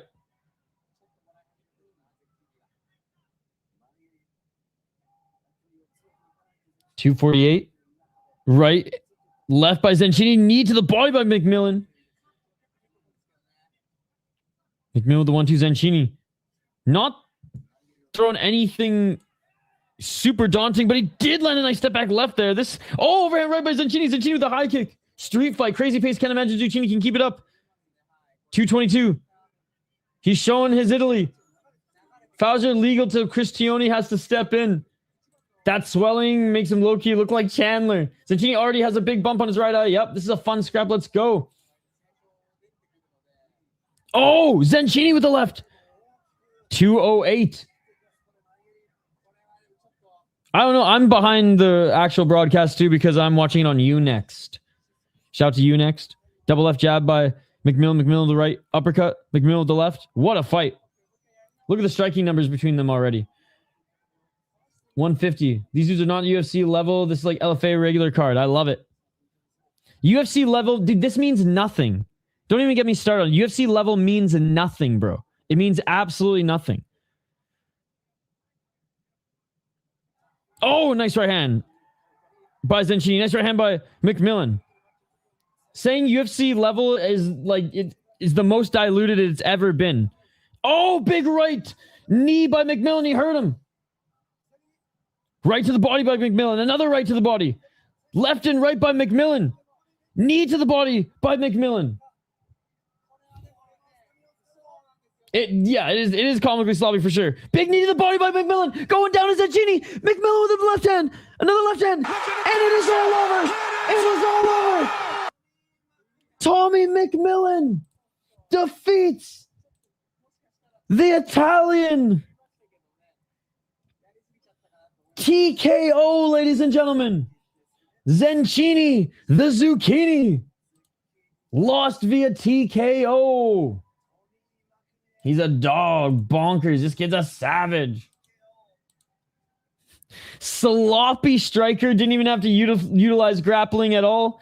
This was a slugfest. See, and this is why I like the prospects who fight, because they put up way more entertainment. All these UFC fans, man, saying, oh, no, we like the UFC. They're the better fighters. Yet they defend MVP and Sam Petersen because that's a UFC level fight. I'd rather see this all day, every day than a UFC level fight. MVP Sam Petersen, UFC bootlickers. Just fucking tongue full of just the absolute dirt on Dana White's shoe every single week. He thrives in wars. The knees did it. Who you got next? We'll get to it. Every fight night card is going to be better than a numbered card. You guys have to just imprint that in your brain. Numbers cards are there to disappoint fans because MVP Sam Petersen. You took my observation as a compliment. There's no compliment in my observation. Props to both men just slugging it out. These are the fights we need. UFC bootlickers, man. All they want to see is MVP Sam Petersen because those are the better fights. I'm getting to it, dude. Chill, bro. Chill. All right. I wonder who the UFC is going to bring back from a semi-retired career to fight Tommy McMillen next. I imagine he's going to get a slow burn like Sean O'Malley did. But you know what? Based on his fighting style, as sloppy as it is, we haven't even seen like what he's good at yet. That being said, you better go to India if you want to get him another. That's exactly that. I was just going to say. That. Give him Jubilee next. like give him Jubilee next. All right. What?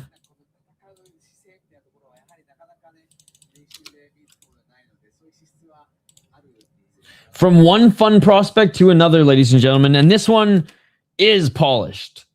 Talk about unpolished striking versus polished striking. Ethyn Ewing. Wait, what the heck?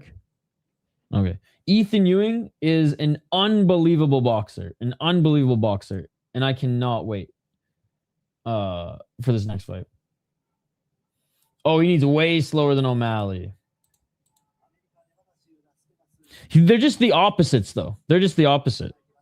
Dog the blood. O'Malley had really sloppy takedown defense and grappling when he started, and McMillen has really sloppy striking. Ewing's my goat. Right? It's the color you are when you have the flu. All out madness, says Mike Bisbing.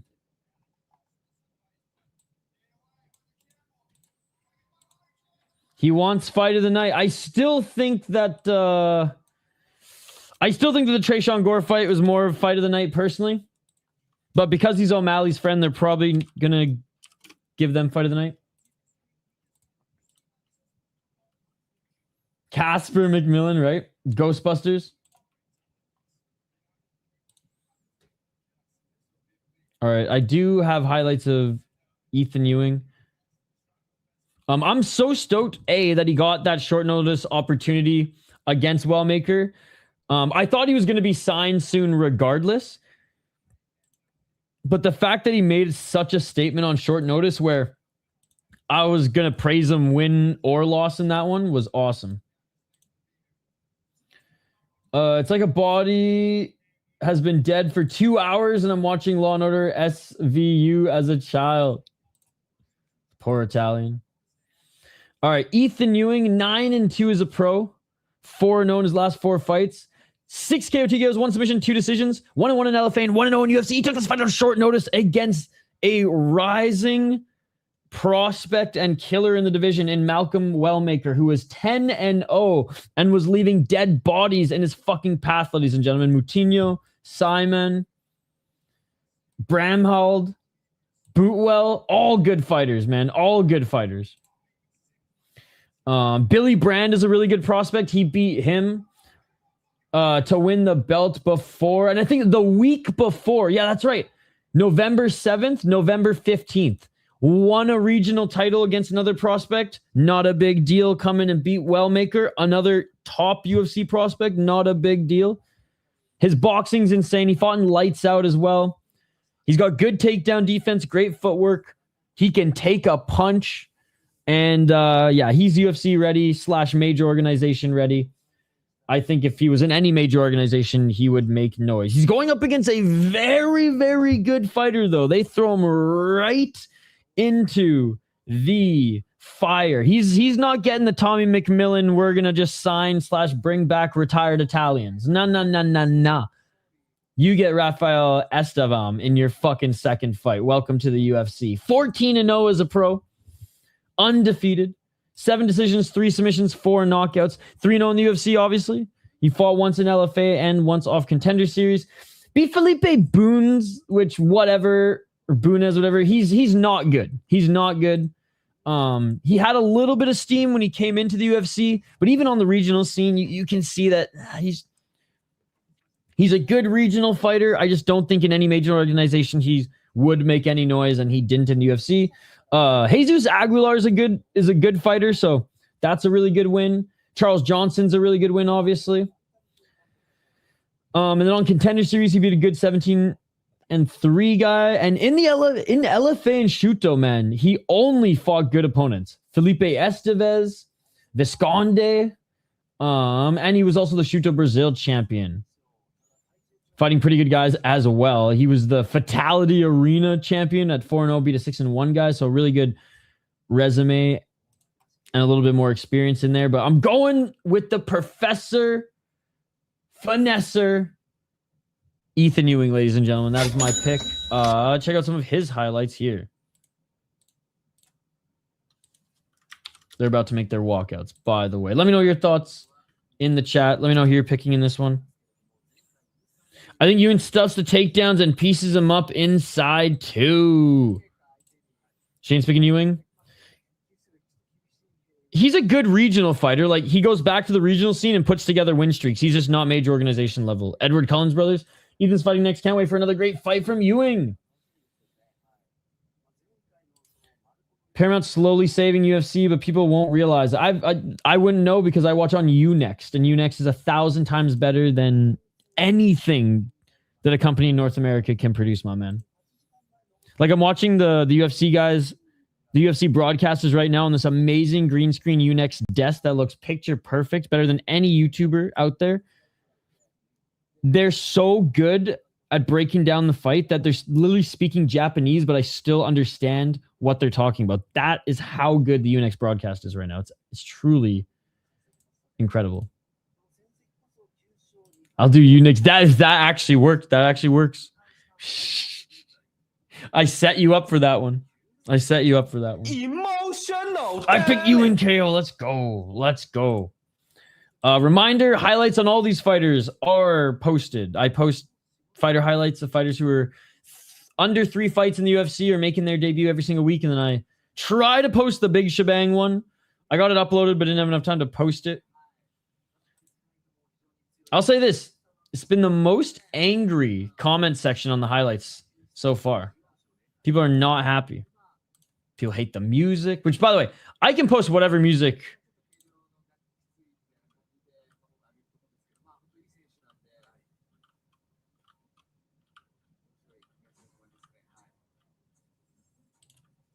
Damn. The Ant-Man channel coming after me, too.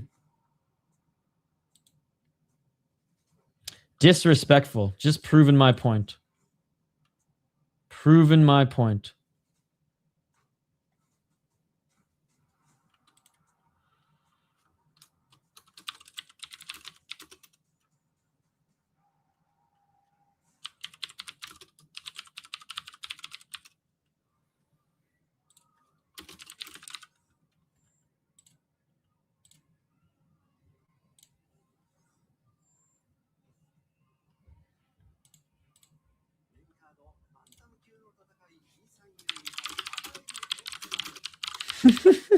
Dude, it's so funny. I was like, I just checked back in because I was grabbing the link to one more thing here that I was going to share with you guys.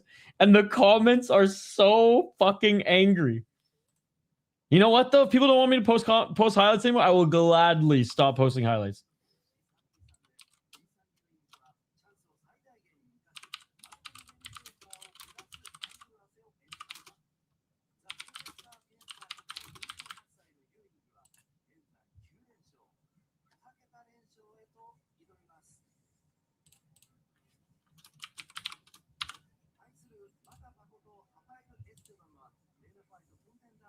People are already commenting on the McMillen video, but he's sloppy. It's like, all right.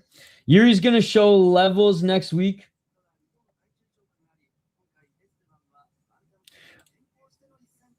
I try to just look up hype music of any genre.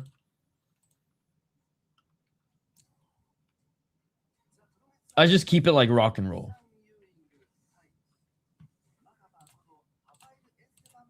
All right, fighters are finally making their walkouts.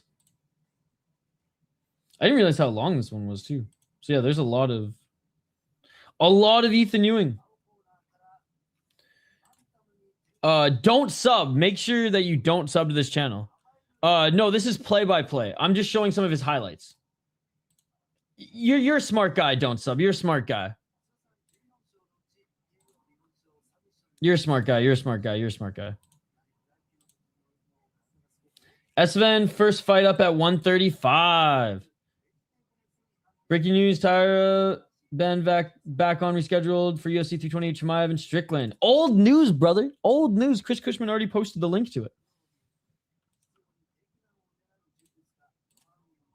But there you go. Canceled and rebooked all in the same night. Canceled and rebooked all in the same night.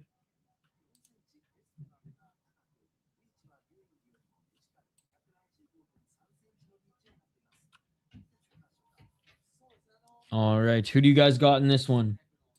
Most of the chat looks like they got Ethyn Ewing.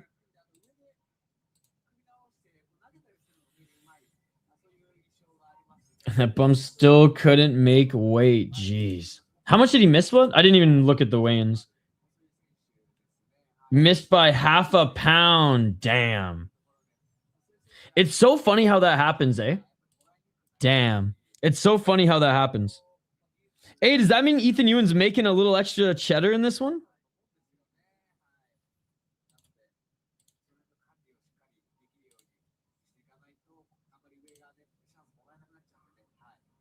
All right, Estevam in the cage, and here comes Ethyn Ewing making his walkout.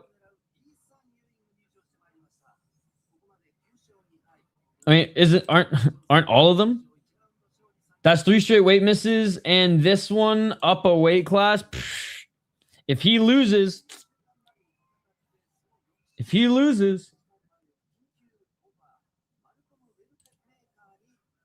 said he likes missing weight.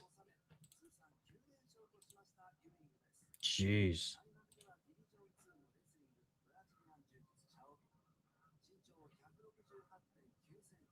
All right. Getting looked at by Cutman Tate here.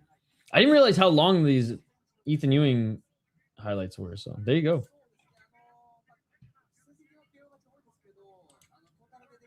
Do you see the interview? He said he likes fighting through controversy or something. That's so weird. No, my interest in, like, I used to watch every UFC news channel, content creators talking about daily news, like Full Mount even, all the interviews, all the media day stuff, all the weigh-ins. Now I hardly watch any of it, dude, because I could care less about the Ultimate Fighting Championship. That is crazy. So yeah, so I used to be all plugged in, but I'm just not anymore. So I don't hear anything. I went from a UFC fan to a fan of the sport, thus I watch UFC. Unfortunately. And it's not a good thing. I'm not happy that I don't do it anymore. I have little to no interest. He just talks about it this week. He said it makes people doubt him and stuff. I forgot the exact word he used. Well, the UFC won't think it's controversial or funny or cute. They'll just cut his ass. Exactly that. Exactly that. Yeah, I used to watch Ariel Helwani's show every week. I don't watch that anymore. Like, it's bad, dude. It's bad.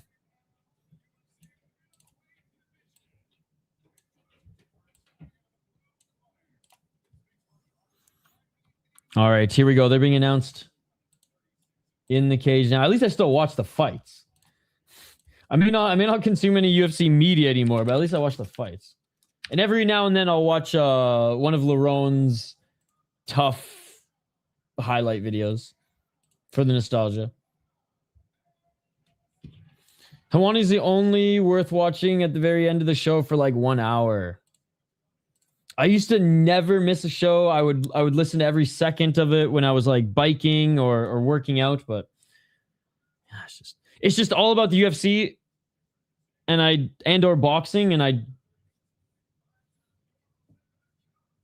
rather listen to like the We Are Rising podcast or very small creators talking about the leagues that I actually give a shit about. You should show those soccer punches between fights. Oh my God. I will show the one. It sucks that like I probably can't play them. Maybe I can put the music on in the background. But yes. And the latest goalie fight. I can't show NHL stuff, unfortunately. They're worse than UFC's insta fucking copyright strike. All right, round 1. But yes, that one soccer one was insane. I try to watch the last hour because he does drop little things and all the time. Once it's just good, him talking about stuff he likes. It's good when he's not doing it for the crowd. That is true. The passion is there for sure. All right, 4 minutes and 40 seconds. Unfortunately, he likes darts a little too much for my liking. Swing and a miss by Estevam. I mean, I wouldn't go that far. I think they've done a fine job cutting the guys that they've cut, other than Santos, who was on LFA last Brazil. Low kick by Estevam. Estevam looking for the right hand. Missing weight is a big one for sure. Yep. No. Dude, seeing Derek Chisora still fighting just hurts my soul. So, like, I had negative interest in that fight. I had negative interest in a Chisora fight 3 years ago, let alone now. Yeah, you know, I was kind of irritated when UFC cut Brian Battle for missing weight, but he definitely isn't looking as good. And yeah, but he missed weight twice, Amberly, in a row. So, I understand. I didn't like the Renato cut. 333. Oh! Catching the high kick was Ewing missed with the left hook though. Ewing eats a 1-2 by Estevam. Estevam going for the takedown. Ewing, great takedown defense. Stuffs this one.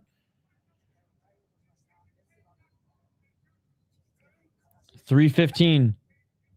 Renato is literally one of the luckiest fucking guys in the sport as far as the judges go. 3. Was it 3 in a row though? I know he missed 2 in a row. 3 overall. Yeah, I mean, that'll do it. Oh, nice left by Ewing. Step in left hand. 2:54. Low kick by Ewing. After 2 moved to, yeah. Ewing downloads well. 2 in a row will usually solidify it. Estevam's lucky, got another opportunity, but then missed again. God damn it. 2:33. Oh, nice step in right uppercut by Estevam. Ewing with the right hand. Get out of the way, Tioni. Worst ref in the game, ladies and gentlemen. He's an absolute disgrace to the sport. 2:20. Estevam threw 2 shots, but Ewing ducked under. Estevam doing a good job. Oh, nice right hand. Nice left. Nice pop left by Estevam. Estevam's fucking crushing it right now. And if you miss 2 in a row, you should be fired. Why did they cut Javid Bashra?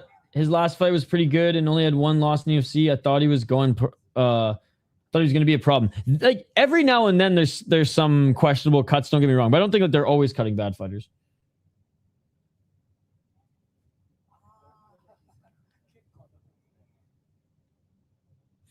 It's not even the gossip. They just aren't fans of the sport, man. They're fans of UFC. They're not fans of the sport. It's very tough to find MMA or combat sports news out there because everyone's just a UFC bootlicker. Maybe Battle didn't stop replying to me. He would have missed weight, right? He did make up for it earlier. And all right, we're back at it after a little ball kick there. 3 in a row is terrible. Yeah, it's called Paramount Plus, Unext, or Sportsnet. What do you think is next for Kinoshita? Fuck, I don't know, Shane. Oh, big right hand by Ewing. Estevam didn't like that. Shane, honestly, he's going to probably have to go back to like Shuto or something. Something really low level. Maybe Pancrase. Back to Pancrase, Shuto, and get some wins together. Nice takedown stuffed by Ewing again. Ewing looks like a killer stuffed. Stuffing the takedowns left, right, and center. Now he's starting to come into his own. Nice counter left by Ewing. Swinging his Estevam, but now he's missing. Ewing going for the low kick. And piecing up. Oh, big right hand by Ewing. 59 seconds. Took a, 2.5, 3 minutes to download all the data he needed. Patrick Ewing, let's fucking go. And the way he moves, I just know he has a Glock in his pants. Both men have pretty sharp striking. Good fight right now. Absolutely. 38 seconds. Like, I thought Estevam might take this first round, but Ewing answering late here. He's ranked material. 25 seconds.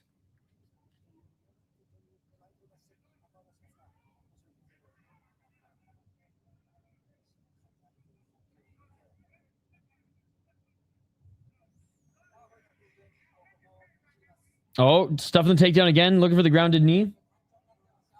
Oh, and Ewing dropped him late. 3 seconds. And that is it. Ewing stole that round. Basically dead. Having a tough time getting back up to his feet is Estevam. What a fight and what a card. Thank you. Dip for a little grocery store run. Some sour ales. Nice, Dr. Lemon Lime. That sounds amazing. Dropped him late. Fuck yeah. What's up, dude? Yeah, Ewing gets that first round for sure. First half of the round, Estevam was doing good, but Ewing came back even stronger. Yes, sir. Yes, sir. Ewing is winning this fight. That's pretty good. That's pretty good. I can't believe we have the featured fight next. This fight card's gone by pretty quick. Skate can't get mad when I joke about ending early when he actually does end early all the time. I was surprised that he got a little antsy. I think the round shouldn't end if you're currently going for a finish. No being saved by the bell. Then what is the point of the time? My thing, James, is that's way too... I'm James, and this is my personal preference, right? It's way too unique to your preference. That would not work. You either have to have it unlimited rounds or a time, right? Or sorry, like unlimited time, or there's a time. There's no in between. 440. This ain't extra time in soccer. Skates annually for no limit, I believe. Ewing is locked in. He always says he ends because the card are boring, but he's not having a good time. I just don't know how you can't be having a good time watching this card. Wait, he ended his UFC card? Well, in fairness, he's been streaming all day. Nice left by Ewing. He's been streaming all day. You can't have not being saved by the bell in a sport with a count. There's no 10 count for them to beat, so it's literally not possible. There you go. That's another reason. He ended UFC. Bro, lane away. Ewing's going to lose. Ewing pressuring him up against the cage right now. Ewing with the left. Ewing with the right. Ewing with the left jab again. Ewing's locked in. Ewing with the right hand. Evading to his right is Estevam, but Ewing staying on him. 345. Ewing with the 1-2. Oh, he hurt him again. 339. Right hand by Ewing. God, he hits hard. Big left hook by Ewing. 331, left elbow. Right elbow. Dude, Estevam's fucked. 325. Estevam missing with the right. Beautiful combo. So sick. It's the beginning of the end, ladies and gentlemen. Oh, right hand by Ewing. Estevam's tough. I'll give him that. He's tough as nails, man. He's tough as nails. He's eating some massive shots. Yeah, it's not over yet. 305. But it might be the beginning of the end. Estevam's having such a hard time even hitting Ewing right now. His footwork's on par. His head movement's on par. Ducking and landing a straight left jab. Double left by Ewing again. His boxing's insane. Ewing beating his ass for missing weight. He's going to be a problem. Head kicku. 240. Ewing's so good. Low kick by Ewing. Ewing with the 1-2. Ducked under. That was Estevam. This is only the second round, chat. 223.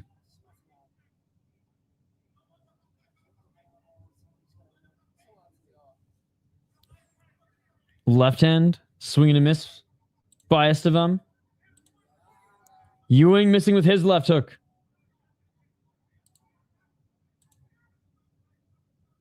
Oh, Estevam walking forward, lands a 1-2.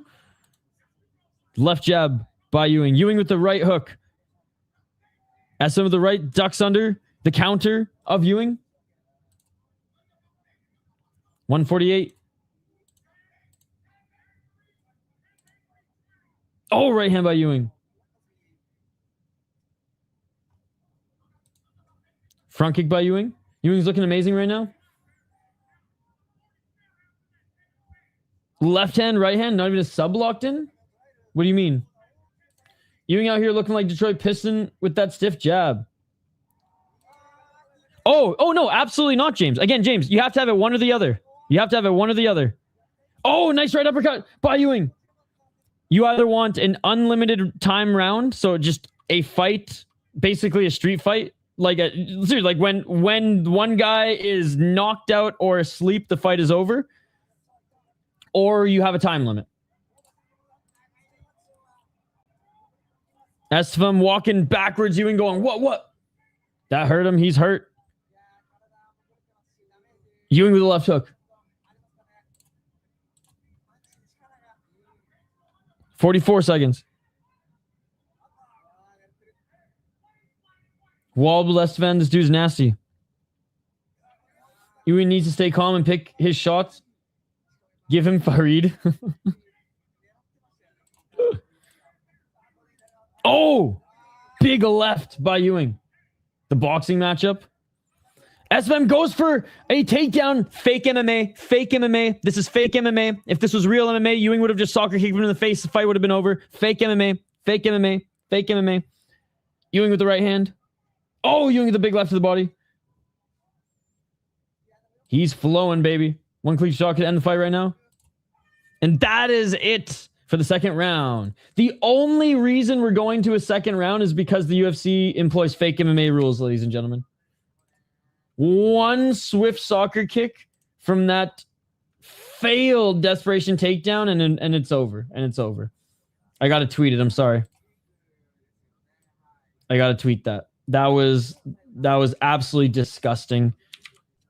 And this is why the UFC will never be one of my favorite leagues under this rule set.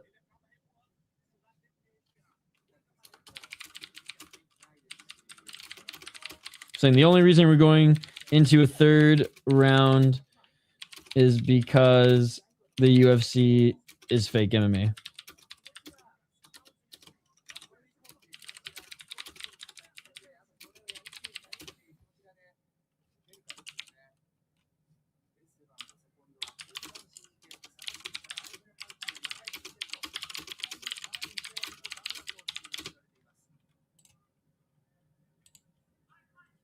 All right. You should be punished for failed desperation lazy takedown with a soccer kick right to the dome. Round 3. 2-0 Ewing for sure.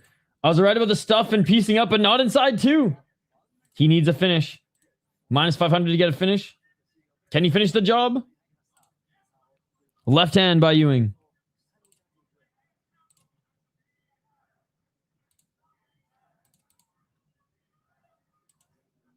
.431.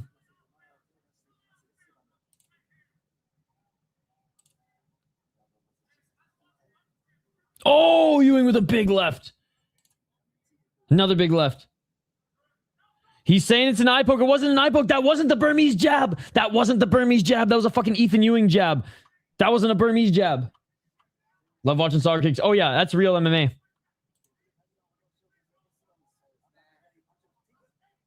Man, I'll say Estevan's tough as nails, man, but Ewing hits like a fucking Mack truck for a bantamweight. He's a wicked boxer.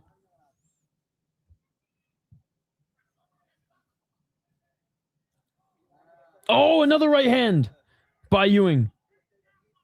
He's a savage, dude. Oh, big right hand by Ewing. Ewing's in the matrix right now. Flowing so well, his head movement. Now that was performance of the night. Oh, big right hand by Ewing. Estevam, swing and a miss. Ewing with the left to the body. Oh, and there it is. There it is. What a walk-off. Of course, Chris Taoni, piece of shit ref, allows Ethyn Ewing to hit him one more time. That would have been the sickest walk-off, just hands in the air after dropping him with the body shot. But no, Chris Taoni wants fighters to die. So he allows Ethyn Ewing to hit him one more time. Let's go. Ethyn Ewing's a fucking dog, baby. Chris Taoni's a piece of shit. He belongs in a nursing home. He's that bad of a ref. He's not even like, society is not safe having that absolute horrendous ref and man walking the streets, let alone reffing a cage fight. Having said all that, Ethyn Ewing's a fucking beast, dude. Fucking beast. Let's go. My TV lagged. Give him all the butt. Ewing won. I didn't even see the finish. This dude's for real. Liver again. But he beat him to death first. That extra shot was for the half pound. Chris Taoni, man. That is why Chris Taoni should belong in a nursing home or Shotri jail. Either or, he needs to be shackled up somewhere. Oh my goodness.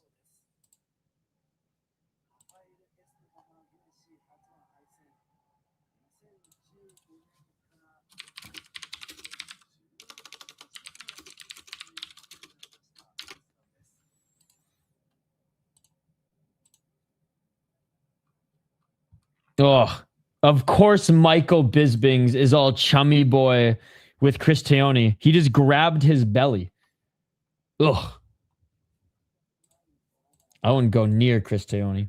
You couldn't pay me to go near that guy, dude. Guy's got blood in his hands. Too much.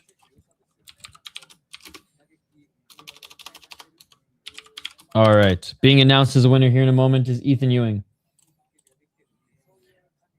Long as Virna don't get a finish, I cash.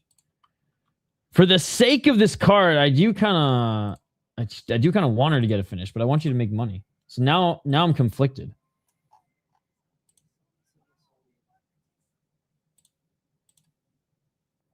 Now I'm conflicted.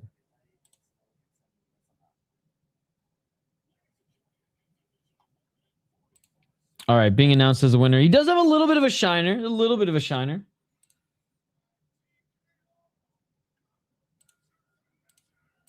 Let's go, Ethyn Ewing. What a performance. What a performance. Step aside, Tommy McMillen.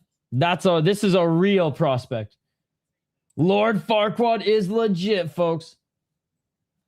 Some may perish, and that's a risk I'm willing to take. What's up, Kyle? I'm still shocked how much damage McMillen did. Took his O. He was sort of wearing damage on that eye when he walked in. No, she can get a finish. She can't get finished. Oh, gotcha. Oh, sorry, don't get finished. Okay, then we want her to get a finish. Somewhere, Bossroon is smiling with all those liver shots. Whatever, just give my boy Ethyn a ranked opponent, not some random who grapples every time they get jabbed. Well, I mean, most people are going to grapple after they get beat up on the feet. Give him Pantoja for the belt. Jeez. All right, we're at the featured fight next, ladies and gentlemen. Honestly, this one's probably going to be a quick finish as well. Now that I've said that, this is probably going to be the most boring fight of the night. Watch. But let's be honest, they're feeding Ribeiro to Yakhyaev. I do have some Yakhyaev highlights we'll get to in a moment.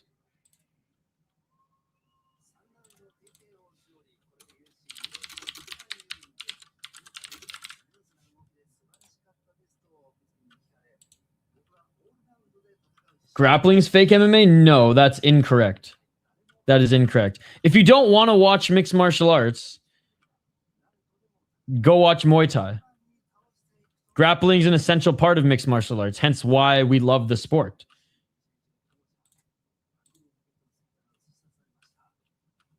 I'm so confused. They aren't mutually exclusive. I wouldn't, but it's a good swing. It's a good swing. It was a joke. Ha ha ha ha. I'm doing round 3 plus 1500. Oh, fuck yeah, dude. Dude, I picked Ewing TKO round 3. I thought I picked KO, but I got a perfect TKO round 3. Let's go. Let's go. How's everybody doing, by the way? Almost at the end of this card. It's funny because like pretty much all the fighters, this is the last one that I like care about. Co-main event in Maine could care less about. This is the last fighter that I actually care about on this card. Again, I'm way more into the prospects than I am the names in the UFC, so. It was a knee slapper. Rocked. Hand for tomorrow, or you a turkey fella? I am doing nothing because I don't think I think I've only had Easter dinner twice in my life. Maybe 3 times. Maybe once with like friends and then twice with my grandma. So I'll probably have 2 eggs and some hash browns tomorrow. And maybe if I'm feeling crazy, I might order a pizza. But I will say, Scott was talking about smoked ham I kind of just want to smoke a ham just for the hell of it tomorrow. Shane's picking Yakhyaev. This is MMA. There are no locks. You're watching the wrong sport for locks, man. I'm excited for the main event, rooting for Renato, but I think Chris will get it done. Shane, you're not doing anything for Easter either? I might just, you know what? Maybe, Chris, I just smoke a ham for shits and gigs. Or smoke hams. Or smoke and hams. Oh my goodness. Shane. I should just smoke tomorrow while drinking hams. Hams is my favorite shitty beer in Minnesota. Abdul by grappling and bear hugging him for 3 rounds. Damn, that's nuts. Smoked ham is always almost banging. Or almost always banging. Is always banging. Maybe I'll do that. Maybe I'll smoke a ham.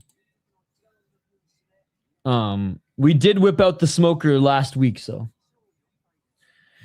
All right, let's get to this next one. Fighters are making their walkouts now.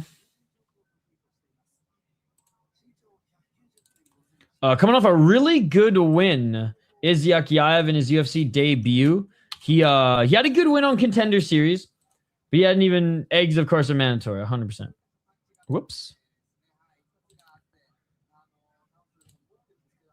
Wrong link. That was the studio link. Here we go. Here is Yakhyaev. What's up, Ant-Man channel? This card's been awesome. It's basically been like last week 2.0. On crack 2 weeks in a row.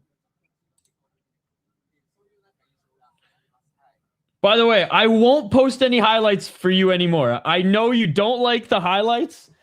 They're kind of a chore for me anyways. So the Ant-Man channel is literally, chat, the reason we're not posting any more highlights. He, along with some other people, were not happy about me posting the highlights. So fuck them. I'm glad to do less work throughout the week. Co-main is hitting up the dispensary time. Honestly, the co-main and main are awful. Who gives a fuck? Skate back to ground and doing box and putting in work. Let's go. Yeah, I could care less about the co-main and main. All the prospects that I was excited to watch today delivered. So I'm happy. I'm happy. Well, we got one more. I am happy to not fucking spend hours every week doing these highlights.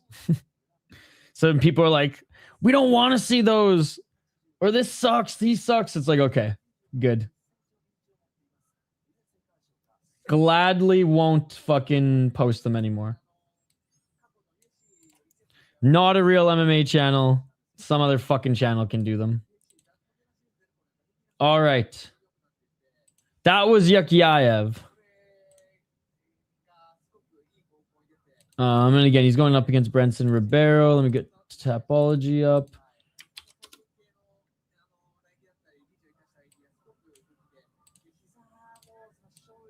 And now you guys can unsubscribe and go to real MMA channels. Brendson Ribeiro, 17-9 as a pro, 2-2 in his last 4 fights, plus 800. And yeah, I haven't been a fan of Brendson Ribeiro.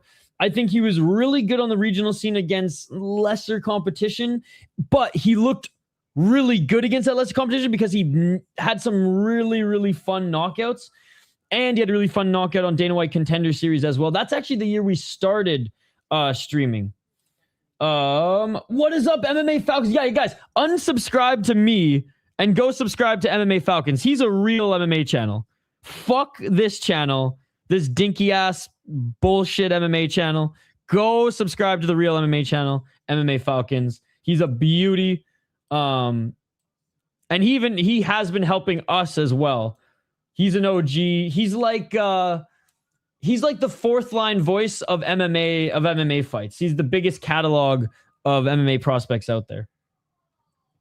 Anyways, his last 2 fights are coming off losses. Umar C, Azamat Mirzakhanov.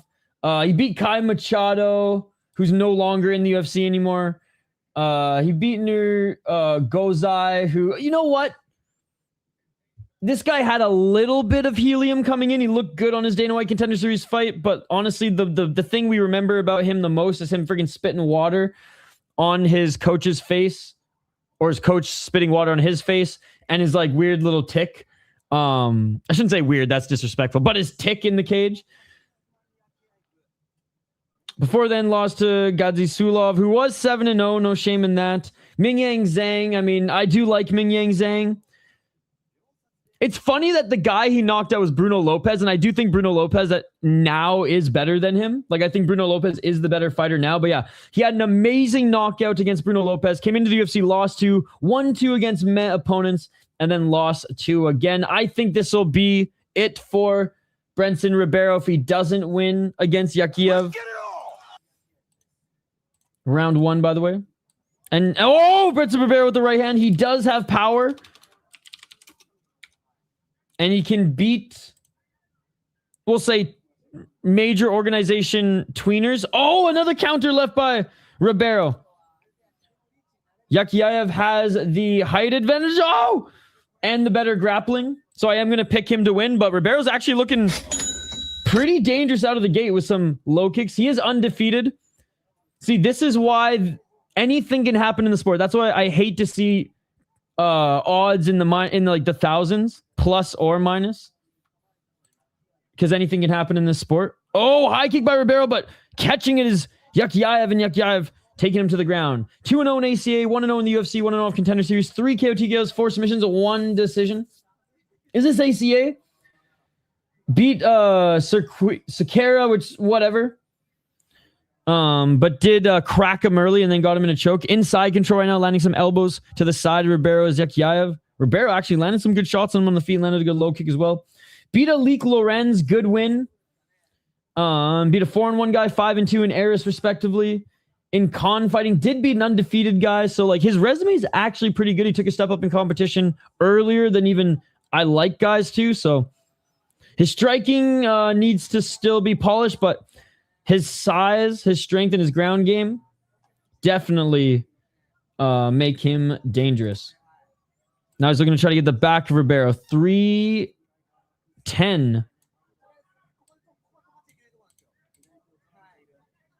All jokes aside, I think Abdul will win TKO. 256.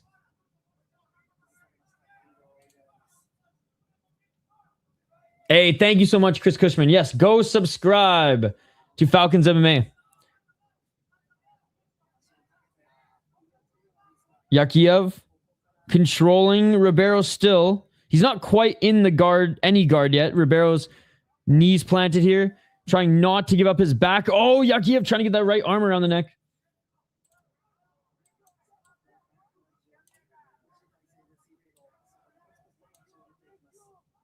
Yakhyaev trying to do some damage, but those left shots aren't landing. 2-14. Oh! Oh, rear naked choke. There it is. There it is. No hooks in. No hooks in. Okay, he had one hook, and it is all over. Yakhyaev with the rear naked choke. Again, striking. He still needs to polish up his striking, and with his size, he could be super dangerous, ladies and gentlemen. But he got the left hook in, submitted Ribeiro, and I think Ribeiro's probably going to be cut from the UFC. And you can see Ribeiro frustration as he smacks the mat. He's just not well-rounded enough for a major organization.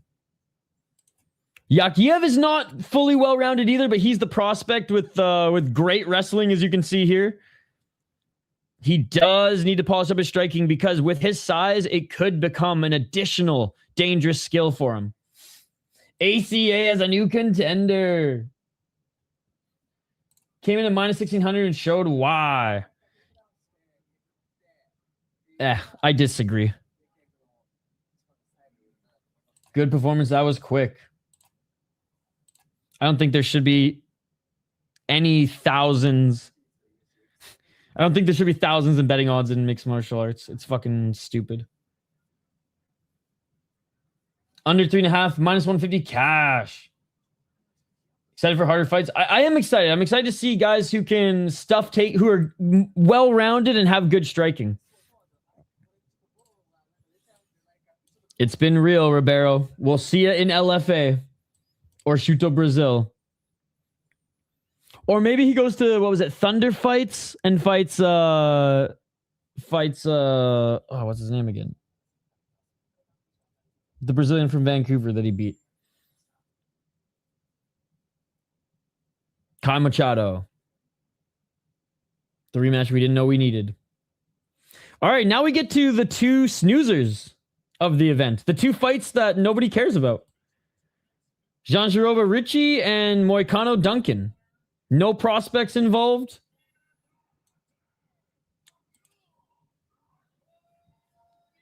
MVP Colin. His brother also wasn't that good either. He also got cut from the UFC. That's right. Bro looks like Mr. Beast. He's the Turkish Mr. Beast. Did he get 8 strikes in? Yes, he got 8 significant strikes. I believe he got 8 significant strikes. Let me double check. Where the fuck is it? He literally got 8 on the dot. You're lucky. You are lucky. Hey, now, I love Moicano. I love Moicano as well, actually. He's a friend of the channel. He's a supporter of the channel. And this is no offense to Moicano. It's just as far as the Ultimate Fighting Championship goes, like, I'm more invested in the prospects. Like, I hate to say this, Money Moicano, thank you for all the support you show on the channel, because he does support the channel, but, like, I'm not watching this card because of Money Moicano. I'm watching this card because of all the prospects that we've been, you know, that I posted about and we talk about. On UFC Official, he got 7. Damn. Well, we'll have to see then. We'll have to see. Ribeiro had 8.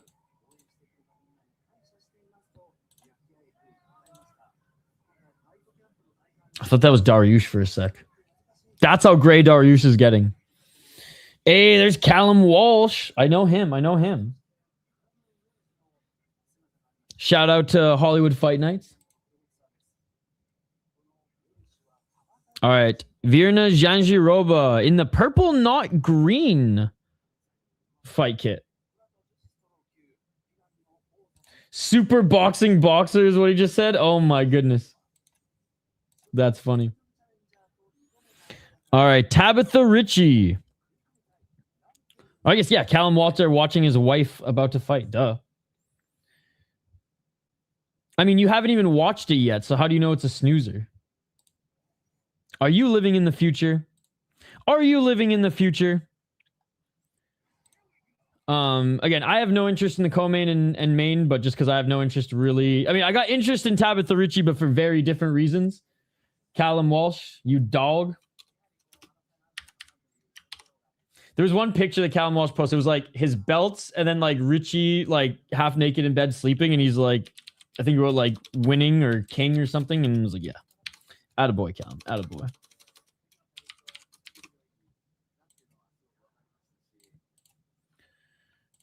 If Ben Askren went LGBTQ squared to the 3rd, this would be who he would look like. I just think No Chill MMA. Is that bad? Love you, No Chill, but you guys have the same hair. What I meant by? I got interest for this cast. Oh, this fight's not interesting you. Yeah. We'll see. I mean, if Jandiroba can get Ricci to the ground and keep her on the ground for a little bit, she probably will submit her.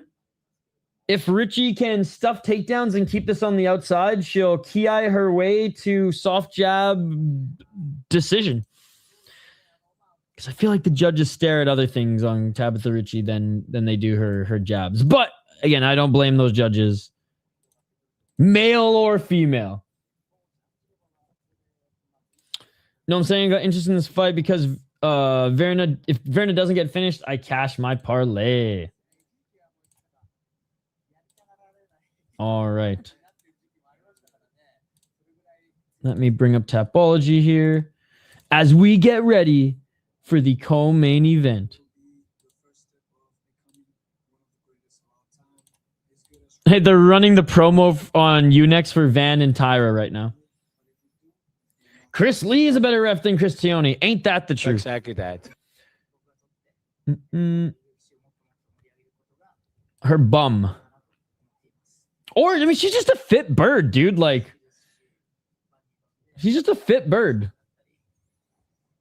Just need Virna to get 2 takedowns. I think you'll be able to. I think she'll be able to. Like, you know how the British call beautiful women fit birds? I mean, she is the definition. Bro, Ethyn Ewing is your type of prospect. Fucking love him, dude. I love how he won a belt and then beat Wellmaker a week later and then absolutely dominated a very, very good opponent. Someone needs to tell them the van is out. It was rebooked, but yes. Is the Strickland card now better than the White House card? I don't know either of those cards, to be honest. All I know is Bo Nickal's on the White House card, and it should be like Joe Pyfer.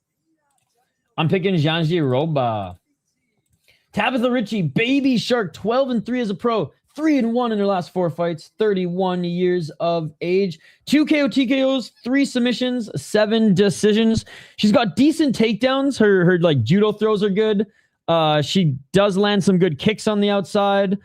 But what Tabatha Ricci does is she steals rounds by barely hitting her opponents on the outside. So like she will rarely get into the pocket. She'll clinch and try to rack up control time. And she has decent like striking technique, but it's usually just shots on the outside, point fighting. If I can't get the takedown, then I'm just gonna pin you up against the cage, separate. Very simplistic, non-killer instinct style, despite her having 5 finishes. 7-3 in the UFC, 3-0 in LFA. Beat Amanda Ribas, but Ribas again was past her prime, long in the tooth. She should have beat her like that, and she did. Yan Xiaonan showed that there's levels to this in striking, and I absolutely love that fight because I think Yan Xiaonan is a very fun UFC fighter. She beat Angela Hill. This actually was a pretty good fight. Honestly, though, I think Angela Hill won that fight. It should have been a split decision at the very least. Tisha Pennington, this was the clinch fight. Lupita Godinez was a sick fight, and I'm glad that Lupi got it. Lupi had the better first 2 rounds and then started to fade as she does in the 3rd round of fights. And Ricci looked good in that one, but she's beaten some good names in the division. It's just how she beats them is not the most fun for the most part. She got finished by Manon Fior. She got finished by Lupita Godinez and Yan Xiaonan. In Yan Xiaonan and Manon Fior, it just showed that there was levels to this. Lupi just faded in the 3rd round. And honestly, Angela Hill pretty much matched the striking. It was just the clinch work. And I think in the 3rd round, if I'm not mistaken, Tabatha Ricci got some control time via the takedown. I do think that she's well-rounded, but Virna Jandiroba is way more dangerous when it comes to the grappling. Now, Virna Jandiroba is getting up there in age, 37 years of age, certified auntie, 22-4. 3-1 in the last 5 fights. She's coming off a loss. Only 1 KO TKO, but 14 submissions, never been submitted, 7 decisions. She's lost 4 times via decision. 8-4 in the UFC, 3-0 in Invicta, and she lost to Mackenzie Dern via decision. Mackenzie Dern out-grappled her and outstruck her in that one.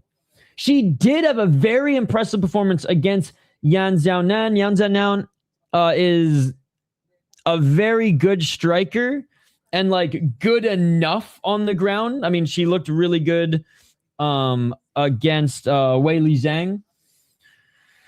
Good win against Amanda Lemos. Lemos is solid. That was a very good win against Amanda Lemos. Good win against Godinez.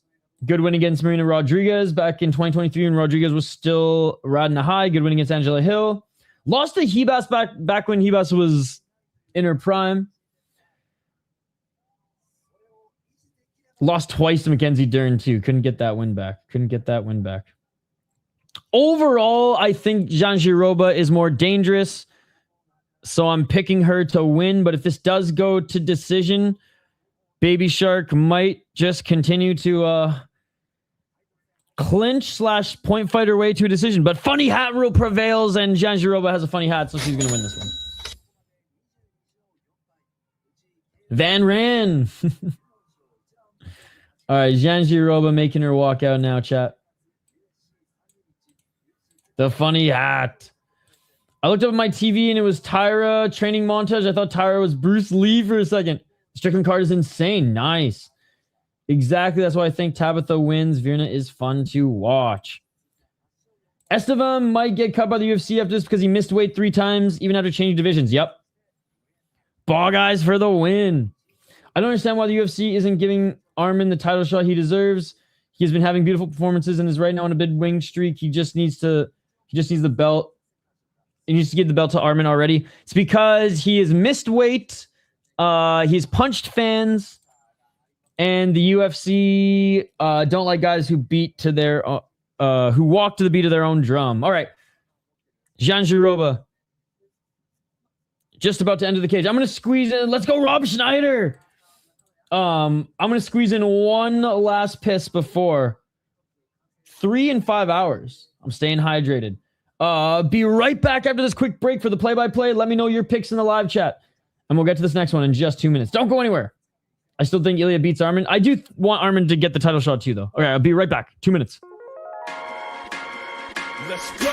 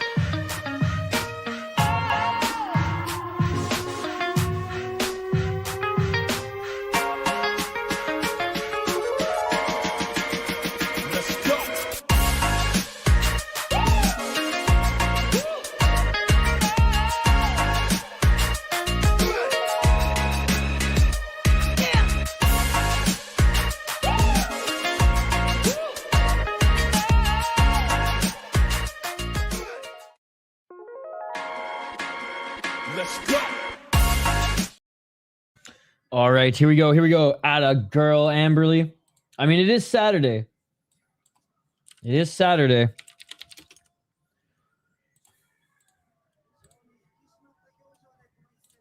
All right, here we go. Here we go. John Jones did way worse, in my opinion. And John Jones was stripped of the title, suspended, and is not in. And John Jones didn't get on the White House card. It's a bad example because John Jones didn't always get the Dana White privilege. More often than not, he didn't, to be perfectly honest. Honestly, just during the Aspinall stuff is when he did. Virna has knee pads? Fuck. Dude, knee pads Virna is a mythical creature. All right, here we go, chat. Here we go. Round 1 in this co-main event. God damn, she's a fit bird. Let's get it on. Let's get it on.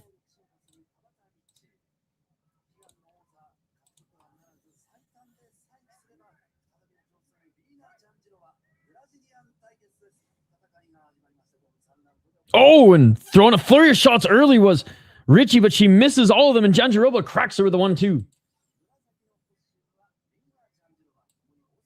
447.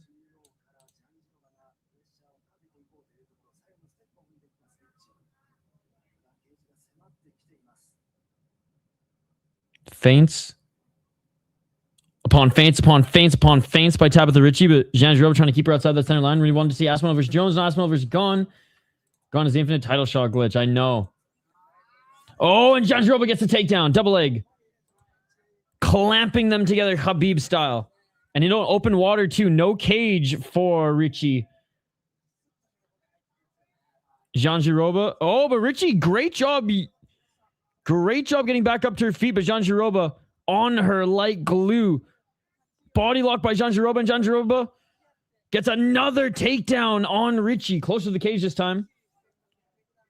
Closing in the hips here. Jandiroba with the right hand. Ricci, good job getting to the cage. Knees planted.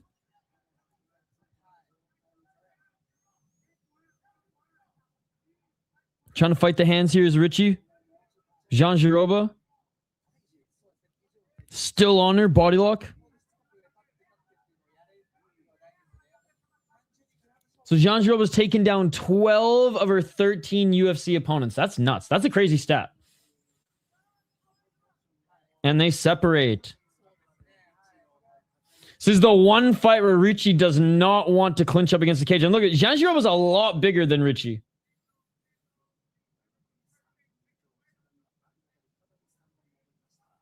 .309. Ricci side to side. Ricci she's herky-jerky. She feints and jerks around, but doesn't land as much as she throws. Good takedown defense there, though. Jandiroba couldn't take her down with a single leg. Ricci does have some decent judo, but again, does she want to take this to the ground? I don't think so. 245. Back to center. Ricci with the left jab.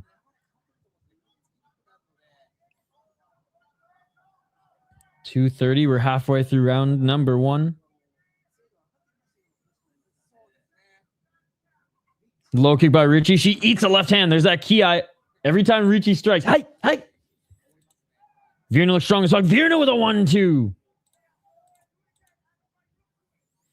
Oh, and Virna's corner saying add a right hook to that combo. And she was trying to throw it, but Ricci with the teep.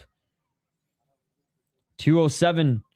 Ricci with the left and Jandiroba with a hook as well.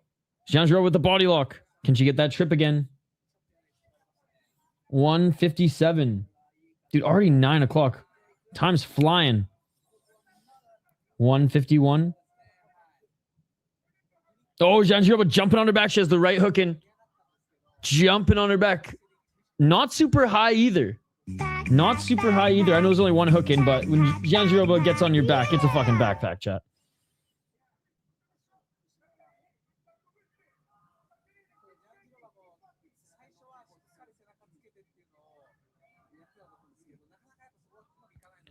.123 and they go to the ground. I mean, Virna is like a man, not trying to be mean.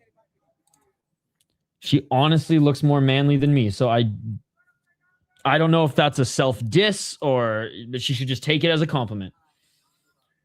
108. I bet my voice is probably still a little bit deeper, though. Just a little bit. Just a little bit as my voice cracks there. Little bit deeper. A little bit deeper. 58 seconds.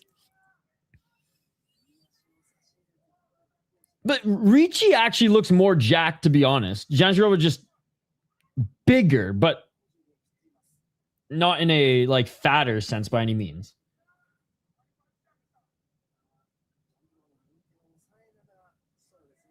Big boned. 35 seconds. Hook in. Trying to snatch that neck, but Ricci keeps ducking her head under the left shoulder. Oh, trying to flatten her out there. Ricci's got both hooks in, but only 19 seconds left. Can she get the choke?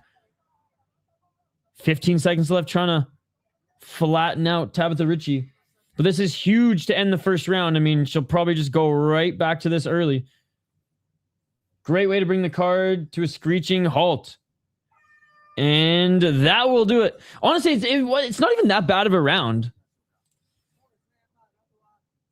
At least there's no like lay and pray. Jandiroba's going for that fucking back take and rear naked choke. I didn't think that round was that bad, chat. I didn't think the round was that bad. But like, yeah, compared to the violence that we've seen, it's whatever. I do think we might see a finish. I think if Jandiroba gets her down earlier, I think Ricci was lucky that there wasn't that much time left on the clock. I'm just saying she looks more square and straight, bigger frame. Yeah, bigger frame. That's what I should say. It was somewhat entertaining, yeah. It could have been worse. It could have been worse.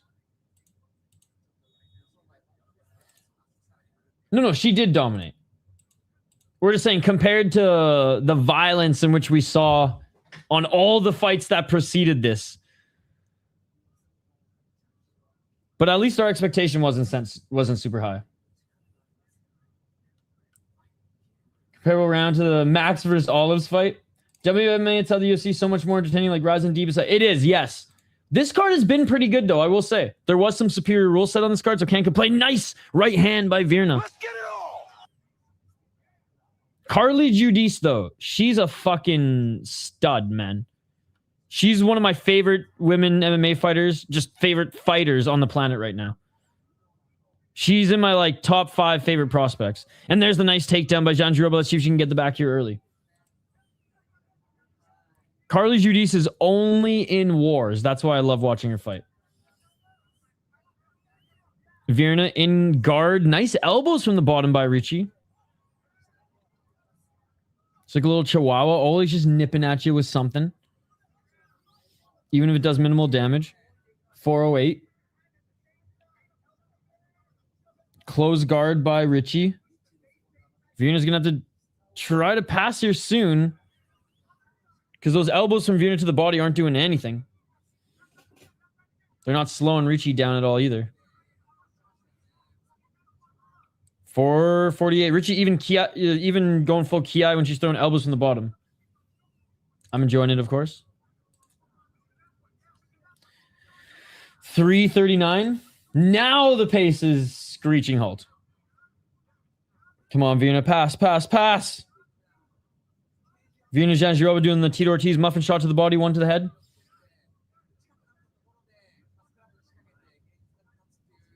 Ricci's so short she can barely close the guard. Virna, just pick her up and rampage slam her. 316. Oh, Ricci looking for an arm here. Ricci looking for an arm, but it's going to be tough to submit Jandiroba. And this was honestly an out for Jandiroba. Now Jandiroba scrambling, looking to try to get into side control. If we were allowed grounded knees, Jandiroba could just knee Ricci in the face with those knee pads. 252. Jandiroba trying to re-enter the guard. Don't tell me after all this, she's going to be stuck in full guard again. If it was superior rule, said it would be over. Yep. 238.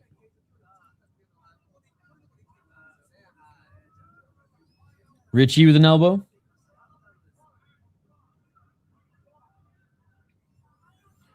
She is pretty small. Baby shark. 215. Jandiroba trying to get into side control here. Those elbows to the side, not doing too much damage.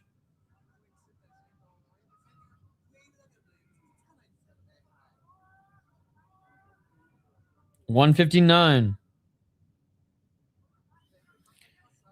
Okay, half guard now. Let's see if she can threaten the arm triangle choke to pass. 149.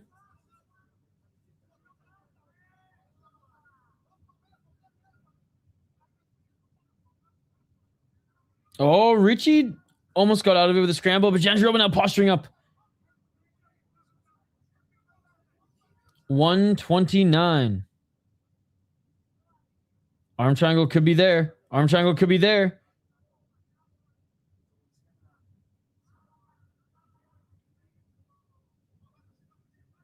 Oh, nice right elbow by Jandiroba. Ricci kicks her off and they're back up to their feet. Ricci throws a high kick, but that's well out of range. 1 minute on the clock. Left hand by Jandiroba. Here's Ricci's opportunity to try to win back the round.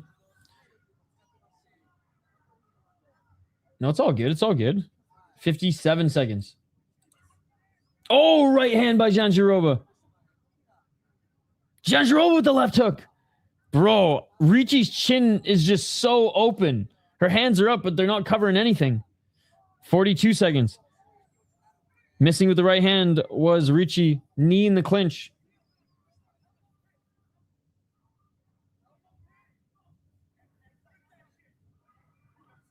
I love Jandiroba's corner. Rip that shit. Oh, Jandiroba with the right hand as they break from the clinch. Certified auntie strength, baby. Left hook by Jandiroba. Jandiroba looking for another takedown. Easy. Too easy. Too easy. Didn't do a lot of damage in top control, but Jandiroba absolutely dominated that round. Up 2 rounds. Could you imagine if this was the main event, 5 rounds? That'd be great, chat.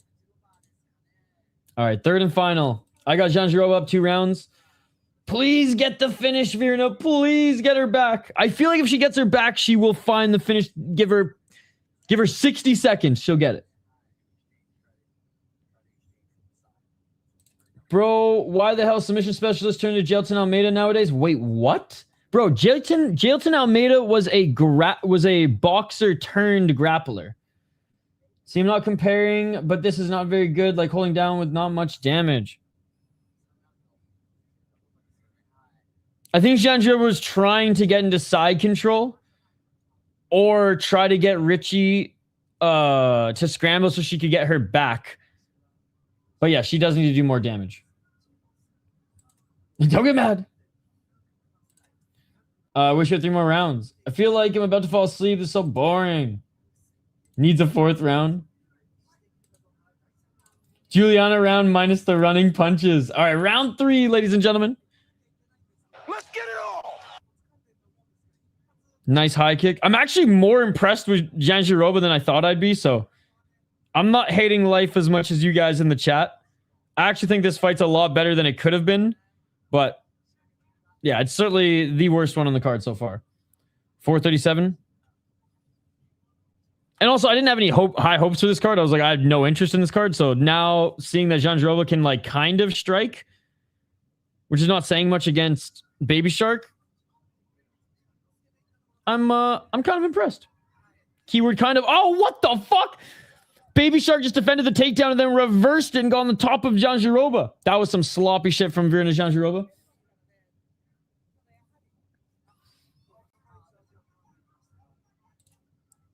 Yeah, I don't think Elise Pereira is very good of a fighter, personally. She had a good knee, but she needs a lot of development still. Jandiroba, 100%. I'm enjoying this fight. Let's go, Amberly. Tabatha Ricci staying in the top position. What's going on, Virna? Okay, Virna finally with the reversal here. I was going, where is it? Where is it? Virna reverses, gets back on her feet. 333. And Ricci with the 1-2, but I swear she's got pillow hands. I don't think Virna cares she got taken down. Nope, she just got reversed. She just reversed and got back up to her feet. And honestly, in the striking department, Virna's landed the better shots. Ricci's about to be taken down again. Ricci actually stuffed the takedown. Stuffed the takedown. Virna missing. I think Virna's just tired. Looks a lot more sloppy than she did in the first 2 rounds. And Ricci doesn't really get tired. She just kind of bounces around the whole fight. Ricci missing with her shots. She lasts at least 120 seconds with John Jones. Oh, yeah, for sure. Oh, nice right to the body by Jandiroba. Ricci striking is just so not accurate that a slower and tired Jandiroba is still able to outstrike her here in the 3rd round. 226. Oh, there's a nice right hand by Tabatha Ricci. Left by Jandiroba. They're throwing down fucking... You know, as sloppy as Forrest Griffin and Stephen Bonner did, at least. Rest in peace. Could use a little bit more blood like that one, though. Oh, nice right by Ricci. That was probably the best strike she's had all fight. Jillian Robertson's not that great. That's why. Jillian Robertson's gotten better recently, but I've never been high on Jillian Robertson, despite even though she's Canadian. Azamat Mirzakana versus Paulo Costa, new main event next week. I'll believe it when I'm not saying that that's not what they announced. I'm saying I don't believe that Paulo Costa is going to fight until he's in the cage. Hey, what is up, TG? Like and subscribe, amigos. How are you doing, buddy? Well, the first round of this fight was somewhat entertaining. 114. Let's see if they can finish it out just slugging. Ricci with the 1-2. And there's a right hand by Jandiroba. Jandiroba looking for a takedown here. Can she get the trip takedown? She gets it. She gets it right into side control. She's been on a pretty good win streak lately. She's fine. Don't get me wrong. I've never been super high on her. I think her striking leaves a lot to be desired. I don't know if she can further develop it at this stage in her career. Right? Watch Paulo miss weight at light heavyweight. Too much vino. I bet it's pretty warm in Vegas today. Oh! Jandiroba, both hooks in. She has the back of Ricci. 36 seconds left. She's trying to get that right arm under the chin. Can she get the finish with 30 seconds left? I said she needed 50 seconds. Can she do it in 30? 26.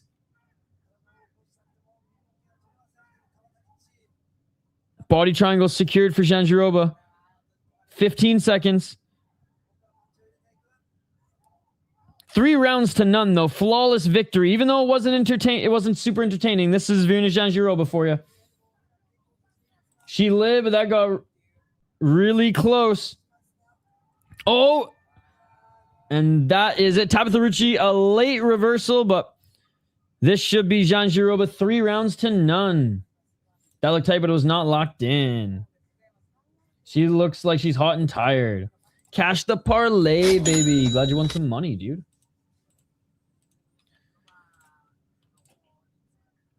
I'm so glad Dern won the championship. All right. Main event coming up next. I imagine Jandiroba's winning this one. All 3 rounds. Ricci looked the best in the 3rd round.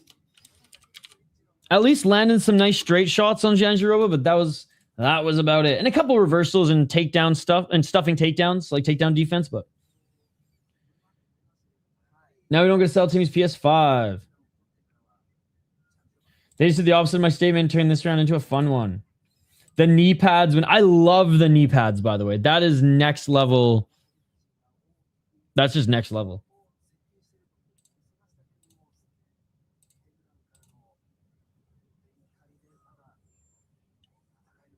All right, here we go. We have a decision.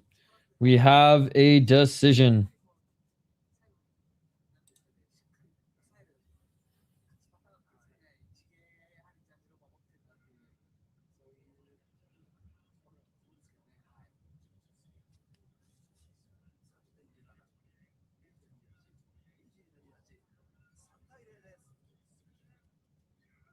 Virna Jandiroba.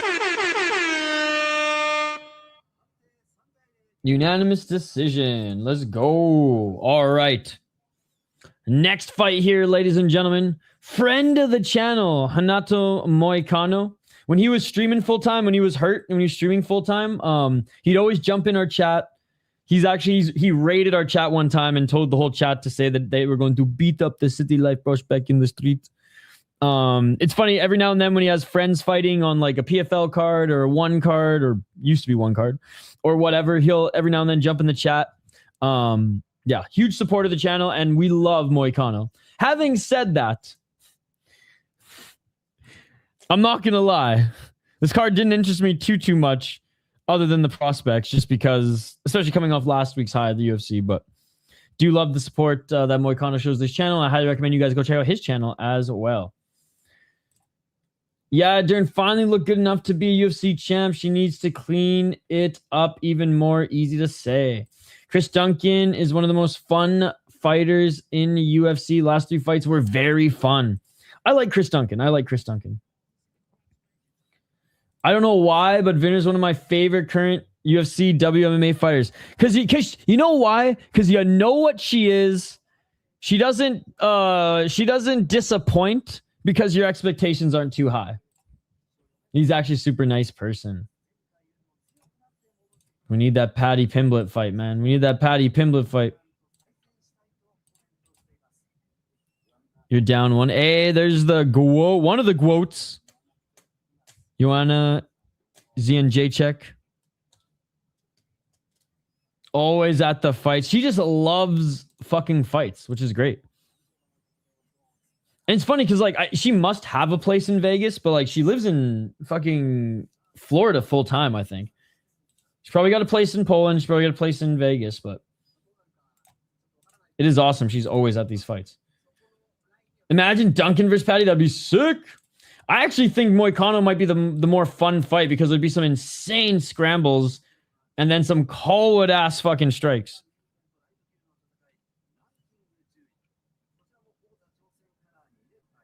Here we go.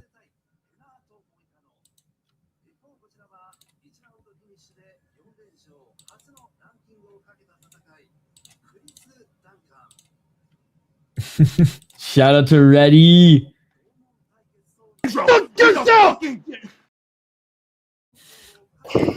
Allah.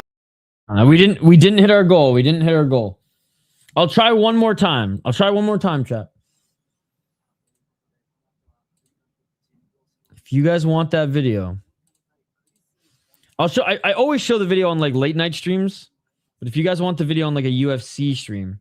By the way, we're trying to get to 35 likes on the video. There's 30 of you watching. If all you smash that like button, we will hit our goal.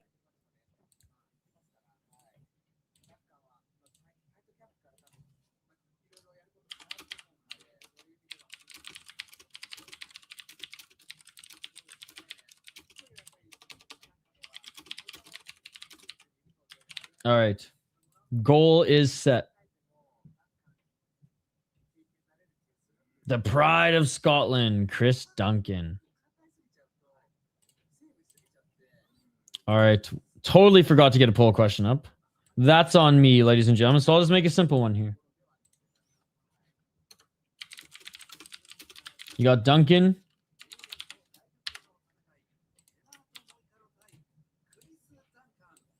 I'm going to pick Duncan, and Moicano's going to straight left jab him, and he's going to knock him out somehow, some way.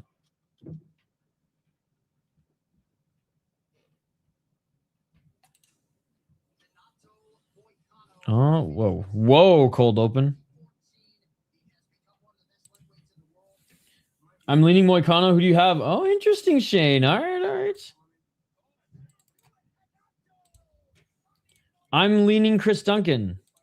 So this is good. This is good. Let's fucking end it going head to head. I'll go Chris Duncan. Moicano's dangerous on the ground and he's tough. He fights like a brute on the ground. Certified Unk. He's Uncle Moicano now at 36 years of age. Where's the time going? Chris Duncan, 32 years of age. 15-2 for Chris Duncan. 27-1 for Uncle Moicano. Moicano's here to make the money. Chris Cushman gifting a membership. Oh shit. Oh shit. We hit the goal. We hit the goal. Shout out to Chris Cushman for gifting a membership. And I don't know what his username is, but shout out to Cads or whatever. Moicano's hungry for a win. It all will depend if he can afford to lose or not. Money can afford to lose this one. Highlander for the win. Win Cushman. That means I have to play the video. Chris Duncan. 15-2. Like I said, he's out of Scotland. One of the few UFC guys to be out of Scotland. He's out of American top team in the United States. 7 KO TKOs. He's been knocked out once. 4 submissions, been submitted once, and 4 decisions. He's never lost a decision. 6-1 in the UFC. 3-0 in Bellator, and 1-1 on Contender Series. That's right. His second round of Contender Series, he was able to get back into the UFC with a beautiful overhand, or it was a right cross to knock out Charlie Campbell. This was one of the we started streaming in 2022 on this channel, and it was that season of Contender Series. So I remember, and there's a highlight of me reacting to it, which is amazing. Came into the UFC, split against Omar Morales, meh. Good win against Yanal Ashmouz. Got dropped and knocked out by Manuel Torres, which Torres is really good, so no shame in that. Comes back, beats Oki, beats Jordan Vucenic, has an absolute war against Mateusz Rebecki, because Rebecki goes to war with every fucking fighter that he fights with. Rebecki's one of the coolest and most entertaining fighters in the Ultimate Fighting Championship. But what a run, dude. Prospect, top Cage Warriors fighter, an absolute fucking animal, and former FEN, I think he was FEN champ. And then Terrence McKinney, because, you know, Terrence McKinney. He's got an amazing run, Chris Duncan. He's a good wrestler.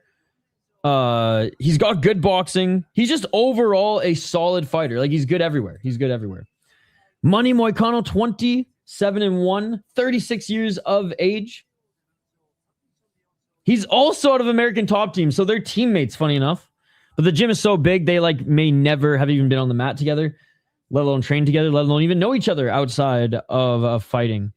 2 KO TKOs. He's got blood on his flag. That's so fucking badass. 10 submissions, 8 decisions, 12-7 in the UFC, 8-0 in Jungle Fight. He's been in the UFC since 2014. Lost to Beneil Dariush in his last fight. That's not a good sign. Then obviously Islam Makhachev before that. He hurt Beneil Dariush, then Beneil Dariush hurt him, and it was kind of a back and forth affair, but Beneil did more damage and got more control time in that one. Obviously took the Makhachev fight on short notice. Was supposed to fight Beneil that night, but ends up fighting Makhachev. At least he made some money on that one. Great upset win over Benoit Saint Denis. Great win over Jalen Turner. Well, I'll say this. He was lucky that Jalen Turner didn't want to finish him, because he was able to come back in that fight and just legendary status. Great win against Drew Dober. That was a fucking war. Great win against Brad Riddell as well. Sent Riddell into retirement. Lost to Rafael Dos Anjos. No shame in that, even an older Dos Anjos. I mean, he's got so many good wins on his resume. Hernandez, Dober, Turner, Benoit Saint Denis, Jai Herbert, Cub Swanson, Calvin Kattar, Jeremy Stevens. And he beat Ismail Bonfim in Jungle Fights for the title, which is pretty cool. So, like, both of them have fought really good competition in the UFC. Both of them have fought really good competition outside the UFC. Chris Duncan with Thiago Alves is in his corner too. Bad fucking ass, ladies and gentlemen. This is actually a really good matchup. Just because I'm not a huge UFC guy anymore, that's one of the reasons why I just wasn't interested in the co-main and main. It's nothing really to do with the fighters themselves. I'm just way more into and invested into following prospects these days. But yeah, good matchup. Should be a fun fight. I'll pick Chris Duncan to win this one. But for the beer bet, I'm picking Chris Duncan. But honestly, I'm pretty torn. Like, this one really could go either way. 2 ATT fighters is a rare one too. Kind of. I feel like out of every gym, ATT would be the gym where guys fight each other. And I feel like we've seen it before. And Chris Duncan, he's part-time ATT, part-time back home too. Whereas Renato is 100% at ATT. Now, don't get me wrong. Like, I say part-time. That's where he does his camps. He's like, when he's back home in Scotland, he obviously trains out of his home gym there. All right, Moicano making his walkout.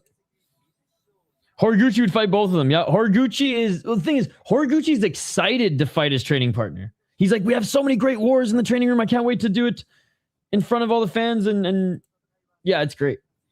I feel like there's a split with the Brazilian and Americans. A little ATT.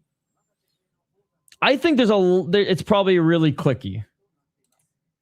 Duncan can smash this donut. That's the theme song for that movie I love about Scotland and trying to keep freedom.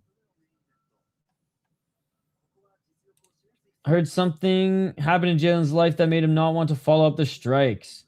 He found Jesus. Wait, that's crazy. Beat bumped him that long ago. Whoa. Braveheart? His BSD win is aging really well. Jalen gonna retire 11 times in his career. Fumbled the bag. Duncan said they've trained and Money has subbed him. Oh shit. Let's go, Money Moicano. He should walk out to Money by Pink Floyd. Moicano's actually in pretty good shape for this one. Terrence is about to go on a title run.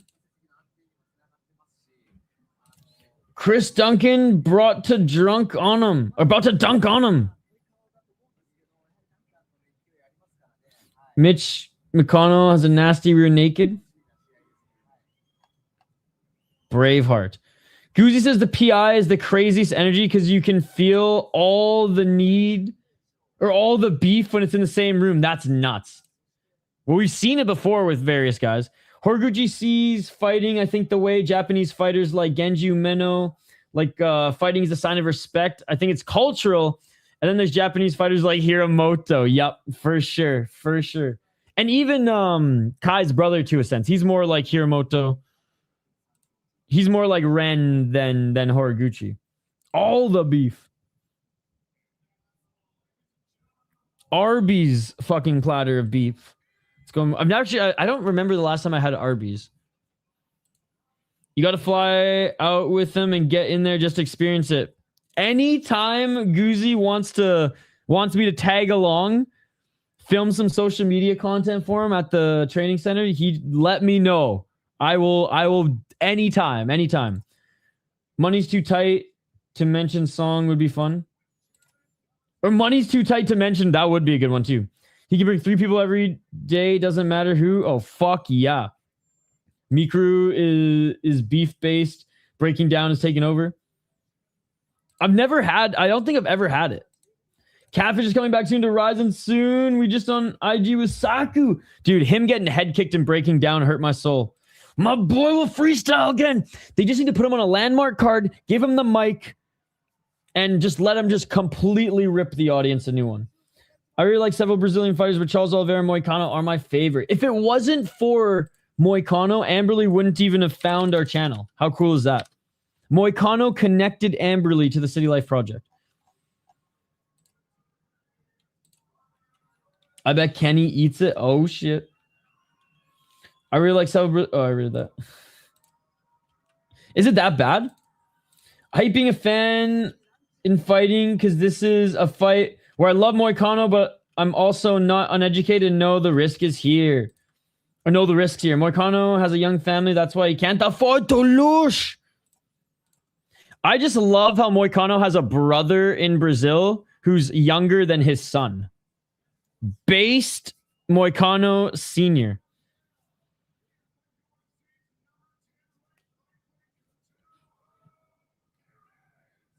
That's like me. I'm pretty sure I have an uncle who is like my age or younger.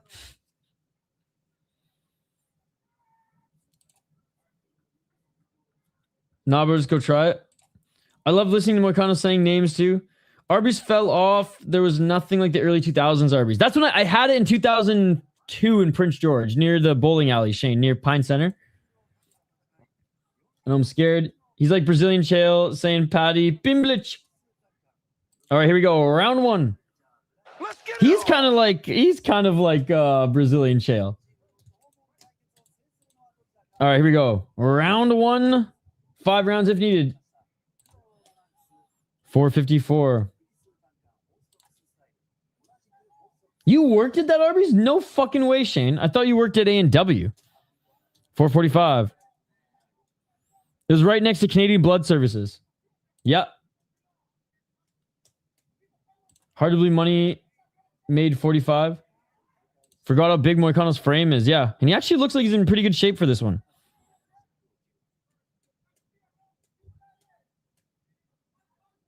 I don't think it's the worst tattoo. Oh, big right by Moicano. Dude, A&W in the States sucks, Shane. It's not like Canada's at all. Chris Duncan with the right hand. Yo, denial. Wait till you gotta, someday you gotta experience the Canadian version. It's a completely different company. Like, they're run by completely different CEOs and everything, and it's so much better. The burger family, come on now. I asked for a teen burger in the United States, and they thought I was Brutus. $4 bacon cheeseburger, thick ass patty, can't go wrong. $3.37. Dude, hell yeah. I'm stoked that there's some good ones in the States because everyone I've gone to in Minneapolis has been absolute fucking trash. I didn't stay at Arby's long, but I worked there for a bit. Nice knee. There's not much going on, Drew. Drew, you can leave. Goodbye, Drew. Go away. Unsubscribe. We're not an MMA channel. Finally, they break from the clinch. Literally nothing was going on, so I read chat. You have a problem with that? Go somewhere else. We're not a real MMA channel, so you won't even like it here anyways. Bye-bye. Goodbye. 3 minutes on the clock. Right hand by Moicano. Moicano missing with the right hand. Toodaloo, Drew. Toodaloo.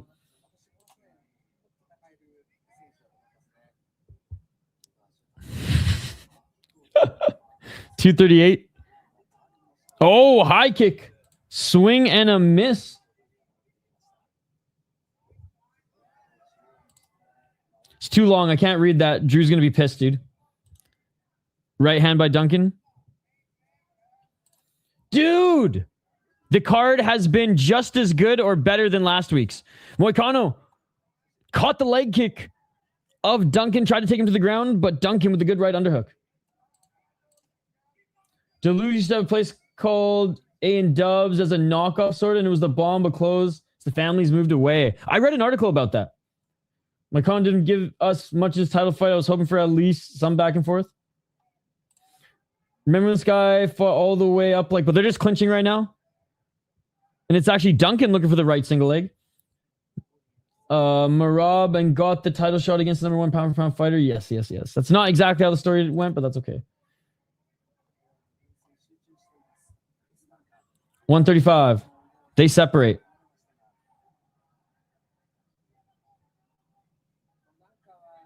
See how nothing's going on and I say nothing and how it's easier for me to read chat? Interesting, Drew. Interesting. Nice left by Moicano.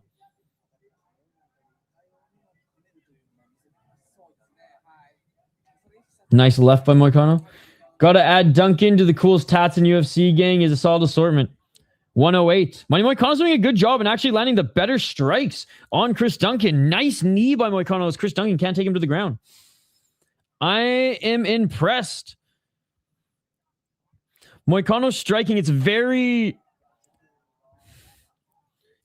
upright. He doesn't move a lot. He doesn't bounce a lot.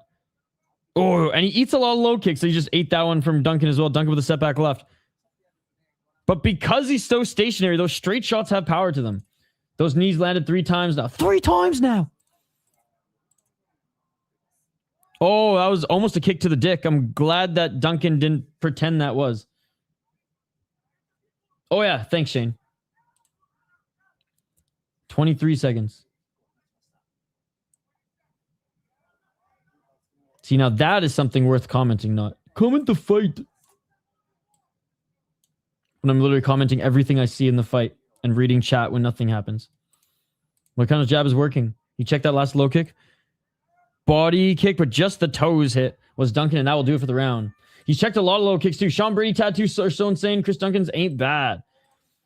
I hate and love Moicano's back piece sometimes. I love it sometimes. I hate it. All right, round 2 coming up.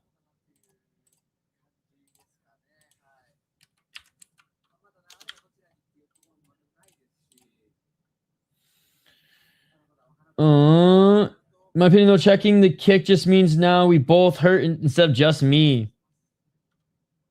Moicano's looking good. Yeah, in my opinion, Moicano won the first round. What do you guys think? Don't worry, you guys are allowed to talk in chat during the fights. You guys are allowed to talk in chat during fights. Drew allows it. Pantoja just posted a video of him on the scale. Looks like he's back. Pantoja!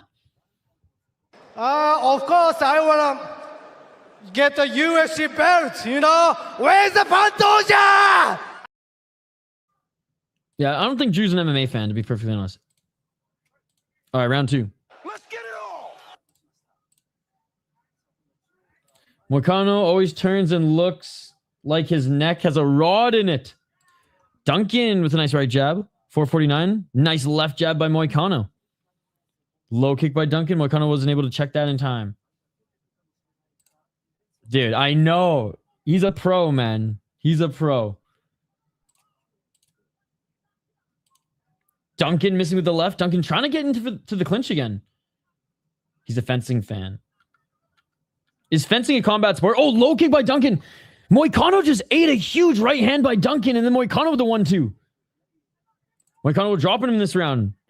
Moicano body lock. Chris Duncan throwing him off of him. Duncan needs to use defense, not just head movement. Duncan's nose is a little banged up and bruising under his right eye. Like he wants to crash out and go crazy, but he's so reserved and respectful. Oh, big right by Duncan. Duncan with a front kick. Moicano didn't like that. 356. Oh, Moicano dropped him. Moicano ate a shot and then dropped him. You were right. And Moicano now looking to get his back. Moicano finishing instinct is there. He's on his back right now. Both hooks in. Shots to the side of his face. 339. Shots to the side of his head. Told you, hands down, man down. Moicano now looking for the rear naked choke. No, softening him up. 3 minutes and 28 seconds. He has so much time to work. Moicano trying to sneak that right arm under the chin. Oh my goodness, he's looking for it. He's cranking it. Blood dripping from the nose. Oh my God, there's so much blood. Moicano just did the reverse of Fiziev fight exchange. The chin remains. Dude, he has such a good chin. It's insane how many big shots he took and then just threw him right back at Chris Duncan. Underrated power for that stance. Body triangle secured. Moicano has so much time to work. Bro's absolutely leaking. When he was squeezing, he was just squeezing blood out of his nose. It was insane. So much blood. 2 minutes and 49 seconds. Demonetized. But it's worth it. Is this a Luke's fight or UFC? The UFC is doing their best Luke's impression. The UFC wants to be Luke so bad, ladies and gentlemen. They never will be as entertaining as Luke's, but they're trying. Just bleed for the blood dogs. 230. Moicano. This is only the second round, too. He could not afford to lose. Halfway through the round, look at that right eye by Chris Duncan. It is completely swollen. 216. Moicano continuing to try to soften him up. I don't see this going much longer. About to end, says Fight Buzz. By the way, guys, go subscribe to Fight Buzz. He's a real MMA channel. We're a fake MMA channel. He's a real MMA channel. Drew, go to Fight Buzz. He's going to crank it. Duncan looks dead. He must have been hurt against Manolo. Oh, and it is all over. Money Moicano does it. I'm never picking against you again, brother. Let's go. Money Moicano. He said, no. No. Unbelievable. Great, dude. Great job, Shane. Great pick. Unreal. I can't wait for the post-fight speech. He's throwing his mouthpiece. Wow, Moicano showed the fuck up, made me look like a fool. I should have knew he couldn't afford to lose. Yo, great fucking fight. I told y'all money would make me money. Guys, go subs. What are you doing? Why are you still here? Go to Fight Baz's channel. He's a real MMA channel. His live streams are way better than this shit. Go show him some love. Oh God, he licked the blood. Lick the blood, BJ Penn style. I'd put that straight in my mouth if you got that mouthpiece. Oh my God, denial. Emotional damage. If BJ Penn did, I might have back in the day. I don't know if I'd take that risk with Money Moicano.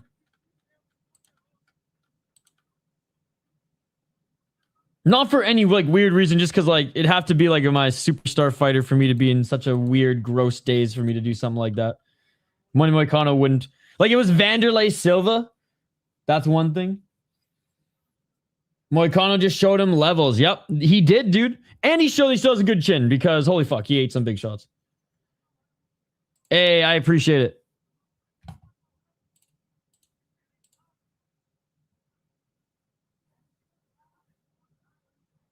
We are now here for the Moicano speech. By the way, we are planning to stream later. I haven't set up the stream yet because I don't know if it's up on their YouTube channel yet, but we'll go over it all here in a little bit. Money Moicano.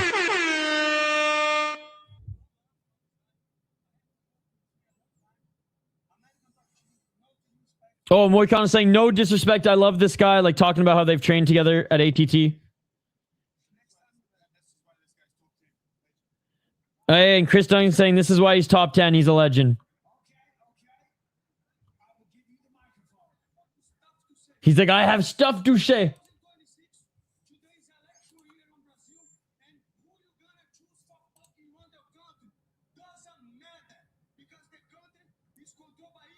He's saying that Brazil's controlled by evil people. Hey, cheers, Denial. Have a great night.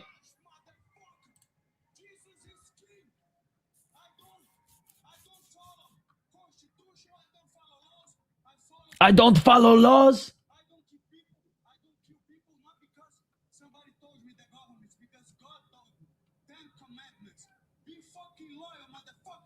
Be loyal to the 10 commandments, motherfucker.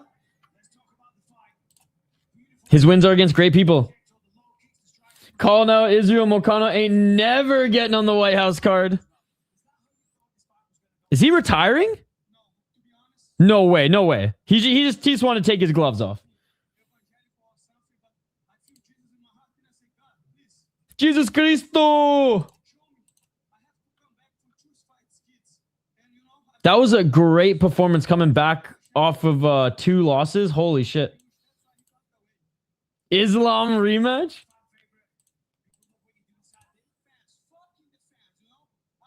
He said, fuck the fans. He says, fuck the fans. I love the fans, but fuck the fans. We love you, Moicano. Yeah, that's what I figured.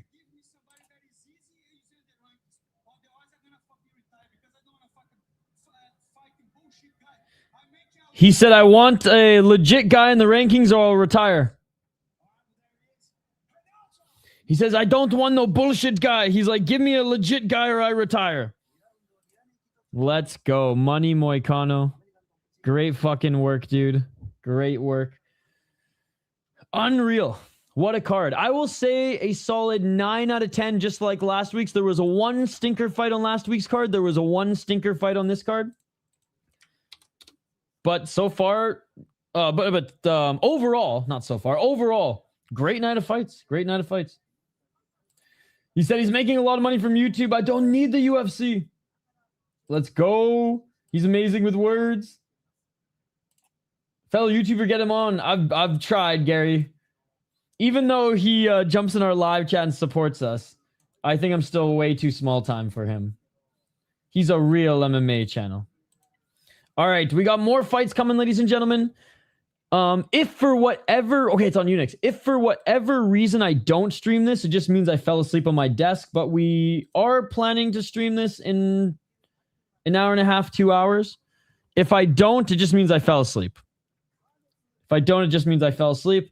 But tomorrow we are 100% going to be streaming Samurai Fight House. So join us for that. We'll be streaming the entire card. So if this doesn't get set up in like an hour or two, it means I fell asleep. But we are 100% going to be streaming all midday Sunday for those Samurai Fight House. As always, I post prospect highlights every single week, ladies and gentlemen. As you can see, every fighter who is either making his debut in the UFC, returned to the UFC, or had under 3 fights in the UFC, I put together a highlight package of every single one. So go check them out, and I'll put a super cut of them here too. So there you go. There you go. Sterling or Zalal? Oof. That's a tough one. I'm gonna say Zalal, but I'm not like counting Sterling out by any means. I'm just picking one for the sake of picking one. Sterling could very well win that fight. At least Pereira wants to fight for the BMF. Sure. Okay, bedtime, night. Oh, it's time for me to eat. I'm fucking starving. Hopefully back tonight for a little Japanese Muay Thai. If not, I'll see you guys tomorrow for Samurai Fight House, a little Argentinian mixed martial arts. Again, thank you to everybody who donated. Chris Cushman, you're the man. And because Chris Cushman donated, we will see you guys out on Hank the Tank, converting to Islam and ending the war in the Middle East. Alayanar sobunar sitagu walaking negosyo fararinade Alayanar sobunar sinatugu walaking negosyo fararinade.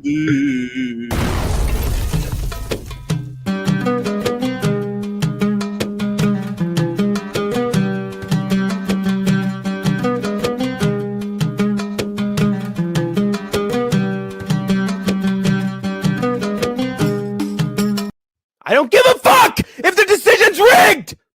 Yeah.